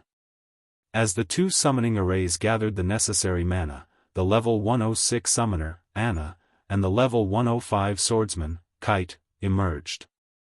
During the short break Shifeng had taken after completing his Tier 3 promotion quest, Anna and Kite had completed another epic quest. As a result, their weapons and equipment had changed. Previously, they had both worn epic equipment that could grow with them to level 100, but now, they both had epic set equipment that would grow until they reached level 150. They had also both reached or surpassed level 105, and their basic attributes had undergone a considerable transformation. Despite the fact that Shifeng had reached Tier 3 and wore the disintegration armor, his attributes were no match for Anna's and Kite's. Once he had summoned his personal guards, Shifeng retrieved the Bible of Darkness and called forth a demon. Shifeng's Bible of Darkness was the real deal, so its power was unmatched. Moreover, as its user rose to a new tier, the Bible of Darkness would exhibit even greater strength. After a moment, a 20-meter-tall demon gate appeared before Shifeng. As the demon gate slowly opened, a Tier 4 Great Demon, enveloped in blue flame, stepped through. Blaze Demon, Dark Creature, Great Demon, Level 116 HP 420 000 000/420 000 000 Wings main force members gasped when they saw the Blaze Demon. They then turned to stare at Shifeng with incredulous looks. "You're too vicious, guild leader. You can actually summon a great demon to do your bidding." The various superpowers would likely go crazy if they knew about this, Blackie said as he glanced at the Bible of Darkness in Shifeng's hands. Blackie had seen the Bible of Darkness before, so he knew just how powerful it was. Its ability to summon Tier 3 demons was particularly useful to Tier 2 players. A Tier 3 demon would even be useful after players reached Tier 3. Such demons had many skills and spells and were far more powerful than ordinary Tier 3 summoned creatures. However, Blackie hadn't dreamed that the Bible of Darkness could summon a Tier 4 Great Demon once Shifeng had reached Tier 3. This power was ridiculous. Tier 4 summoning scrolls were even rarer than epic weapons and equipment, and the various superpowers treated such items like priceless treasures, avoiding using them unless absolutely necessary. And yet, Shifeng could summon a Tier 4 Great Demon with the Bible of Darkness at no cost. Although a Great Demon had far less HP than ordinary mythic monsters of the same level, its combat power would be far greater than ordinary mythic monsters. "Alright, everyone, get ready. The Blaze Demon will tank the Ice Dragon later during the raid. You guys only need to support and attack from the sidelines," Shifeng announced, chuckling as he returned the Bible of Darkness to his bag. The Spirit Emperor, Fantasy Extinguisher, had caused a sensation throughout God's domain during Shifeng's previous life due to the Bible of Darkness. With it, he had developed Fantasy Shrine from a first-rate guild into a superpower that could even suppress the Dragon Phoenix Pavilion in the Black Dragon Empire. Since Shifeng now had the real Bible of Darkness, he had even greater power. The Bible of Darkness was the very reason that Shifeng even dared to consider challenging the Cold Spring Forest's monarchs. He wouldn't have harbored the thought if he only had Anna and Kite to rely on. After all, a mythic-ranked monarch was even stronger than a Tier 4 hero. With Shifeng's command, Zero Wing's main force members went to work. Once his teammates were in position, Shifeng sent the Blaze Demon to charge at the Ice Dragon. Within seconds, the Blaze Demon was within 500 yards of Heathwaite. As the Blaze Demon approached, the Ice Dragon's eyes opened abruptly, and it woke from its slumber, turning its amber gaze on the intruder. Needing neither chance nor gestures, Heathwaite spread its jaws. With Heathwaite as the center, the Ice Dragon sucked a 300-yard radius dry of mana before a towering, white beam shot toward the Blaze Demon. Tier 4 Dragon Breath. Compared to the dragon breath Shifeng's black dragon doppelganger had used, a true dragon's dragon breath was on an entirely different level. The blaze demon transformed into an ice sculpture before flying back over 500 yards. At the same time, the area around Heathwaite became a world of ice, the attack utterly transforming the terrain. Aside from Shifeng, every member of Zero Wing's team was dumbfounded. They had all heard legends and details about dragons, but they hadn't actually seen one in action. At this moment, they finally understood what a dragon truly was.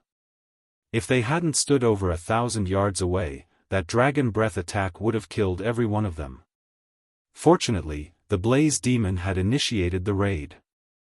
Even so, the Blaze Demon had lost over 20 million HP after taking a direct hit from Heathwaite's dragon breath. All of you, snap out of it. Once you get close to the boss, make sure that you're spread out.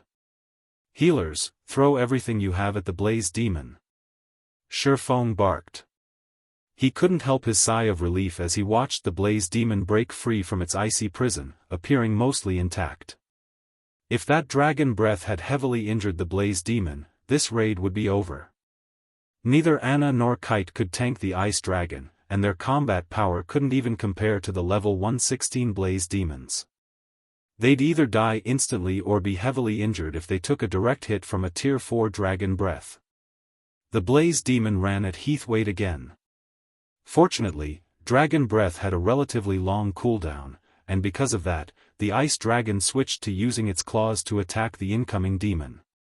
The Blaze Demon proved to be no match for Heathwaite. Each time it blocked an attack, it lost over 8 million HP. Although the Blaze Demon launched a counterattack from time to time, its Tier 4 spells only dealt a few million damage. The two creatures' strengths were on completely different levels. Shifeng only activated Miniature World and Ring of Brilliance to suppress the Ice Dragon and enhance his allies' combat power once the Blaze Demon had secured Heathwaite's aggro. Unfortunately, Miniature World was barely effective against the Infant Dragon. However, Heavenly Dragon's Breath's Dragon Domination was fully effective, reducing the dragon's basic attributes by 20%. Once Heathwaite's basic attributes had been suppressed, Zero Wing's healers were barely able to keep up with the damage the Ice Dragon dealt to the Blaze Demon. Shifeng also used Life Domain to restore the Blaze Demon's HP to full, on occasion. For a time, the Ice Dragon was helpless against the Summon Demon, during which, Heathwaite's HP continued to decrease under Zero Wing's bombardment. 95%. 90%. 85%. However, Heathwaite was not an easy opponent, and it turned its dragon breath on a random target from time to time. The players who had failed to dodge the attack had become ice sculptures, losing all of their HP in the blink of an eye. Dragon breath had even slain Turtledove, despite her active life-saving skill. As Heathwaite's HP continued to fall, the intervals between each dragon breath grew shorter. By the time Heathwaite's HP reached 30%, only a little over half of the team remained standing. Despicable ants. I'll burn you to ash. Heathwaite bellowed before chanting an incantation. A threefold magic array with a 500-yard radius then appeared above the Ice Dragon, plundering all of the mana within a 1,000-yard radius. Tier 4 Draconic spell, Meteorite Fall. Suddenly, a colossal meteorite, which blocked out the sun, descended from the magic array, growing larger as it emerged. When Zero Wing survivors saw this, they began to despair. A Tier 4 Draconic spell? Even Shifeng's expression darkened at the unexpected sight. How is this possible? Read latest chapters at Wuxia World. EU Draconic spells were some of the most primitive spells in God's domain, beginning at Tier 4. Even dragons rarely possess Draconic spells of the same tier. Meanwhile, a Draconic spell was even more powerful than a large-scale destruction spell, capable of rivaling the god's divine arts. A single blow from such a spell could annihilate tens of thousands of creatures. Not even invulnerability spells could stop their devastation. Anna, summon the Valkyrie. Shifeng shouted. Not even he had a countermeasure for a Tier 4 Draconic spell. Anna's Valkyrie was his only hope. Anna immediately began to chant her angel summoning incantation. Chapter 23-23, Valkyrie vs. Dragon. Anna finished the angel summoning incantation in 2 seconds, and the moment she did, a gigantic magic array appeared above her, no smaller than Heathwaite's meteorite fall. A Valkyrie with 3 sets of pure white wings then emerged, landing before Anna. A Tier 4 higher Valkyrie? When he saw the upgraded version, Shifeng was stunned. Angel summoning was Anna's legacy skill, and Shifeng had always treated it as his final trump card since the skill allowed Anna to summon a Valkyrie that was 2 tiers higher than her. When Anna had been a Tier 2 personal guard, she had been able to summon a Tier 4 Valkyrie. Now that Anna had reached Tier 3, she should logically be able to summon a Tier 5 Valkyrie. With such a powerful ally, Zero Wings' remaining team should have no problem suppressing a Tier 4 infant dragon. However, Anna's Valkyrie was still only Tier 4. The only difference between the previous Valkyrie and this one was the extra set of wings. Angel's wings represented their status. An angel with 3 sets of wings was considered a higher Ankh with 4 sets were considered archangels. In terms of life rating, archangels rivaled dragons, while higher angels were slightly weaker. But before Shifeng had any time to ponder the matter, the meteorite above them had nearly completed. Block it. Shifeng couldn't care less about the Valkyrie's status at the moment. He immediately commanded Anna to send her Valkyrie to stop Heathwaite's meteorite fall. The higher Valkyrie began to chant an incantation as soon as Shifeng gave the command. The higher Valkyrie's incantation was unique. Rather than draw mana from her environment, it drew on a primitive form of mana from the void. In less than a second, a dazzling, golden spear of thunder manifested in the Valkyrie's hands. An origin spell. Shifeng was ecstatic to see the spear of thunder form from the void's mana in the Valkyrie's hands. Origin spells were the most primitive form of magic in God's domain. They were the root of all spells, capable of rivaling divine arts. However, humanity had lost track of origin spells due to repeated wars between the gods. Shifeng had never expected the higher Valkyrie to use such magic.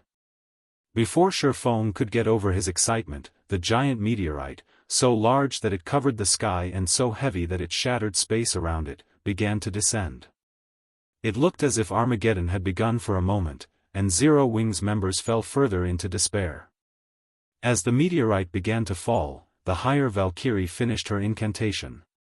She then threw her spear at the meteorite. Soundlessly, the thunder spear transformed into a streak of golden light as it struck the incoming meteorite. Boom! The moment the 2 attacks met, the impact caused a powerful explosion. The resulting shockwave was so powerful that it nearly lifted the players below off their feet. The gigantic meteorite disintegrated into countless, smaller meteors that rained down, creating craters as they struck the ground. Every meteorite was nearly as powerful as a Tier 4 large-scale destruction spell. Zero Wings members gaped as they watched the stones slam into the ground.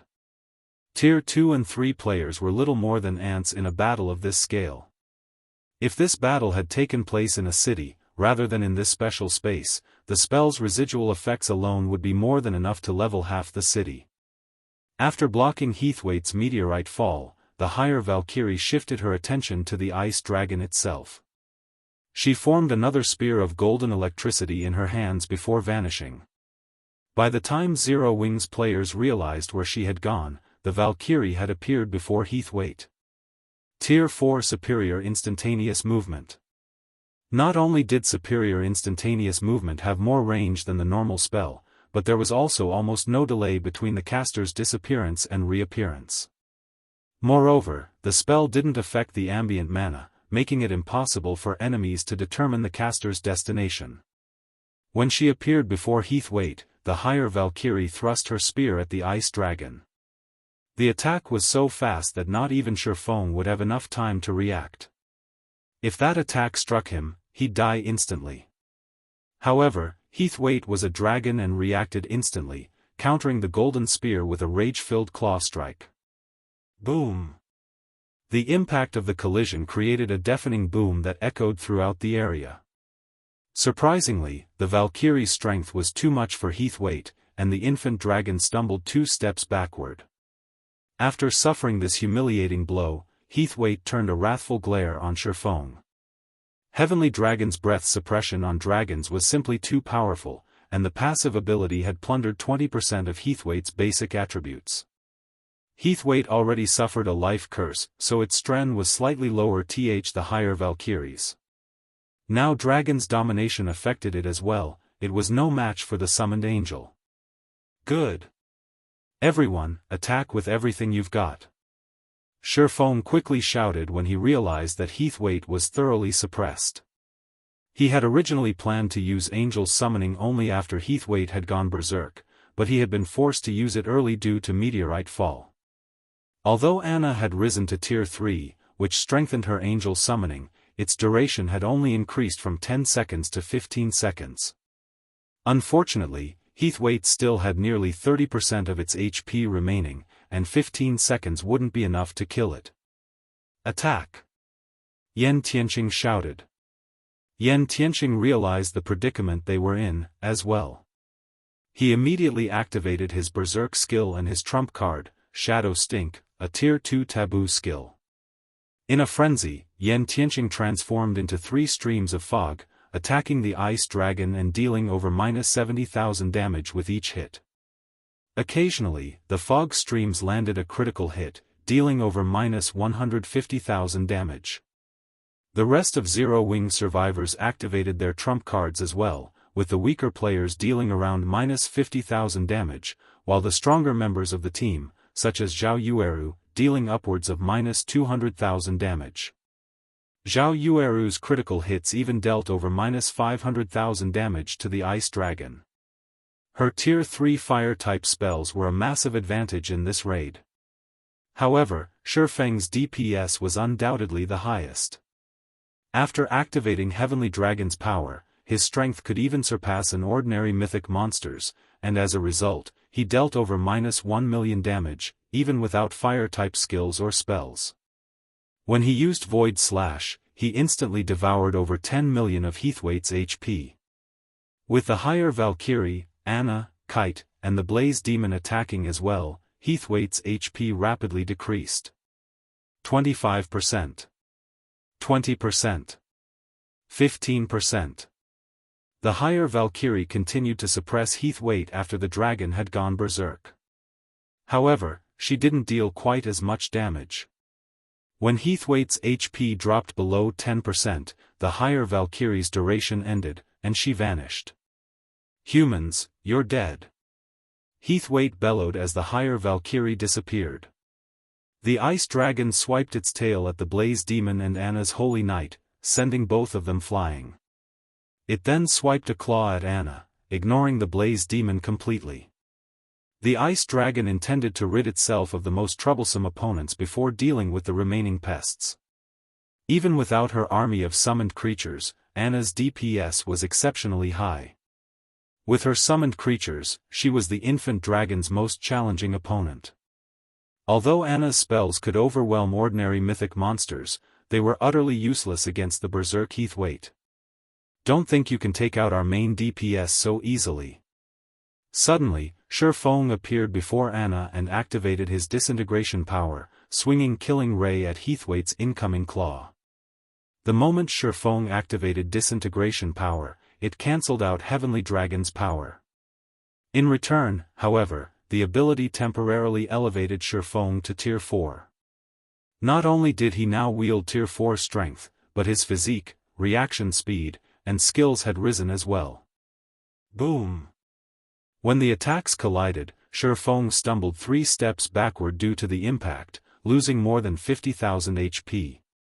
He was still at a disadvantage, but he had successfully blocked Heathwaite's berserk attack.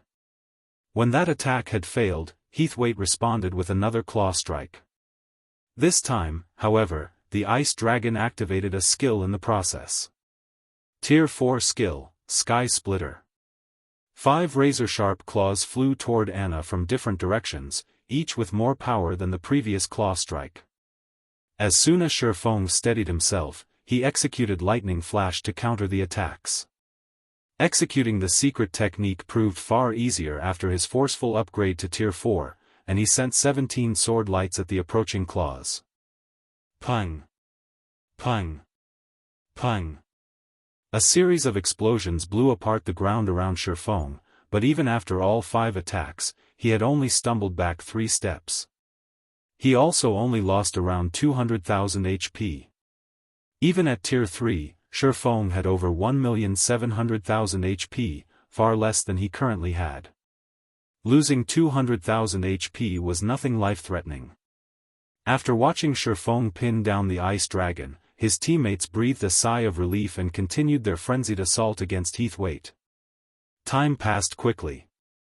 As the battle progressed, Heathwaite's attacks grew stronger, but with the Blaze Dragon and the Holy Knight's help, Shifeng kept the Ice Dragon in check, preventing it from harming Anna or Kite. However, the team suffered the occasional casualty when Heathwaite fired its dragon breath. 5%. 4%. 3%. When Disintegration Power's duration ended, Shifeng followed it up by activating Power of Darkness and Blade Awakening, relying on his twofold Berserk's effects to tank Heathwaite's attacks.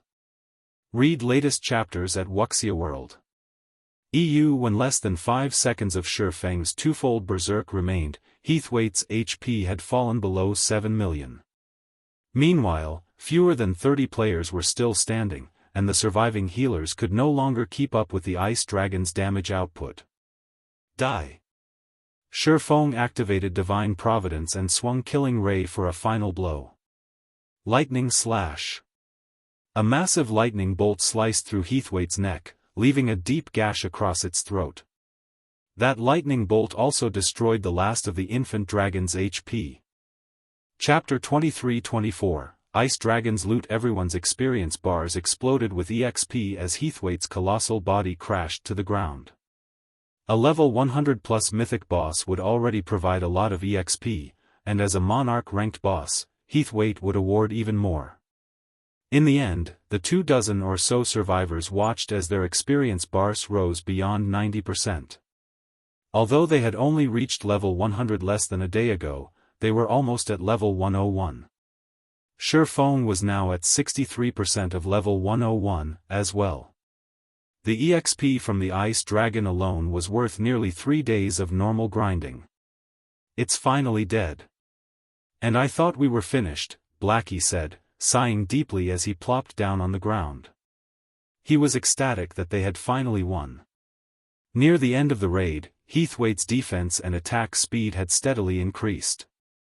At one point, Shifeng hadn't even been able to pin down the Ice Dragon with the Blaze Demon and Holy Knight's help. Moreover, Heathwaite's battle recovery generated over 10 million HP every 5 seconds, and as a result, they had barely moved the infant dragon's HP bar toward the raid's end. Yan Tianqing and the others felt like survivors of some great disaster. None of them wanted to imagine how the raid would have gone without Shifeng's Bible of Darkness and 2 personal guards. When Heathwaite had died, it had dropped over 100 items beside its corpse, forming a small mountain that radiated waves of intense pressure. It's so powerful.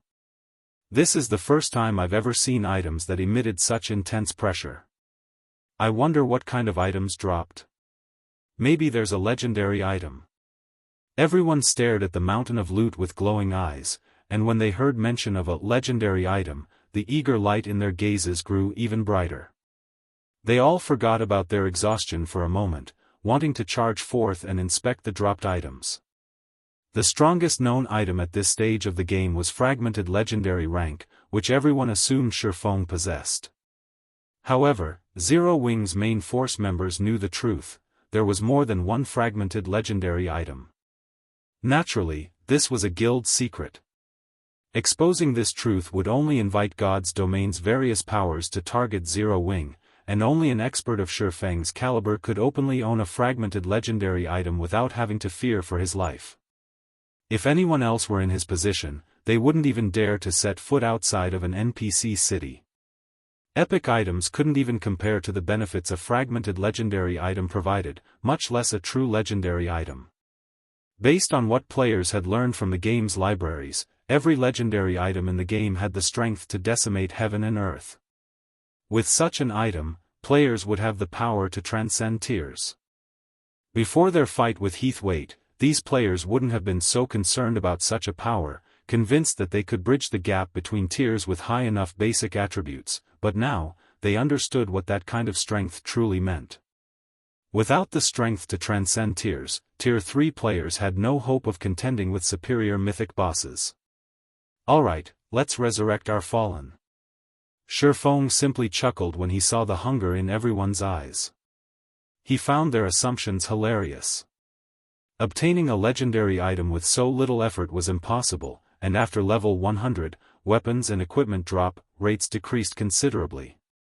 On average, even mythic bosses' loot would consist of fine gold weapons and equipment.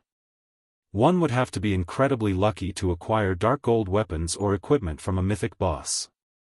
However, Shifeng had to admit that he was surprised by how much Heathwaite had dropped. This was the first time he had felt such an incredible pressure from a boss's loot, as well.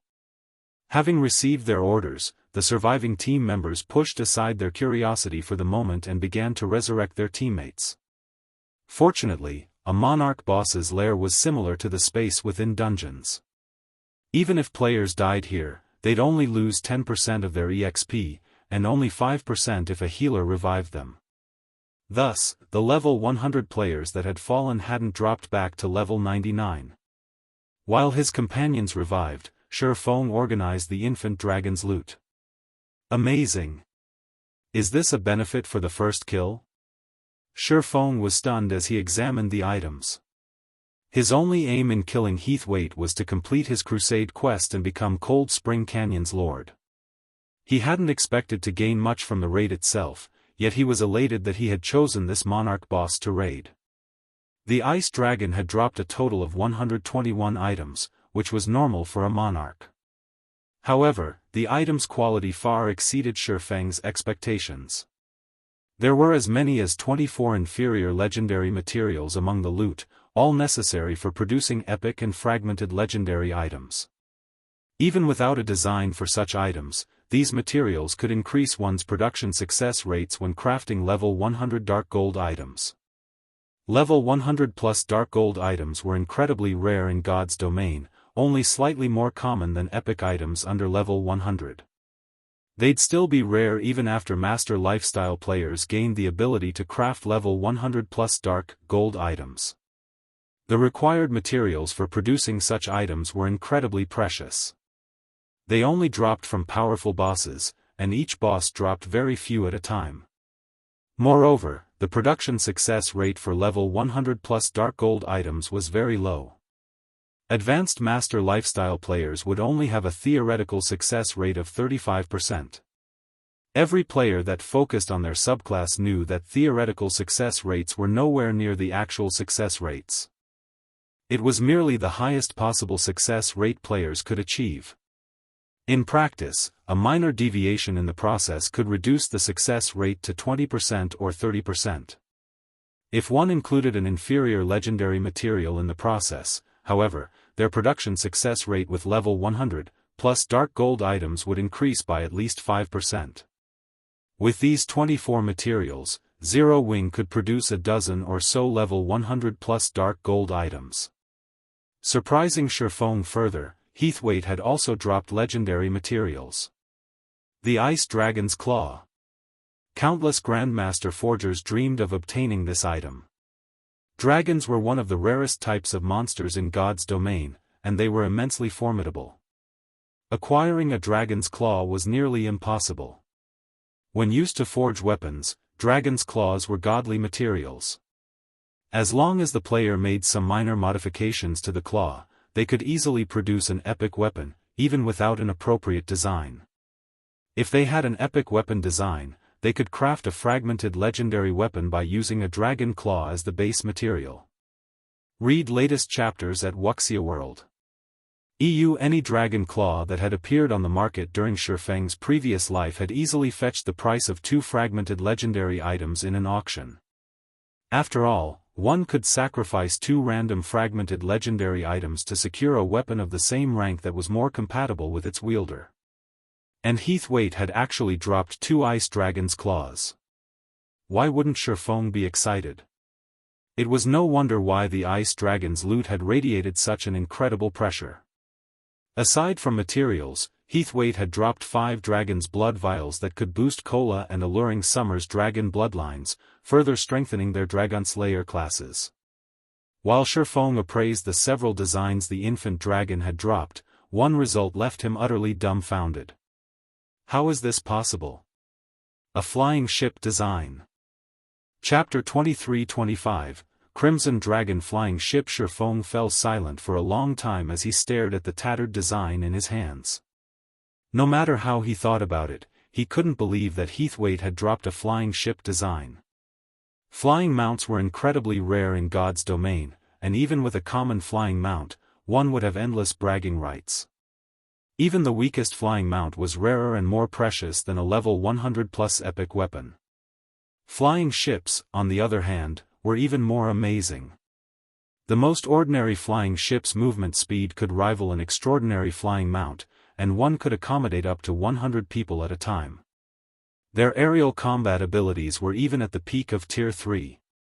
However, the main continent's various countries had monopolized the technology for flying ships, and players typically had no way to get their hands on one. At best, players could rent an airship, which could only transport goods and people, from one of the kingdoms or empires.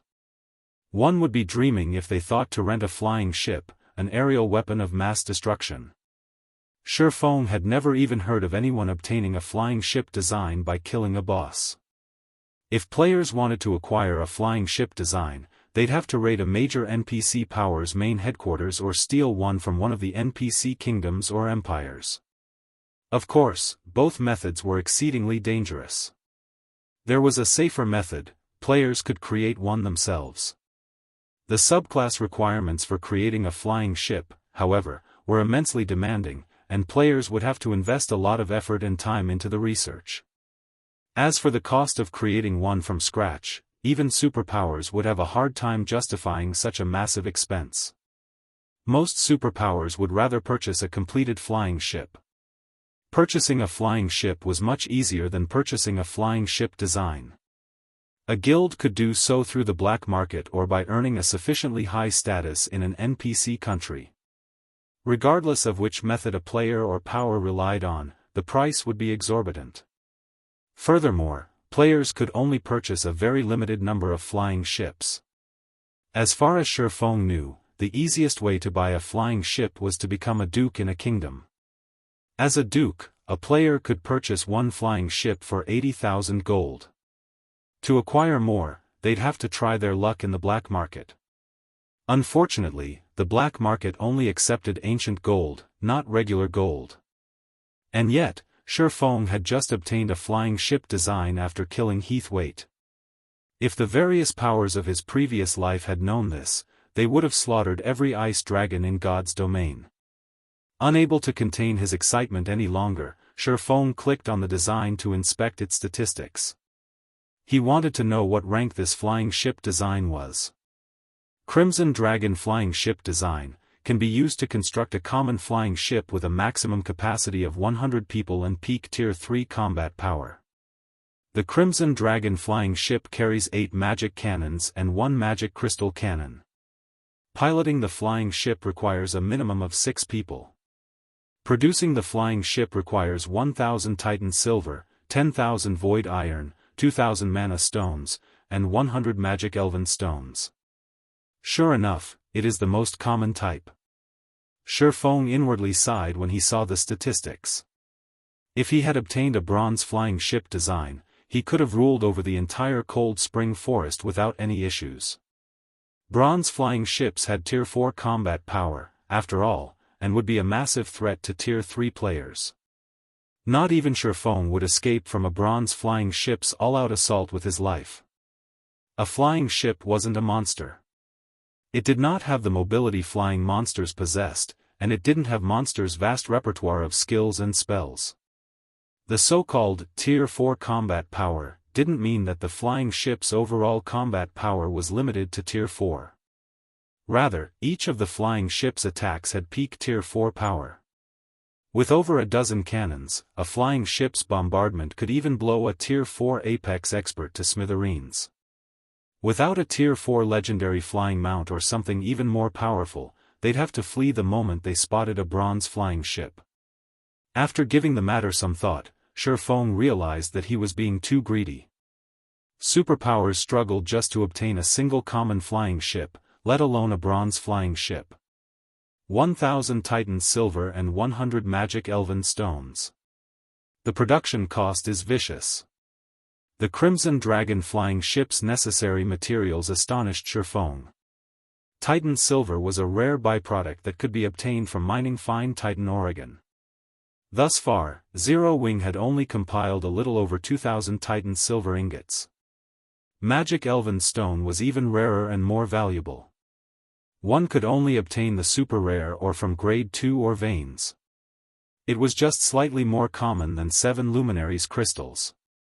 Including the other materials, producing the Crimson Dragon flying ship would cost roughly 50,000 gold, several times more than the bronze-ranked Guardian Puppet's production cost.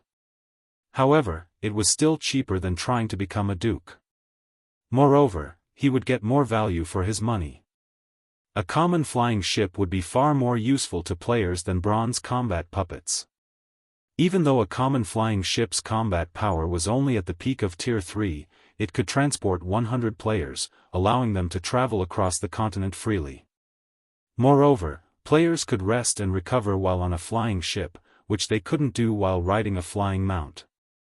The recovery ability wasn't very powerful, but it was a precious asset when exploring level 100. Plus neutral maps. Moreover, players would be able to flee when they encountered mythic-ranked flying monsters thanks to the flying ship's defensive capabilities. Did the boss drop something good, guild leader? Blackie asked, curious about the joyful expression on Shifeng's face. Here, take a look for yourselves, Shifeng said, chuckling. Aside from the flying ship design, he shared the loot's information in the team chat. Crap. Legendary materials. And that's a design for a level 100 secret silver equipment.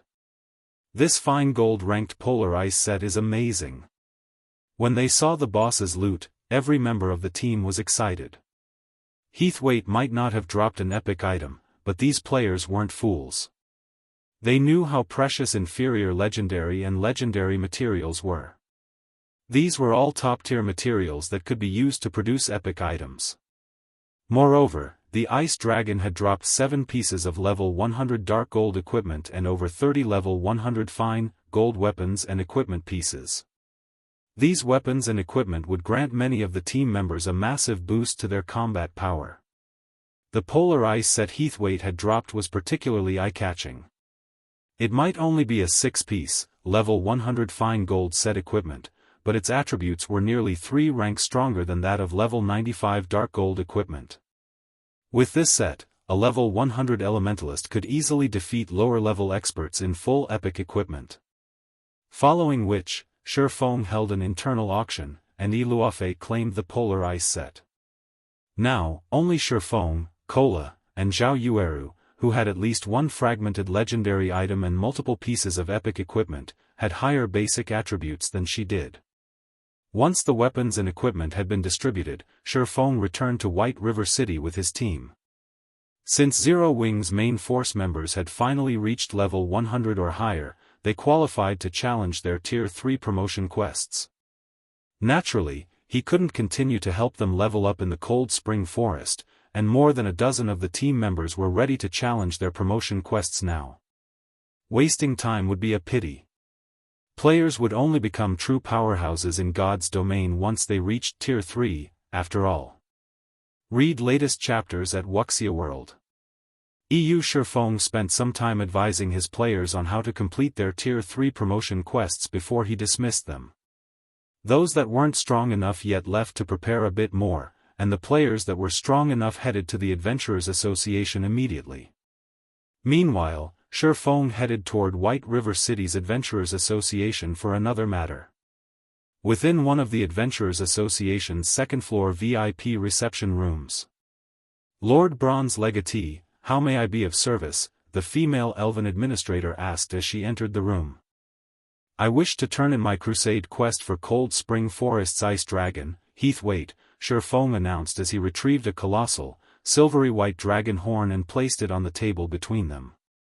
This dragon horn was proof that he had slain Heathwaite.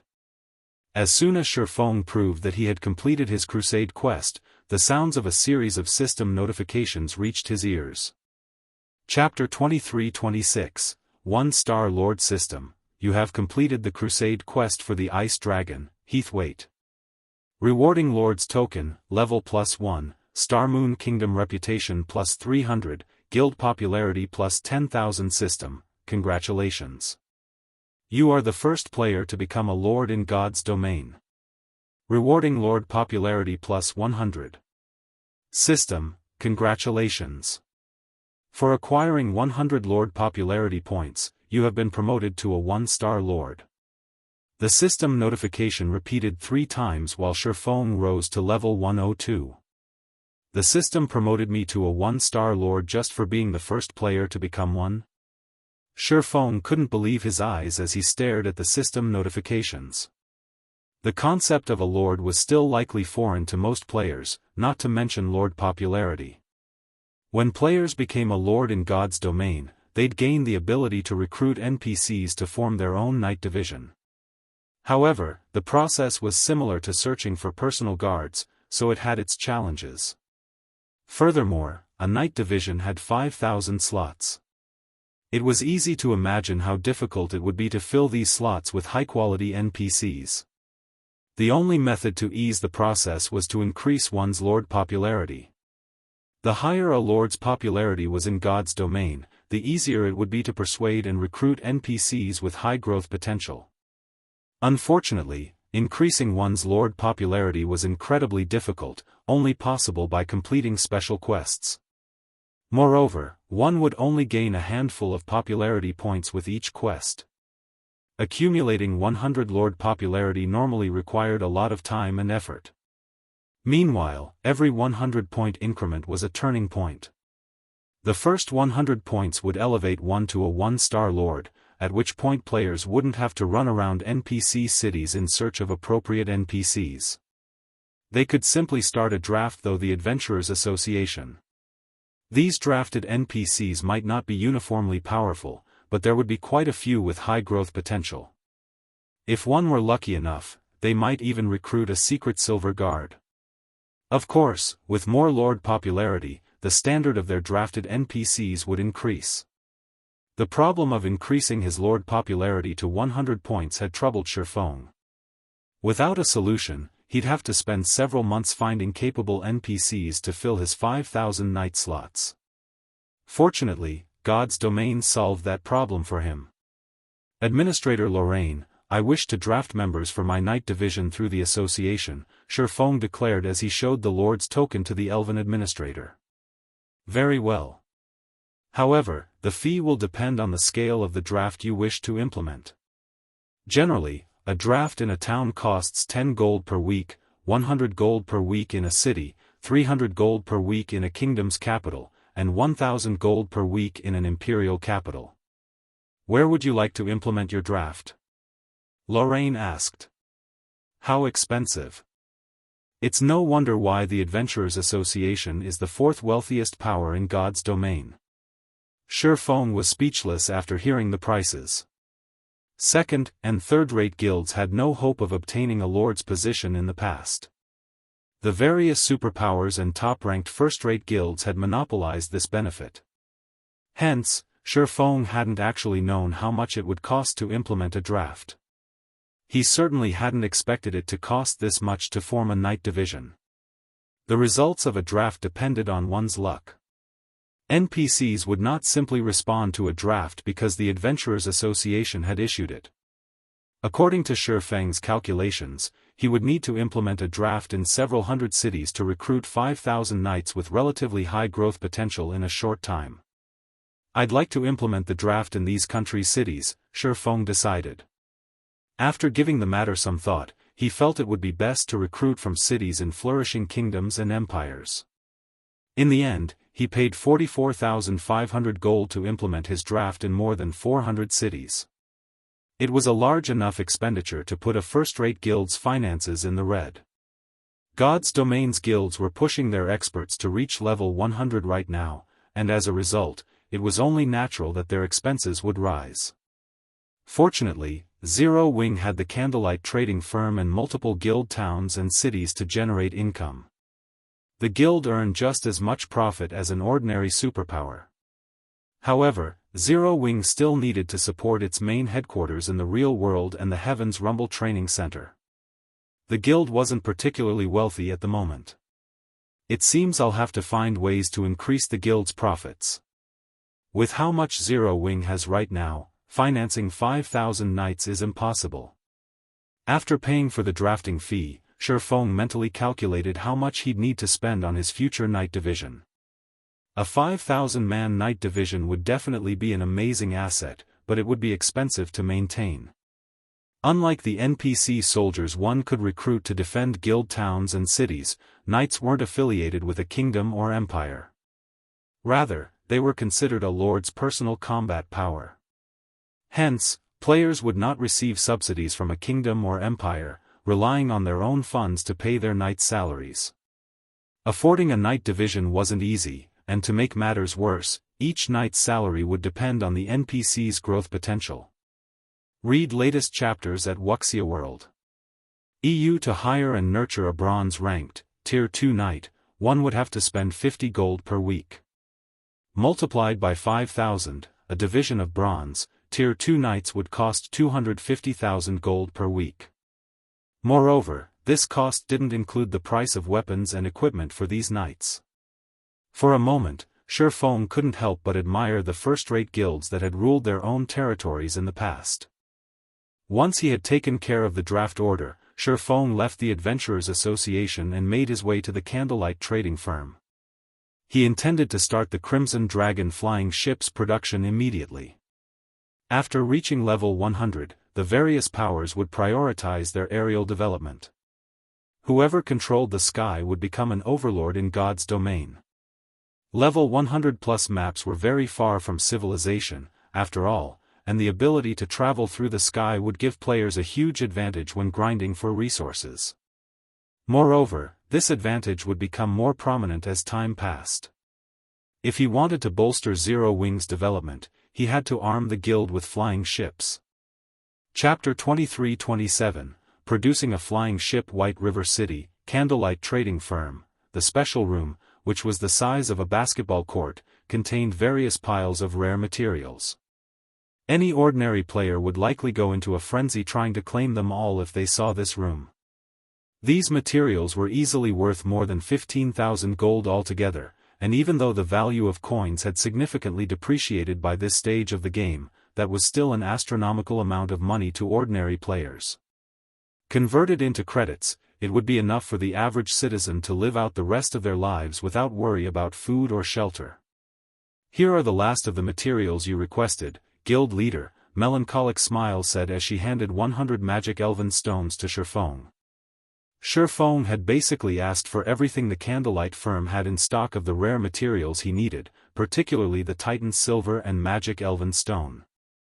These were rare drops, even from the Flame Demon's valleys attributed or vain. No other guild could likely fulfill Shi Feng's demand for 100 magic elven stones. Good. Shi Feng nodded approvingly after inspecting the materials in the room. He then continued in a serious tone, I'll need you to help me with something later, but you must keep it an absolute secret. I can't tell anyone. Melancholic Smile was a little confused. The Candlelight trading firm rigorously screened any potential members before they were recruited. Moreover, all core members were required to sign a series of strict contracts, ensuring the smallest chance possible that the firm's technology and methods leaked. Sharing such technology required one to transfer designs. Without the correct design, it didn't matter if a player knew how to produce an item. Now, however, Shifeng forbade her from even mentioning their discussion. It was a bit unusual. "You'll understand soon," Shifeng said. He then carefully pulled the Crimson Dragon flying ship design from his bag and placed it on the stone table before him. Melancholic Smile didn't think much of the design initially. She had seen plenty of precious and rare designs and recipes in her line of work. She had grown numb to such surprises. However, when she realized what this design booklet depicted, she froze in shock. Flying ship. Melancholic Smile could not believe her eyes. As a lifestyle player and the Candlelight trading firm's manager, she could only dream of crafting an airship, which was only a method of transportation, let alone a flying ship.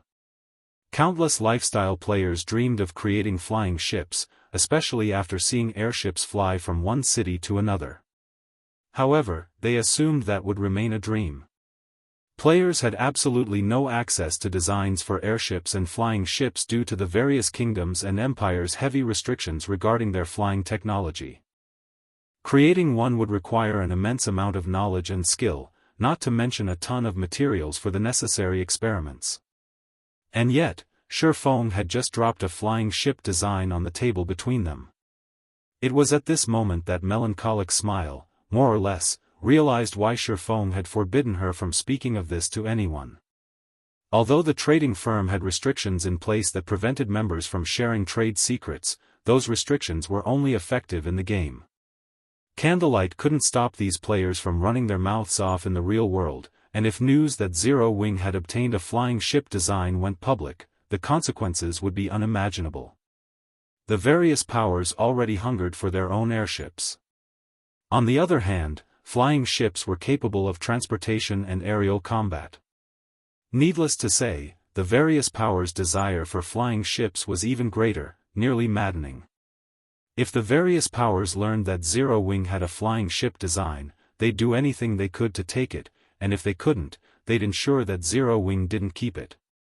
Acquiring a flying ship wasn't easy, but with the design, one could create as many flying ships as they wanted. After a certain point, flying ships would be significantly more useful than combat puppets in battle. Players had ways to deal with combat puppets, after all, but none of them knew how to deal with a flying ship. Hence, the various powers would do whatever necessary to ensure that Zero Wing failed to develop, and they'd strike while they still had an opportunity. That's right, it's a flying ship. I intend to produce one, but I can't handle the task alone. Aside from forgers, I'll need a large number of engineers and alchemists, Shifeng said. To protect this secret, however, I'll need you to split these players into multiple groups and assign them various parts to work on. I'll handle the final assembly. We're going to make one now. The very idea began to make Melancholic Smile nervous. Guild leader, just the core engine is so complex that I'm not even sure an advanced master forger can handle it. If we fail, all of this magic elven stone will be useless. Why don't we wait a little while longer? If it were only an issue of money, Zero Wing could handle it, but these magic elven stones were incredibly rare. Collecting more wasn't simply an issue of money. If they failed in producing the flying ship's engine, they would have to wait for a very long time before they'd have enough elven magic stone to attempt it again. I wish it could wait, too, but Zero Wing can't afford that, Shifeng explained, flashing her a bitter smile. The various major powers were desperately leveling up, and many of them have already begun to explore level 100 neutral maps. The Shadowless Empire's members had made that clear. Once they secured a foothold in level 100 neutral maps, the various superpowers would finally be able to exhibit their true strength. Zero Wing didn't have support from any major corporations. Thus, it couldn't afford to continuously recruit large numbers of experts, especially refinement realm and above experts, rapidly expanding. Zero Wing would have to nurture such experts on its own. There was simply no comparison between the various superpowers and their guild. Obtaining more resources and ensuring it had time to develop was the only way Zero Wing could secure its position in God's domain. That was the only way the guild would survive the intense struggle between the various superpowers in level 100+ neutral maps. Now that Zero Wing had its own territory and had begun to draft NPCs for a knight division, the guild needed more funds and resources to arm its knights. Maintaining a proper knight division with Zero Wing's current income was impossible. Unfortunately, it had become considerably more difficult to earn profits and resources from other worlds now that the planar passages had opened. That left Zero Wing with only one method to increase its income: transportation of goods. The industry would be particularly profitable when it came to moving non-bag space items. Shifeng had intended to produce intermediate traps to earn more funding, but it was too soon to introduce these items to the public. Most of the various large guilds' main forces hadn't begun exploring level 100 neutral maps yet, and demand for intermediate traps would be limited. Furthermore, Zero Wing's members would need these traps as well. Without at least 100 intermediate trap designs, it would be very difficult for Candlelight to produce enough intermediate traps for Zero Wing's purposes and to earn substantial profits. However, transportation methods were a different story, especially when it came to flying ships. Even a common flying ship could carry up to 500 non-bag space items, far more than any sailboat. In addition, flying ships' movement speed was much higher than sailboats. If Zero Wing resold non-bag space materials, it would make a killing. This was why the various superpowers had gone crazy for airships and flying ships during Shifeng's previous life. I understand. I'll copy the design for these parts and split them between multiple groups. I'll ensure that no one has any idea that we're making a flying ship, Melancholic Smile promised, nodding. She then began to examine the flying ship's design and plan accordingly. It shouldn't be very difficult to hide what they were doing. Some of the flying ship's parts were similar to those in ordinary ship designs. Most of the parts that were different would require forgers. As long as Shifeng crafted those parts himself, they shouldn't have any issues keeping this a secret. Melancholic Smile then left to distribute the construction materials and designs among the Candlelight's master lifestyle players. None of these players suspected a thing when they received their orders. This wasn't a usual process, after all, especially after Zero Wing had recently begun to craft bronze speedboats. Meanwhile, Shifeng turned his full attention to forging the flying ship's engine. After producing the Guardian puppets and Hell tanks, he was quite familiar with engine production. The Crimson Dragon flying ship's engine was simply a more complex version.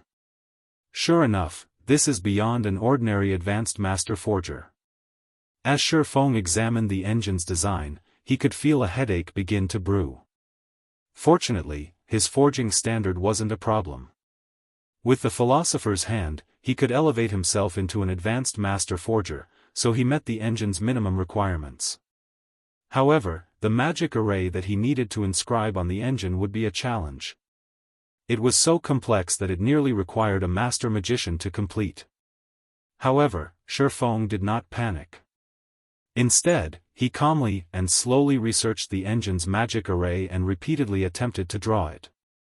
After over a dozen hours of practice, Shifeng had finally learned how to draw the magic array successfully and barely finish it in one go. Good. Let's make the engine now. Shifeng took a short break before he focused on producing the engine.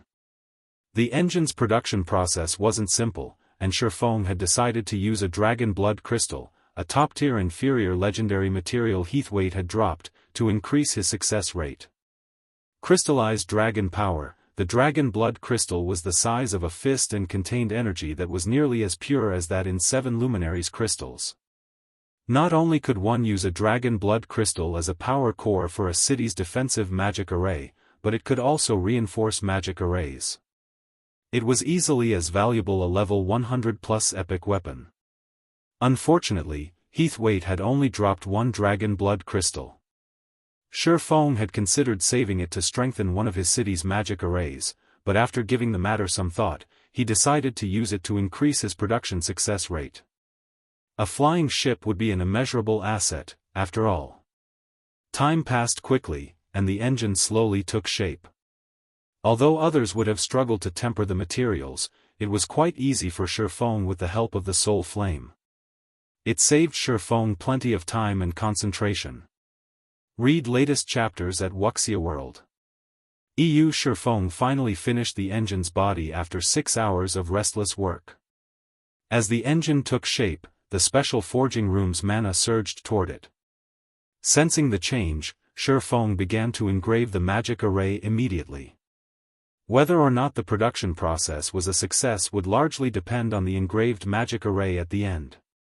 Not only did the array have to be completed within a short time, but it also had to be completed in one move. Shifeng couldn't afford to pause during the process. This was the only way the engine's mana would be able to flow smoothly. A single, minor deviation would waste all of his efforts thus far. 1 minute. 3 minutes. 5 minutes. As the mana flowing into the engine began to thin, Shifeng engraved the array faster. His concentrated rapidly depleted as if he were executing lightning flash with every second that passed. Just as the mana flow was about to cut off, Shifeng finished the last connection, completing the magic array. Chapter 23-28, Advanced Flying Ship. Did it succeed? As a storm of mana enveloped the engine, Shifeng began to grow nervous. The engine was the most difficult part of the flying ship to produce, but once it was complete, the remaining parts would be fairly easy to craft. The most troublesome aspect of the remaining parts was how much manpower they required to produce. Fortunately, with Candlelight's strength, the trading firm had the manpower to simultaneously construct the parts of 3 flying ships, let alone 1. The magic array engraved in the engine began to glow as the mana calmed down, actively gathering the mana into the engine. The engine consumed so much mana that the density in the room increased. Wonderful. It's a success. As Shifeng watched, his expression shifted to one of elation. This wasn't the first time he'd forged an engine, and if it had failed, he knew the stream of mana flowing into it would have been unstable. Now that this was done, he was practically guaranteed to produce a Crimson Dragon flying ship. Moreover, he hadn't expected the mana density in the room to rise to such an extent. The flying ship's engine drew in at least 3 times more than the bronze combat puppet's engine. An engine was the very heart of a machine and played a major role in determining the machine's strength. Following which, Shifeng tapped on the engine to appraise it. System: Bronze flying ship engine has been forged successfully. Forging proficiency increased by 1,000 points. Obtained 40 million EXP. The dragon blood crystal's effects are so powerful? Shifeng stared at the results with wide, bloodshot eyes. He had already been relieved that the production process had been a success, but he hadn't expected the dragon blood crystal to upgrade the engine's rank from common to bronze. Normally, bronze engines only powered bronze flying ships. An engine like this would definitely increase a common flying ship's rank. After all, common and bronze-ranked flying ships required roughly the same quality of materials. Their engines were the main factor that made a difference. Shifeng immediately notified Melancholic Smile to hasten the remaining parts' construction. After more than 20 hours, Candlelight's master lifestyle players finally produced all of the Crimson Dragon flying ship's various parts. However, Shifeng didn't start the assembly process when Melancholic had delivered them. Rather, he used the 7 Luminaries Ring spatial gate to transport Melancholic Smile and himself to an open field within the White River City region. A flying ship was massive, much larger than a sailboat. The special forging room just didn't have enough space. Hence, Shifeng needed an open location for the final assembly. Of course, to protect this guild secret, he decided to construct the flying ship in an empty, open plain. There was an extremely large number of parts to a flying ship. Normally, if a player tried to assemble one themselves, they'd need at least 2 days to complete the task. However, Shifeng and Melancholic Smile had already become intermediate master forgers, saving a lot of time with their skills.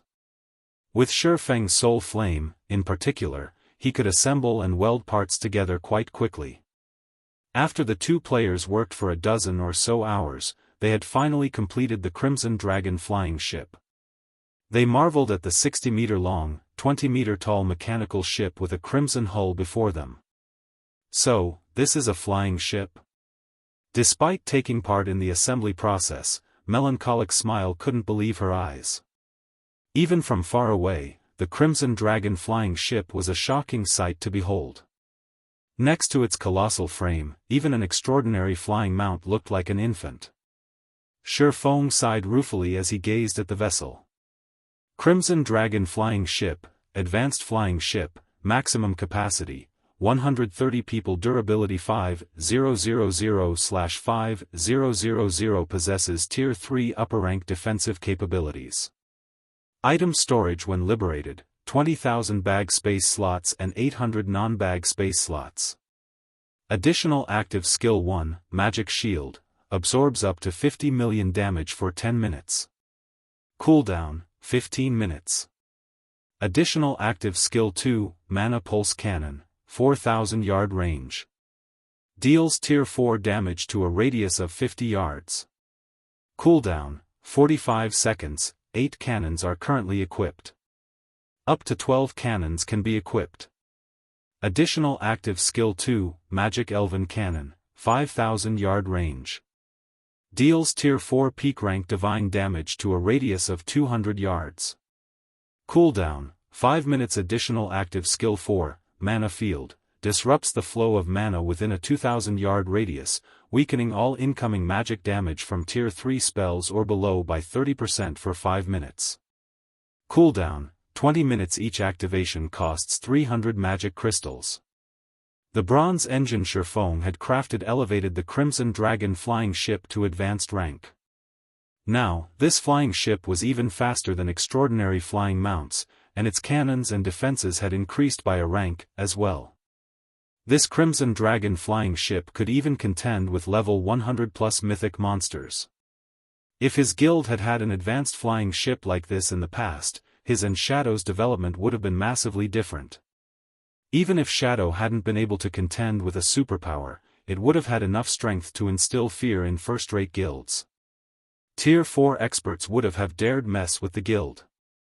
If Dragonheart Island superpowers find out that we have this Crimson Dragon flying ship, they'll die from envy, Melancholic Smile said, astonished as she inspected the flying ship statistics.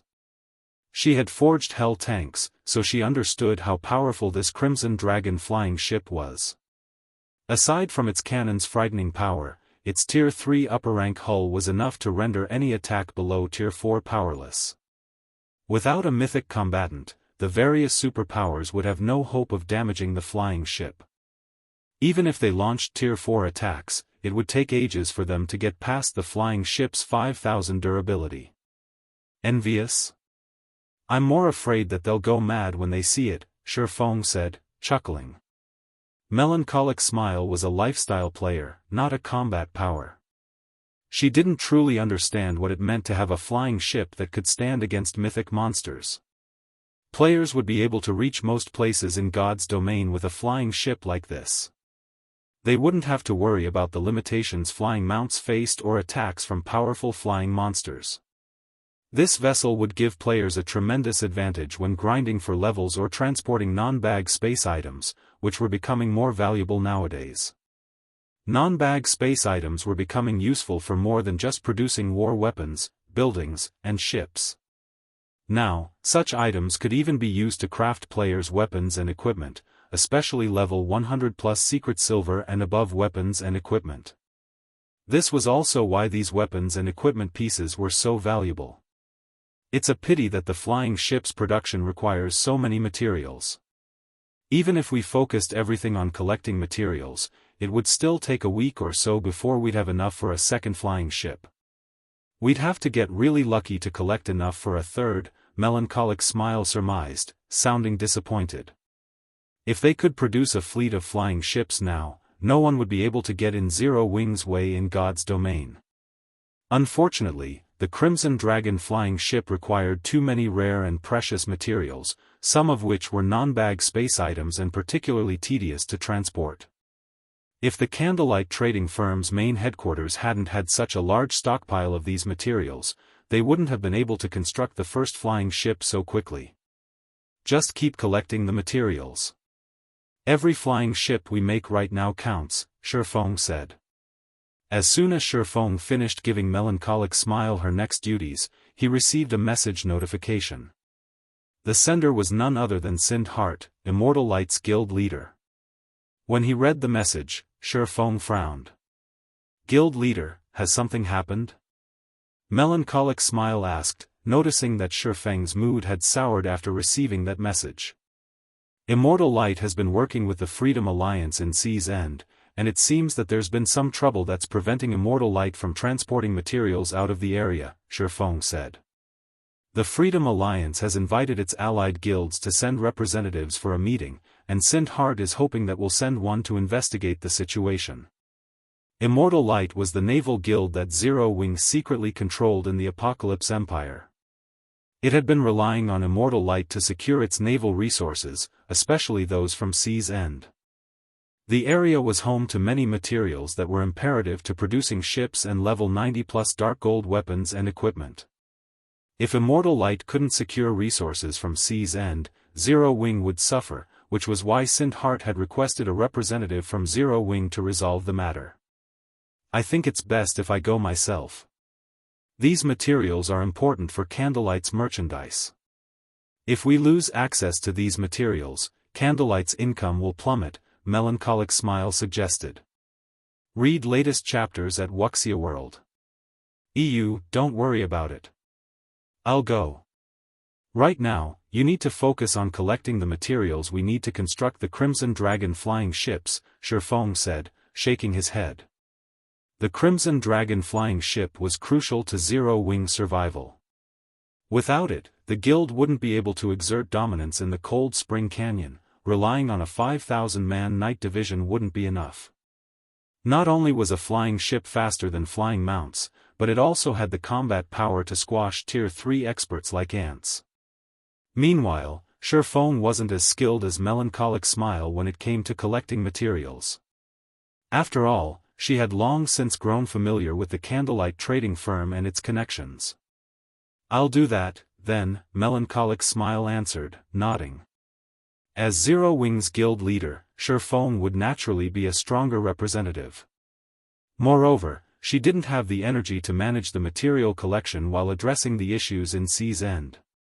Melancholic then used a return scroll to teleport back to White River City, while Shifeng stored the Crimson Dragon flying ship in his epic spatial bag and made his way toward the Apocalypse Empire. Chapter 23-29, Times Have Changed. Apocalypse Empire, Blue Bay City. After teleporting to Apocalypse City, Shifeng continued toward Blue Bay City, one of the Empire's port cities. Although Blue Bay City wasn't a particularly large NPC city, its player traffic was intense. Shifeng saw an endless stream of players entering and leaving the city's teleportation hall. Moreover, many of these players wore exquisite clothing and the 2-star merchant's insignia. Some even had the 3-star insignia. The merchant's insignia was proof of a merchant player's ability. The higher a merchant player's star rank was, the greater their ability. Normally, 3-star merchant players were supported by a large guild, and they possessed significant resources and sales connections. Hence, they were known as great merchants and were even rare in imperial capitals. And yet, Shifeng encountered quite a few great merchants in Blue Bay City. Based on the bland reactions to these merchant players, their presence in the city didn't seem to be unusual. So many great merchants gathered in Blue Bay City because it was a trading port. Countless players came into port each day with resources from the various neutral powers out at sea, which allowed the merchant players in the area to earn huge profits. This city's development speed is amazing. I doubt it'll be long before Blue Bay City is promoted to a large-scale city and gains a Tier 4 NPC Magistrate Manager. As he watched the various horse and transport carriages rolling down the streets, Shifeng had to admit that Sind Hart had impressed him. When Sindhart had wanted to move Immortal Light to a new city, Shifeng had suggested that he develop near the sea. The various first-rate guilds hadn't been paying much attention to the ocean at that time, after all. By relying on the few resources Zero Wing had provided, Sindhart had established Immortal Light in one of the Apocalypse Empire's port towns, eventually expanding the guild to occupy all of Blue Bay City. Now, Blue Bay City was almost ready for its promotion into a large-scale NPC city, and Immortal Light's naval prowess had grown powerful enough that the guild didn't need to fear first-rate guilds. Sindhart's management was even more impressive than Gentle Snow or Aqua Roses. Not only would Blue Bay City grow larger once it became a large-scale NPC city, but the conveniences it offered would also improve. The city would have no trouble accommodating a large number of players, and Immortal Light would even qualify to contend with the Apocalypse Empire's first-rate guilds. As Shifeng left the teleportation hall, he headed toward a nearby advanced restaurant. A level 96 man approached him as he arrived. The Elementalist wore 5 pieces of epic equipment, and the weakest piece on him was level 95 Dark Gold rank. 2 more level 96 players followed the Elementalist, one of which was a cleric, while the other was a berserker. Both wore 3 pieces of epic equipment. Seeing these 3 greet Shifeng, the rest of the players in the restaurant were surprised. Who is that guy? Immortal Light's guild leader and 2 of its great experts are actually welcoming him. Could he be some big shot? Every player in Blue Bay City knew of Immortal Light's guild leader, Sindhart, as well as the 2 great experts that accompanied him. To secure control of the city, Immortal Light had challenged and defeated many of the large guilds that had occupied Blue Bay City. It had even sunk a first-rate guild's fleet, which had spread its fame across the Apocalypse Empire. Moreover, Sindhart was even one of the top 10 elementalists in the Empire. Even first-rate guild leaders treated him with respect. Yet now, Sindhart had been waiting to greet an ordinary-looking player. Why wouldn't this surprise them? Hearing the hushed discussions around him, Sindhart had Immortal Light's members clear out the restaurant. The spectators obediently stopped talking and scattered. I hadn't expected you to make the trip here, Brother Yifeng. With you, we'll stand a much better chance in Sea's End, Sindhart said as he greeted Shifeng. Brother Sindhart, you jest. May I know what happened with the Freedom Alliance? Why is it calling in its allies for a meeting? Shifeng asked, getting straight to the point. I've just received some information regarding the situation. Let's head inside to continue our conversation, Sindhart insisted, his expression becoming disheartened at the mention of the Freedom Alliance. He led Shifeng into the advanced restaurant he had fully reserved earlier. As Shifeng and Sindhart entered the restaurant, the cleric and berserker gave each other disgruntled looks behind Shifeng's back. This guy doesn't think much of our guild, does he? He started demanding answers as soon as the boss walked up to him. Our boss is too mild-tempered. If I were in his position, I would have given this guy a piece of my mind. I don't want him thinking that Immortal Light is the same small guild it had been in the past. Forget it. He'll see how powerful Immortal Light has become once we get to Sea's End. The 2 experts weren't pleased with Shifeng's behavior. Immortal Light might have received a lot of resources from Zero Wing and shared half of its shares with the guild, but Immortal Light had changed. Now, it was only slightly weaker than the Empire's first-rate guilds, and on the water, it was even stronger than some of them. Not only was Sindhart Immortal Light's guild leader, but he was also an extraordinary expert who had successfully repelled the peak experts King's Return had sent. Even superpowers were wary of his strength at sea, yet Shifeng treated the man so casually. Once they had taken their seats in the restaurant, Sindhart filled Shifeng in on the details regarding the Freedom Alliance's recent actions. A new power had joined the Freedom Alliance, and now, the Alliance had 12 major fleets, not 11. This new power was exceptionally powerful. It had started out as the last-ranked 12th fleet, but it had soon taken the top position in the Freedom Alliance. This had significantly changed the status quo in the Freedom Alliance. The Alliance had only controlled 3 of the major cities in Sea's End, but now, it controlled 5. Naturally, this had caused a qualitative improvement regarding its resource income. Normally, this development would be a good thing, but the newly minted First Fleet wanted to reorganize the Freedom Alliance's partnerships with the various powers, including disqualifying some of them. Hence, the Alliance had invited the various powers to visit Starfall Island for this meeting. Starfall Island was a particularly dangerous location in Sea's End. Ordinary ships wouldn't make it into the sea zone, torn apart by the area's powerful sea monsters. One could only get through with a sufficiently strong fleet. A new power has joined the Freedom Alliance? Realization dawned upon Shifeng when he heard Sindhart's explanation. A commotion had occurred in the Freedom Alliance during Shifeng's previous life, but Silent Entropy, the original First Fleet's commander, had eventually suppressed it. Unfortunately, Silent Entropy and his fleet had suffered a massive setback thanks to Shifeng, which must have prevented him from controlling the situation. This resulted in a new power taking over the Freedom Alliance. Read latest chapters at Wuxia World. EU. Since the Freedom Alliance has grown stronger, they want to see whether their partners still qualify to participate in their alliance. While I can understand its reasoning, I had never thought something like this would happen so suddenly, Sindhart said, smiling bitterly.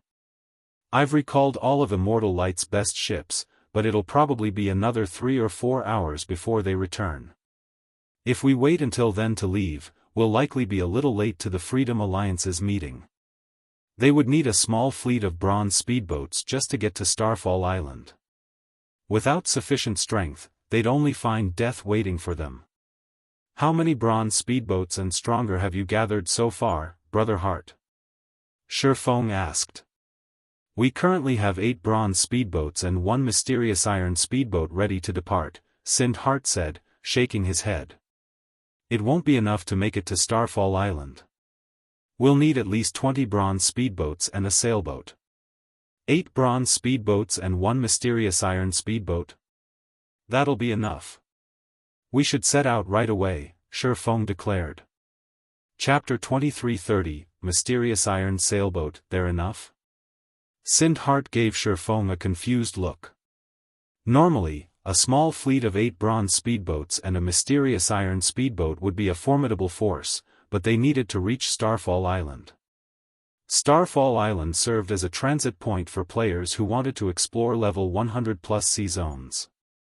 Every sea monster near the island was level 95 or higher, and their population density was terrifying. One could even encounter Mythic-ranked King-class sea monsters in the area. Without a sufficiently powerful fleet, their journey to Starfall Island would be a one-way trip. I've brought a sailboat with me. With it, we should have enough combat power, Shifeng tried to reassure Sindhart when he saw the man's worried expression. He then took out the crystalline bottle housing the Storm's sailboat from his bag. A mysterious iron sailboat?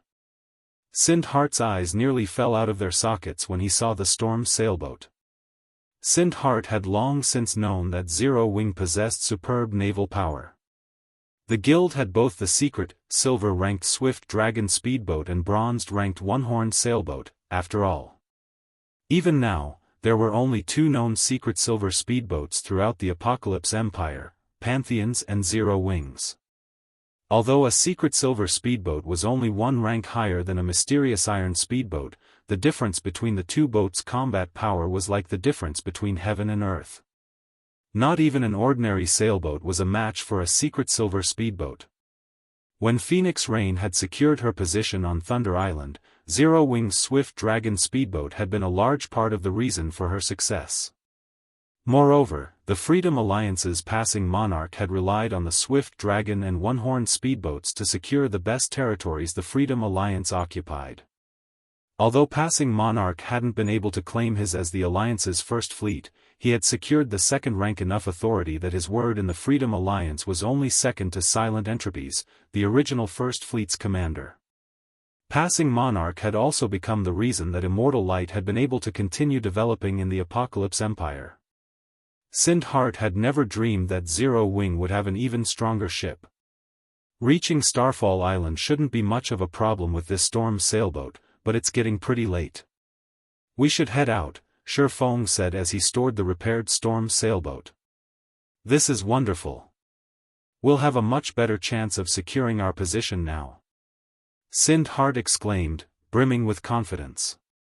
Setting aside Zero Wing's strength as a pseudo-superpower and the relationship between Passing Monarch and Shifeng, the Storm's sailboat would be more than enough to ensure Immortal Light retains its position as one of the Freedom Alliance's partners.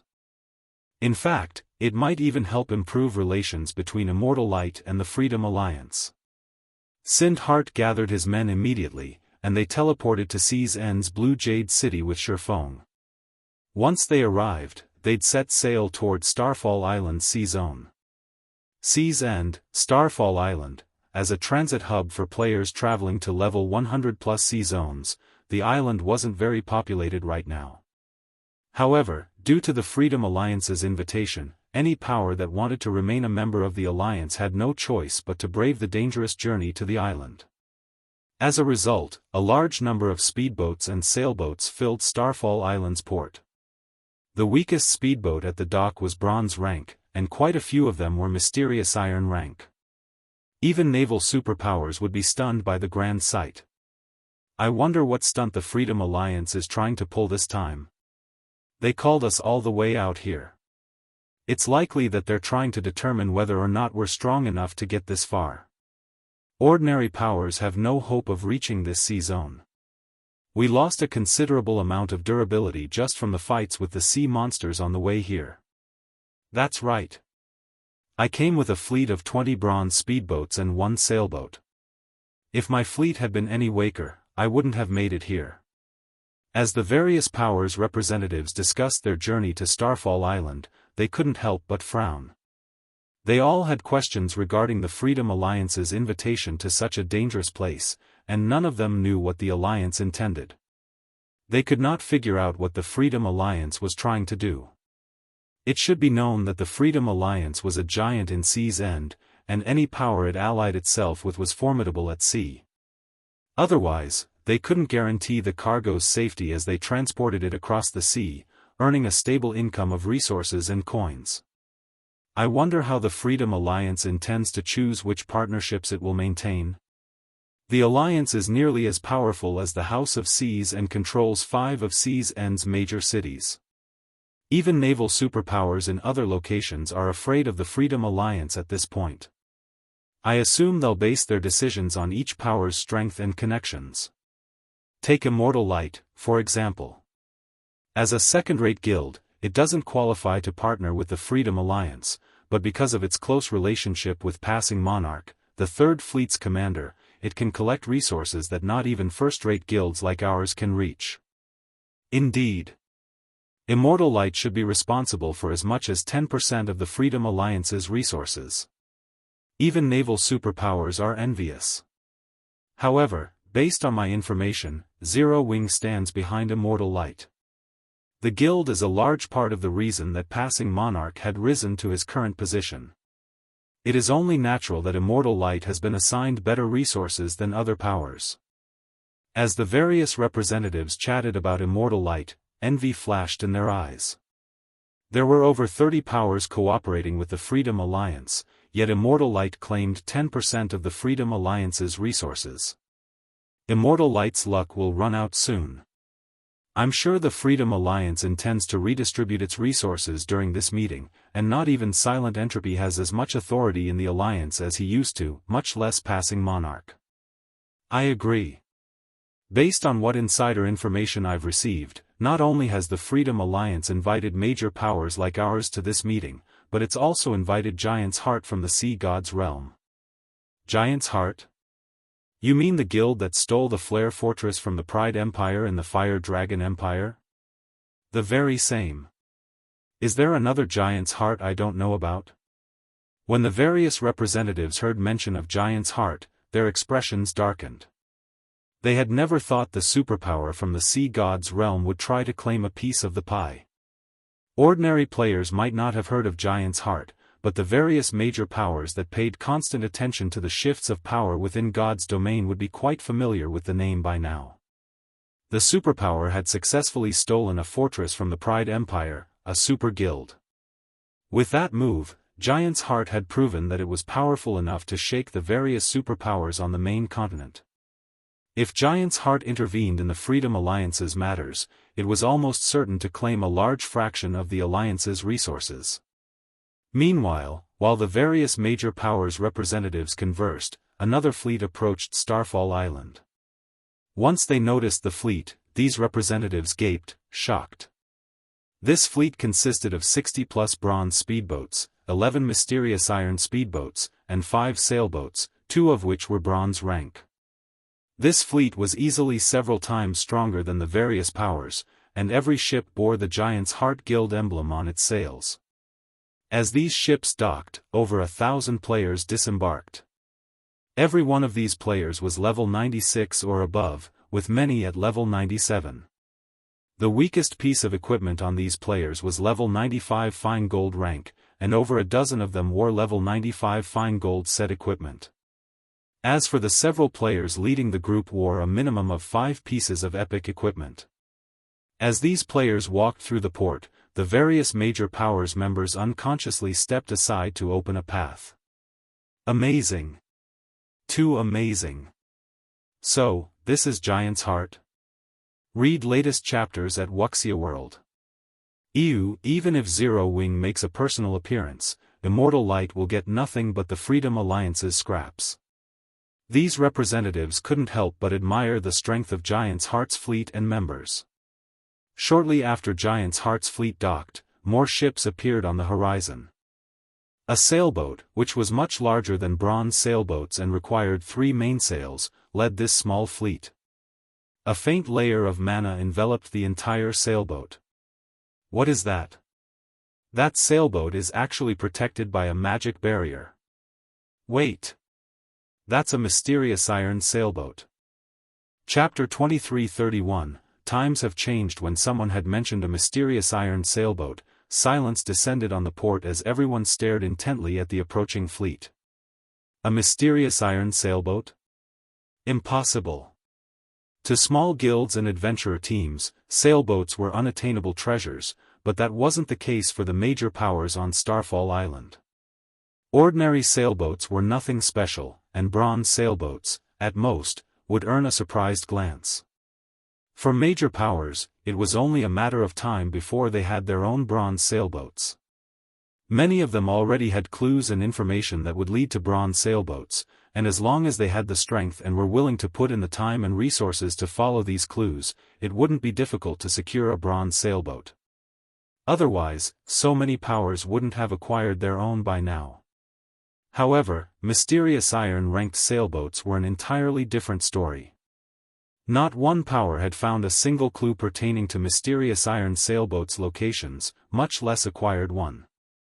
Although there was only one rank between a mysterious iron sailboat and a bronze sailboat, the difference between the two boats' strength was like the difference between heaven and earth. A bronze sailboat had slightly stronger defense and firepower than an ordinary sailboat, but at mysterious iron rank, its defense would undergo a qualitative transformation. At that point, a sailboat could block Great Lord-ranked sea monsters' attacks without losing any durability.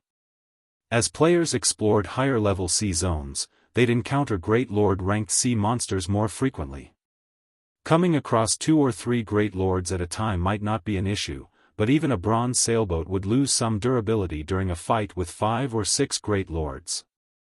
Without multiple ships, long journeys at sea would be impossible, as would exploring dangerous sea zones. Crap. It really is a mysterious iron sailboat. A mysterious iron sailboat. Our guild could practically move unhindered through a level 100 sea zone if we had one of those. Amazing. Whose fleet is that? They actually sent a mysterious iron sailboat to lead it. The various major powers couldn't help their shock and curiosity as they watched the gradually approaching storm sailboat. Aside from the up-and-coming superpower, Giant's Heart, they hadn't expected another power with the ability to field a mysterious iron sailboat to participate in this meeting on Starfall Island. The storm sailboat glided to a stop by one of the port's docks while the representatives quietly chatted amongst themselves. As Immortal Light's members stepped onto the dock, many players quickly recognized Sind Heart. His arrival caused an instant sensation at the port. Sindhart? That mysterious iron sailboat belongs to Immortal Light? Impossible.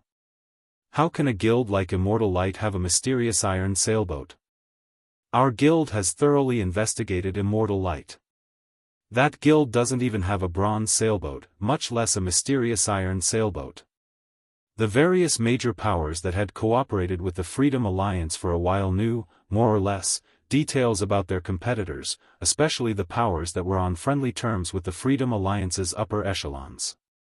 Since Immortal Light received 10% of the Freedom Alliance's resources, the other powers had paid particularly close attention to the guild. Thus, all of these representatives knew how powerful Immortal Light was as a guild. However, none of them knew how to rationalize the storm sailboat they saw before them. No, that's not it. I don't see Immortal Light's guild emblem on the sailboat. It wasn't long before one of the players noticed something amiss. Moreover, the person beside Sindhart looks like Zero Wings Yifeng. The declaration inspired everyone to take a closer look at the player accompanying Immortal Heart's guild leader.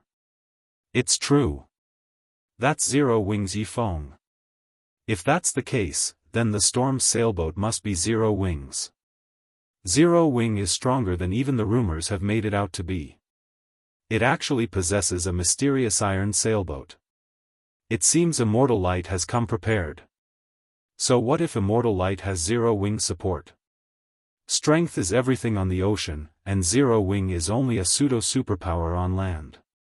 How could it possibly contend with naval guilds like ours?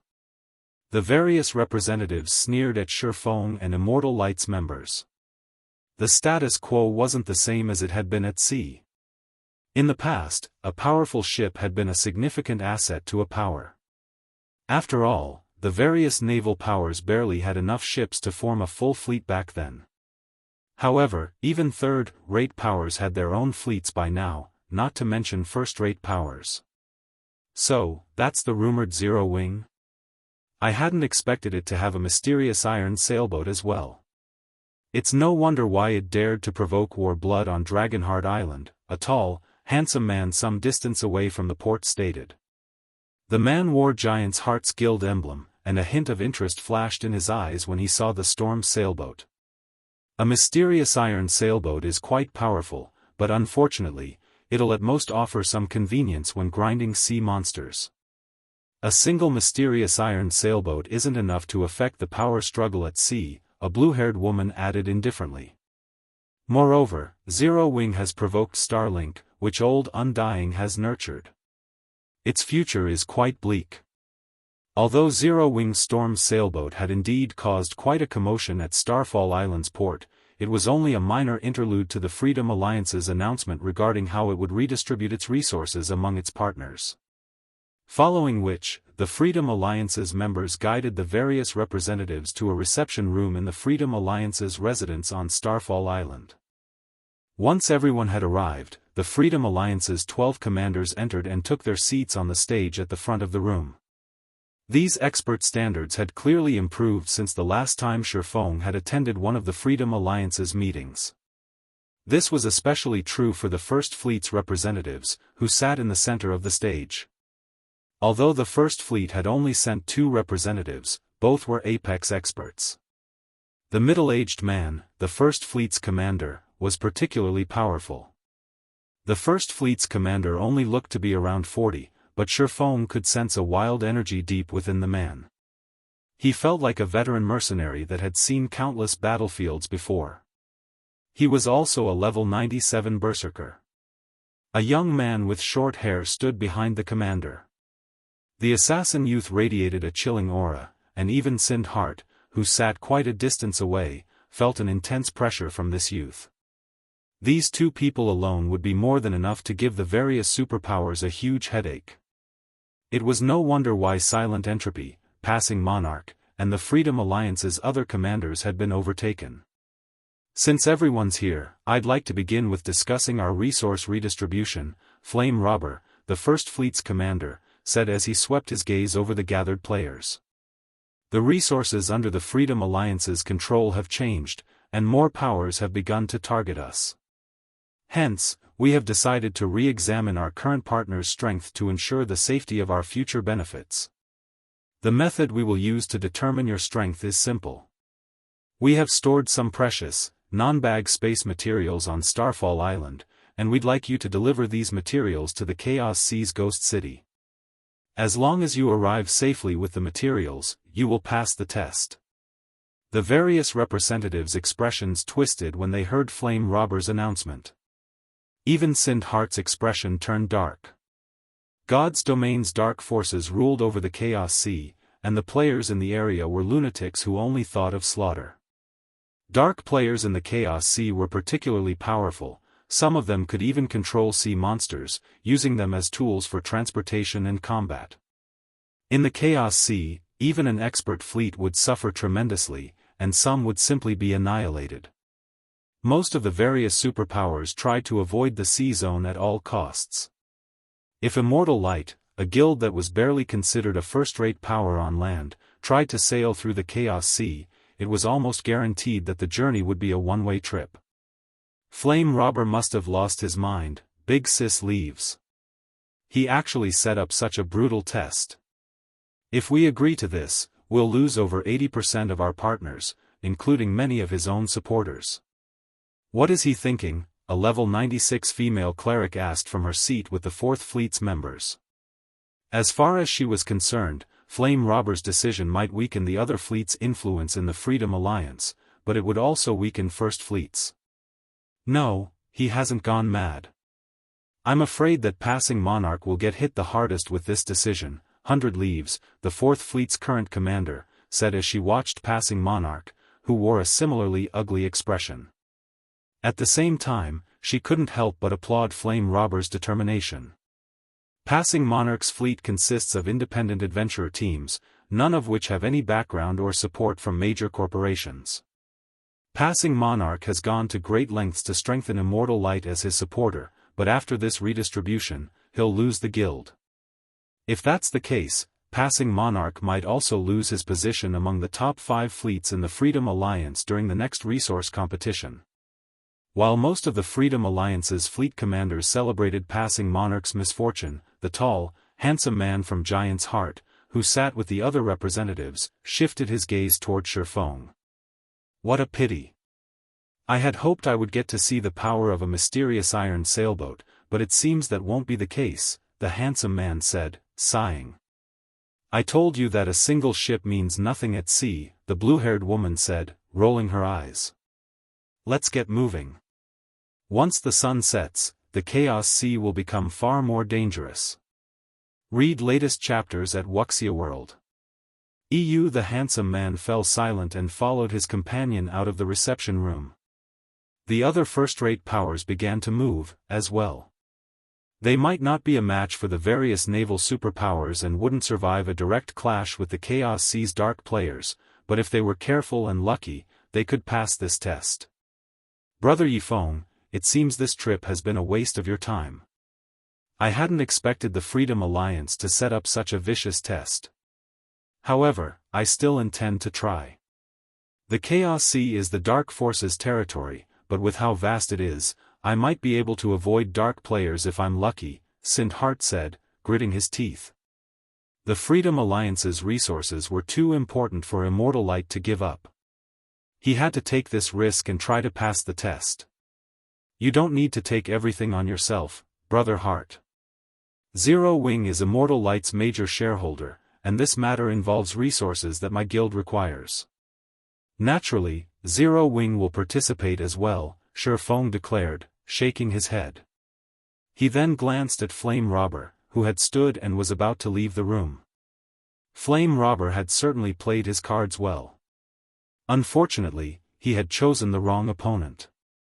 Chapter 2332, Steel Giant. I'll have to trouble you then, Brother Yifeng, Sindhart said. He felt both grateful and ashamed when Shifeng had offered to help. Zero Wing's help was a large part of the reason that Immortal Light had acquired its current strength. Sindhart had thought that with Immortal Light's development, it could return the favor, more or less, but it seemed that the guild needed to rely on Zero Wing once again. However, Immortal Light's fleet would have a greater chance of reaching Ghost City with Zero-Wing Storm Sailboat. Sindhart then began to make the necessary arrangements for Immortal Light's remaining bronze speedboats and sailboat to meet him at Starfall Island for a final struggle. If Immortal Light could secure the Freedom Alliance's resources, it would qualify as a first-rate naval power. It might even become an overlord in the Apocalypse Empire. After all, the Freedom Alliance controlled 5 major cities in Sea's End, with more than double the resources it used to have. Moreover, it would likely acquire more as time passed. Naturally, Immortal Light could reap more benefits from its partnership with the Freedom Alliance, as well. While Sindhart mobilized Immortal Light's experts, the other major powers began to do the same. After just 8 hours, sailboats and speedboats crowded Starfall Island's port. The spectacular scene stupefied the adventurer teams and guilds that rested on the island. More than 30 expert fleets had docked, and the weakest ship among them was a bronze speedboat. Moreover, the weakest fleet had a minimum of 30 bronze speedboats and 3 sailboats. If these fleets cooperated, they could even take on level 90+ mythic-ranked sea monsters. Of all of the fleets present, the most eye-catching was undoubtedly Giant's Heart's. Giant's Heart's fleet consisted of 100 bronze speedboats, over 20 mysterious iron speedboats, and 10 sailboats. Of the 10 sailboats, 4 were bronze rank. Not even the Freedom Alliance's first fleet had such combat power, yet this wasn't all that Giant's Heart possessed. Giant's Heart is terrifyingly powerful. It's no wonder why it defeated Pride Empire in the Fire Dragon Empire, 100 Leaves, who watched the ships gather from one of Starfall Town's lookout towers, commented as she inspected Giant's Heart's fleet. Giant's Heart had sought out Passing Monarch to cooperate, but Passing Monarch was too stubborn and refused the offer. He's likely regretting his decision to continue his partnership with Immortal Light.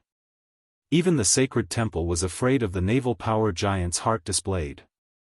If Passing Monarch had agreed to work with the guild, he could have competed for the first fleet position. However, Passing Monarch had given this opportunity to Flame Robber. Big Sis Leaves, are we really going to hold back the guild's strength? 1. The female cleric beside 100 Leaves anxiously asked. Our position in the Freedom Alliance isn't stable enough. If we openly rely on the guild's strength, even a fool would realize that we're members of the Sacred Temple, not just a team with the guild's support, 100 Leaves said, shaking her head. She then turned toward Silent Entropy's group nearby with a bright smile. Flame Robber might have Giant's Heart support, but Silent Entropy won't just take this lying down. All we need to do is watch those two go at each other's throats and wait for an opportune moment. When Sindhart saw the various major powers' fleets from the port, he suddenly felt tiny. Immortal Light was a top-ranked naval power in the Apocalypse Empire, but if it weren't for the Storm Sailboat, it would be the weakest power here. Even Sherfong was surprised when he saw the multiple fleets. He hadn't expected God's Domain's naval powers to develop so quickly, especially Giant's Heart. Even on Dragonheart Island, very few powers could contend with the guild. Dragonheart Island's powers weren't limited to the human variety. Many neutral powers also operated from the island, including super first-rate guilds and super guilds. Once the fleets were ready, the Freedom Alliance's members began to move crate after crate of cargo onto the various powers' ships. When the representatives saw the cargo, they were stunned into a moment of silence. How is this possible? They want us to transport Primal Void Stone? There are so many Primal Void Stones here. Has the Freedom Alliance discovered a Primal Void vein? Everyone was shocked when they saw the translucent crystals within the crates. All of these players were either experts or upper echelons from major powers, so they had seen many precious items in God's domain. However, they couldn't help their astonishment when they saw the Primal Void Stones. Primal Void Stone was a top-tier material that could be used to construct all sorts of high-ranked workshops. Primal Void Stone could absorb mana from the void, and although the amount it could store was minute, this mana could enhance players' mental processing, which was particularly useful to lifestyle players when they produced items. Buildings made with primal void stone could also help combat players when training their skill or spell completion rates.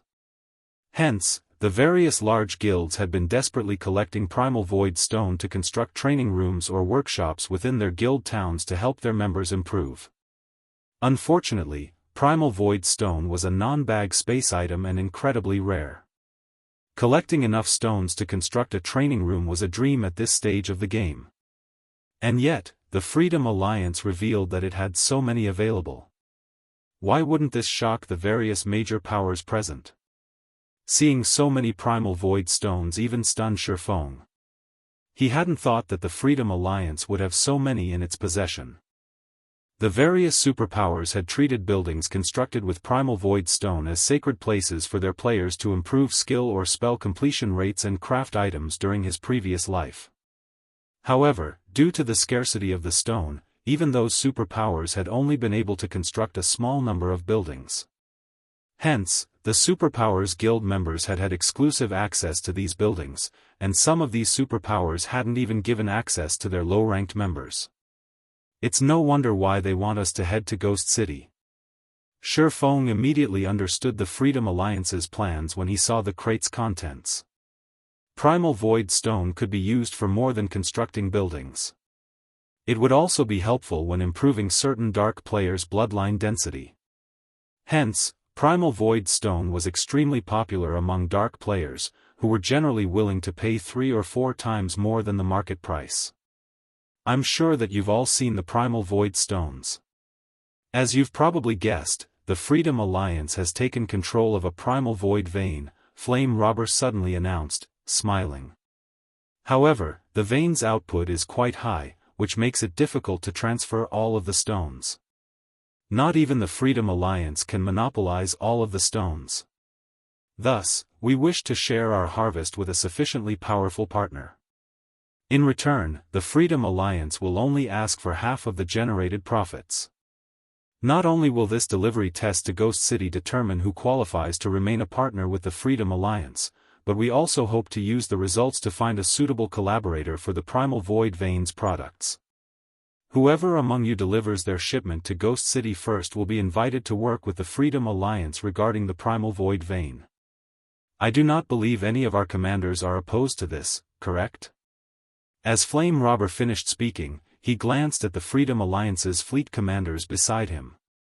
Although he seemed as if he were asking for their opinions, he had no intention to negotiate. How despicable! Which commander would dare oppose such an idea under such circumstances? The female cleric behind 100 Leaves quietly cursed. Flame Robber was clearly trying to hand the share of the Primal Void Vein to Giant's Heart. Silent Entropy, who had seemed relatively calm, revealed an ugly expression. On the other hand, the other commanders silently celebrated the decision. The Primal Void Vein's harvest would be distributed according to rank, with the first and second fleets gaining the most benefits. The remaining fleets would only acquire a small percentage of the goods, so it didn't really matter if they shared the harvest with a foreign power. This distribution would only harm the top-ranked fleets. None of the various major powers voiced any complaints. Even a fool could tell that Flame Robber was trying to ensure that Giant's Heart received these resources. Anyone that objected now would be setting themselves up for the Freedom Alliance to sever their relationship. Since none of his fellow commanders had anything to say, Flame Robber announced the beginning of the test. Like a raging tide, the various major powers' fleets swarmed toward the Chaos Sea. They all wanted to reach Ghost City by nightfall. Not only would the Chaos Sea's dark players have more of an advantage at night, but more sea monsters would become active, as well. We should go, Brother Yifeng. As Sindheart watched the various fleets leave the port, he, too, felt an urgent need to move. Hold on a second. I have something I'd like to ask Commander Flame Robber before we leave, Shifeng said. Instead of hurrying as everyone else did, he turned to Flame Robber nearby, and asked, Commander Flame, to acquire partnership rights for the Primal Void Vein, we only need to be the first to deliver our shipment of void stones to Ghost City, is that correct? Shifeng's question confused the fleet commanders and the representatives that lingered. Why is he asking such a question? Does he think this situation is unfair? What's unfair about it? Strength is everything in God's domain. If he thinks this is unfair, he can bring it up with Giant's heart. We watch as they beat this brat to death. He has helped Passing Monarch quite a bit in the past. Does he think Passing Monarch will do something to return the favor? All of the Freedom Alliance's commanders remembered Shifeng, especially Identical Summer, the original Second Fleet's commander. It was Shifeng's interference that he had fallen to the Fifth Fleet position. Identical Summer wanted nothing more than watch Shifeng die. Passing Monarch, on the other hand, could only offer a bitter smile. Even Flame Robber was puzzled as to why Shifeng had asked such a question. Read latest chapters at Wuxia World. EU, that's right. So long as you are the first to deliver your shipment of Primal Void Stones to Ghost City, you'll become the Freedom Alliance's partner regarding the Primal Void Vein, Flame Robber firmly stated. Ah, then I can rest assured, Shifeng said, smiling before he walked toward the crates assigned to Immortal Light. Rest assured? Everyone's confusion grew as they watched Shifeng leave.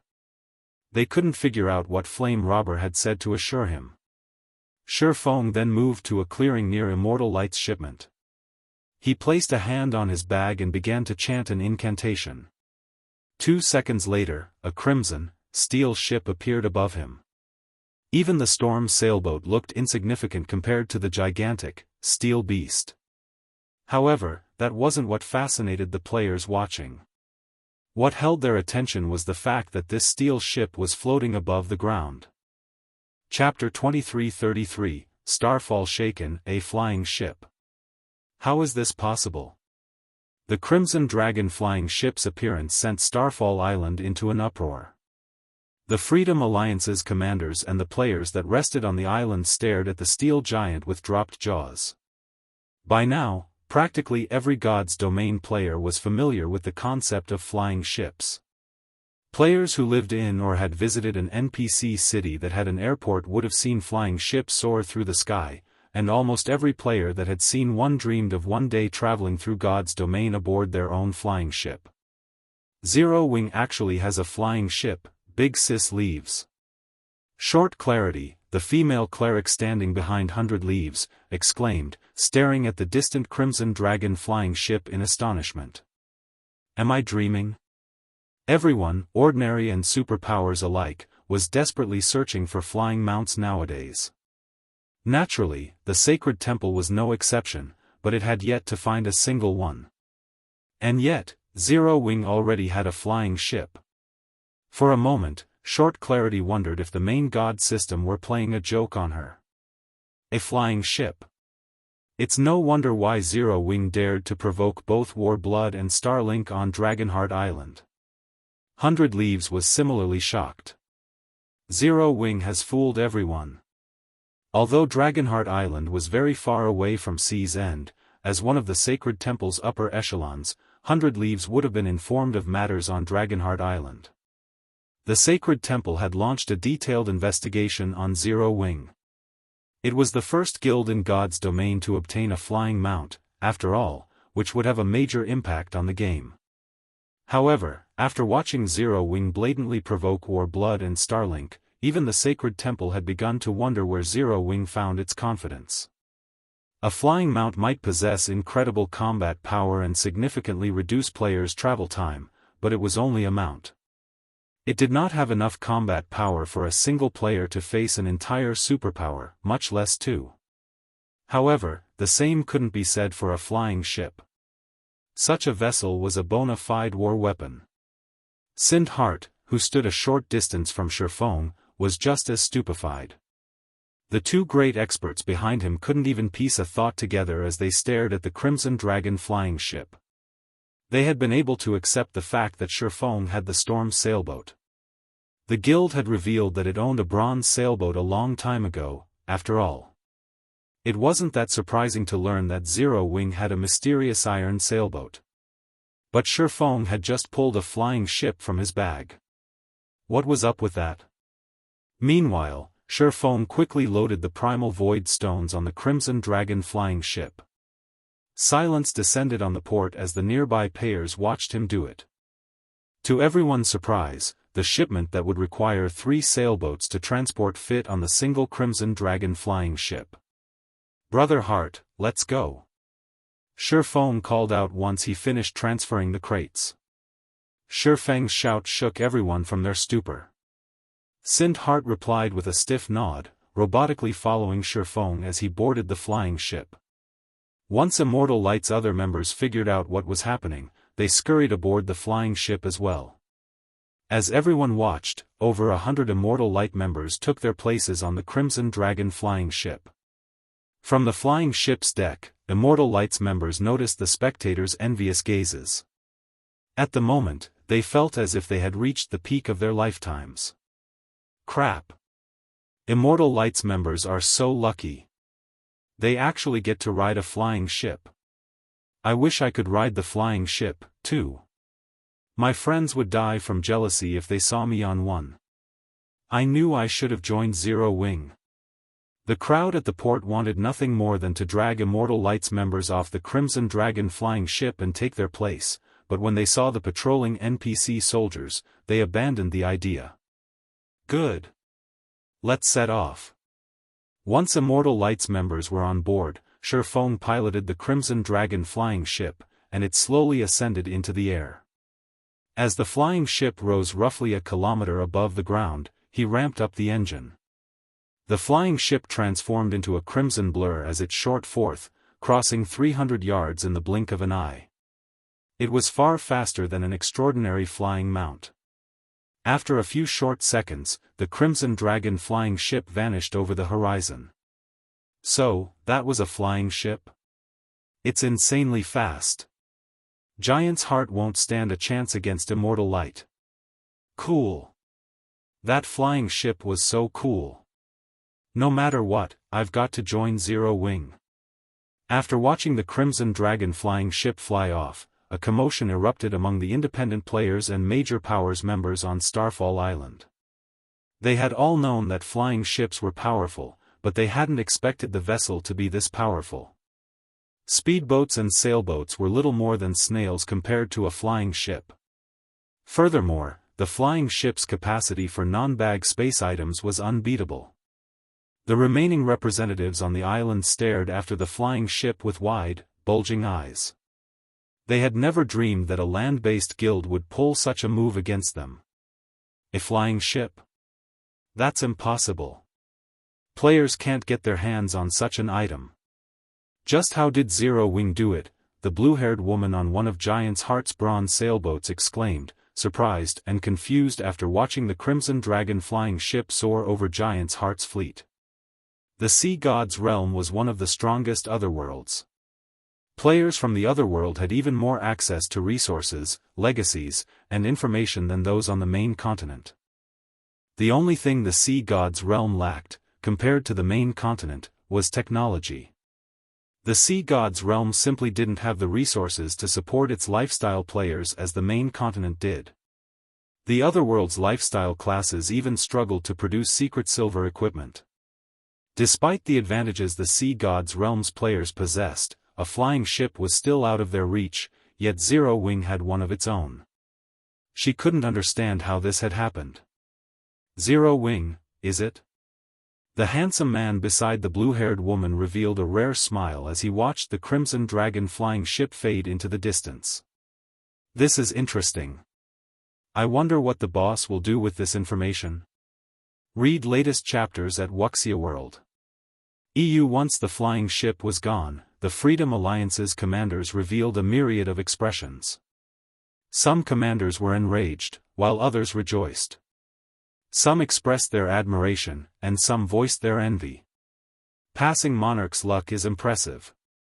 Flame Robber has gone to great lengths to set up this ploy, yet it's turned around to bite him, 100 Leaves surmised, a hint of envy flashing in her eyes as she glanced at Passing Monarch.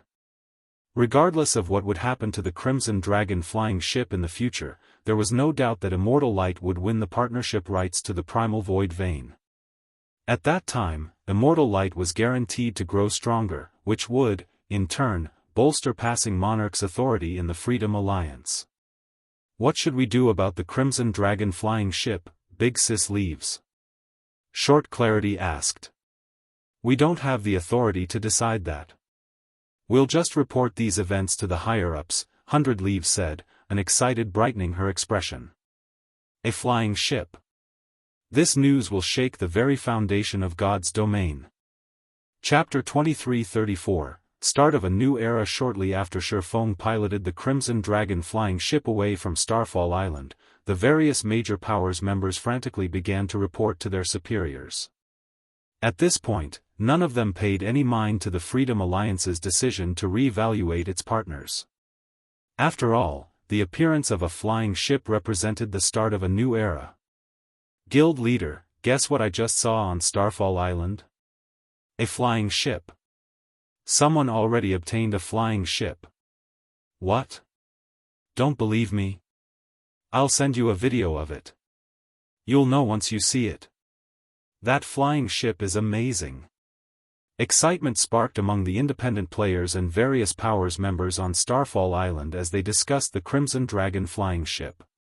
When the various powers' upper echelons received the reports, they lost their minds. Thus far, they only knew of one flying mount in a player's possession right now, let alone a flying ship. How could someone have already obtained a flying ship? However, when these upper echelons saw the video clips from their subordinates, they were utterly dumbfounded. Passion. Envy. Greed. These emotions overwhelmed the various major powers' upper echelons as they watched the recordings of the Crimson Dragon flying ship.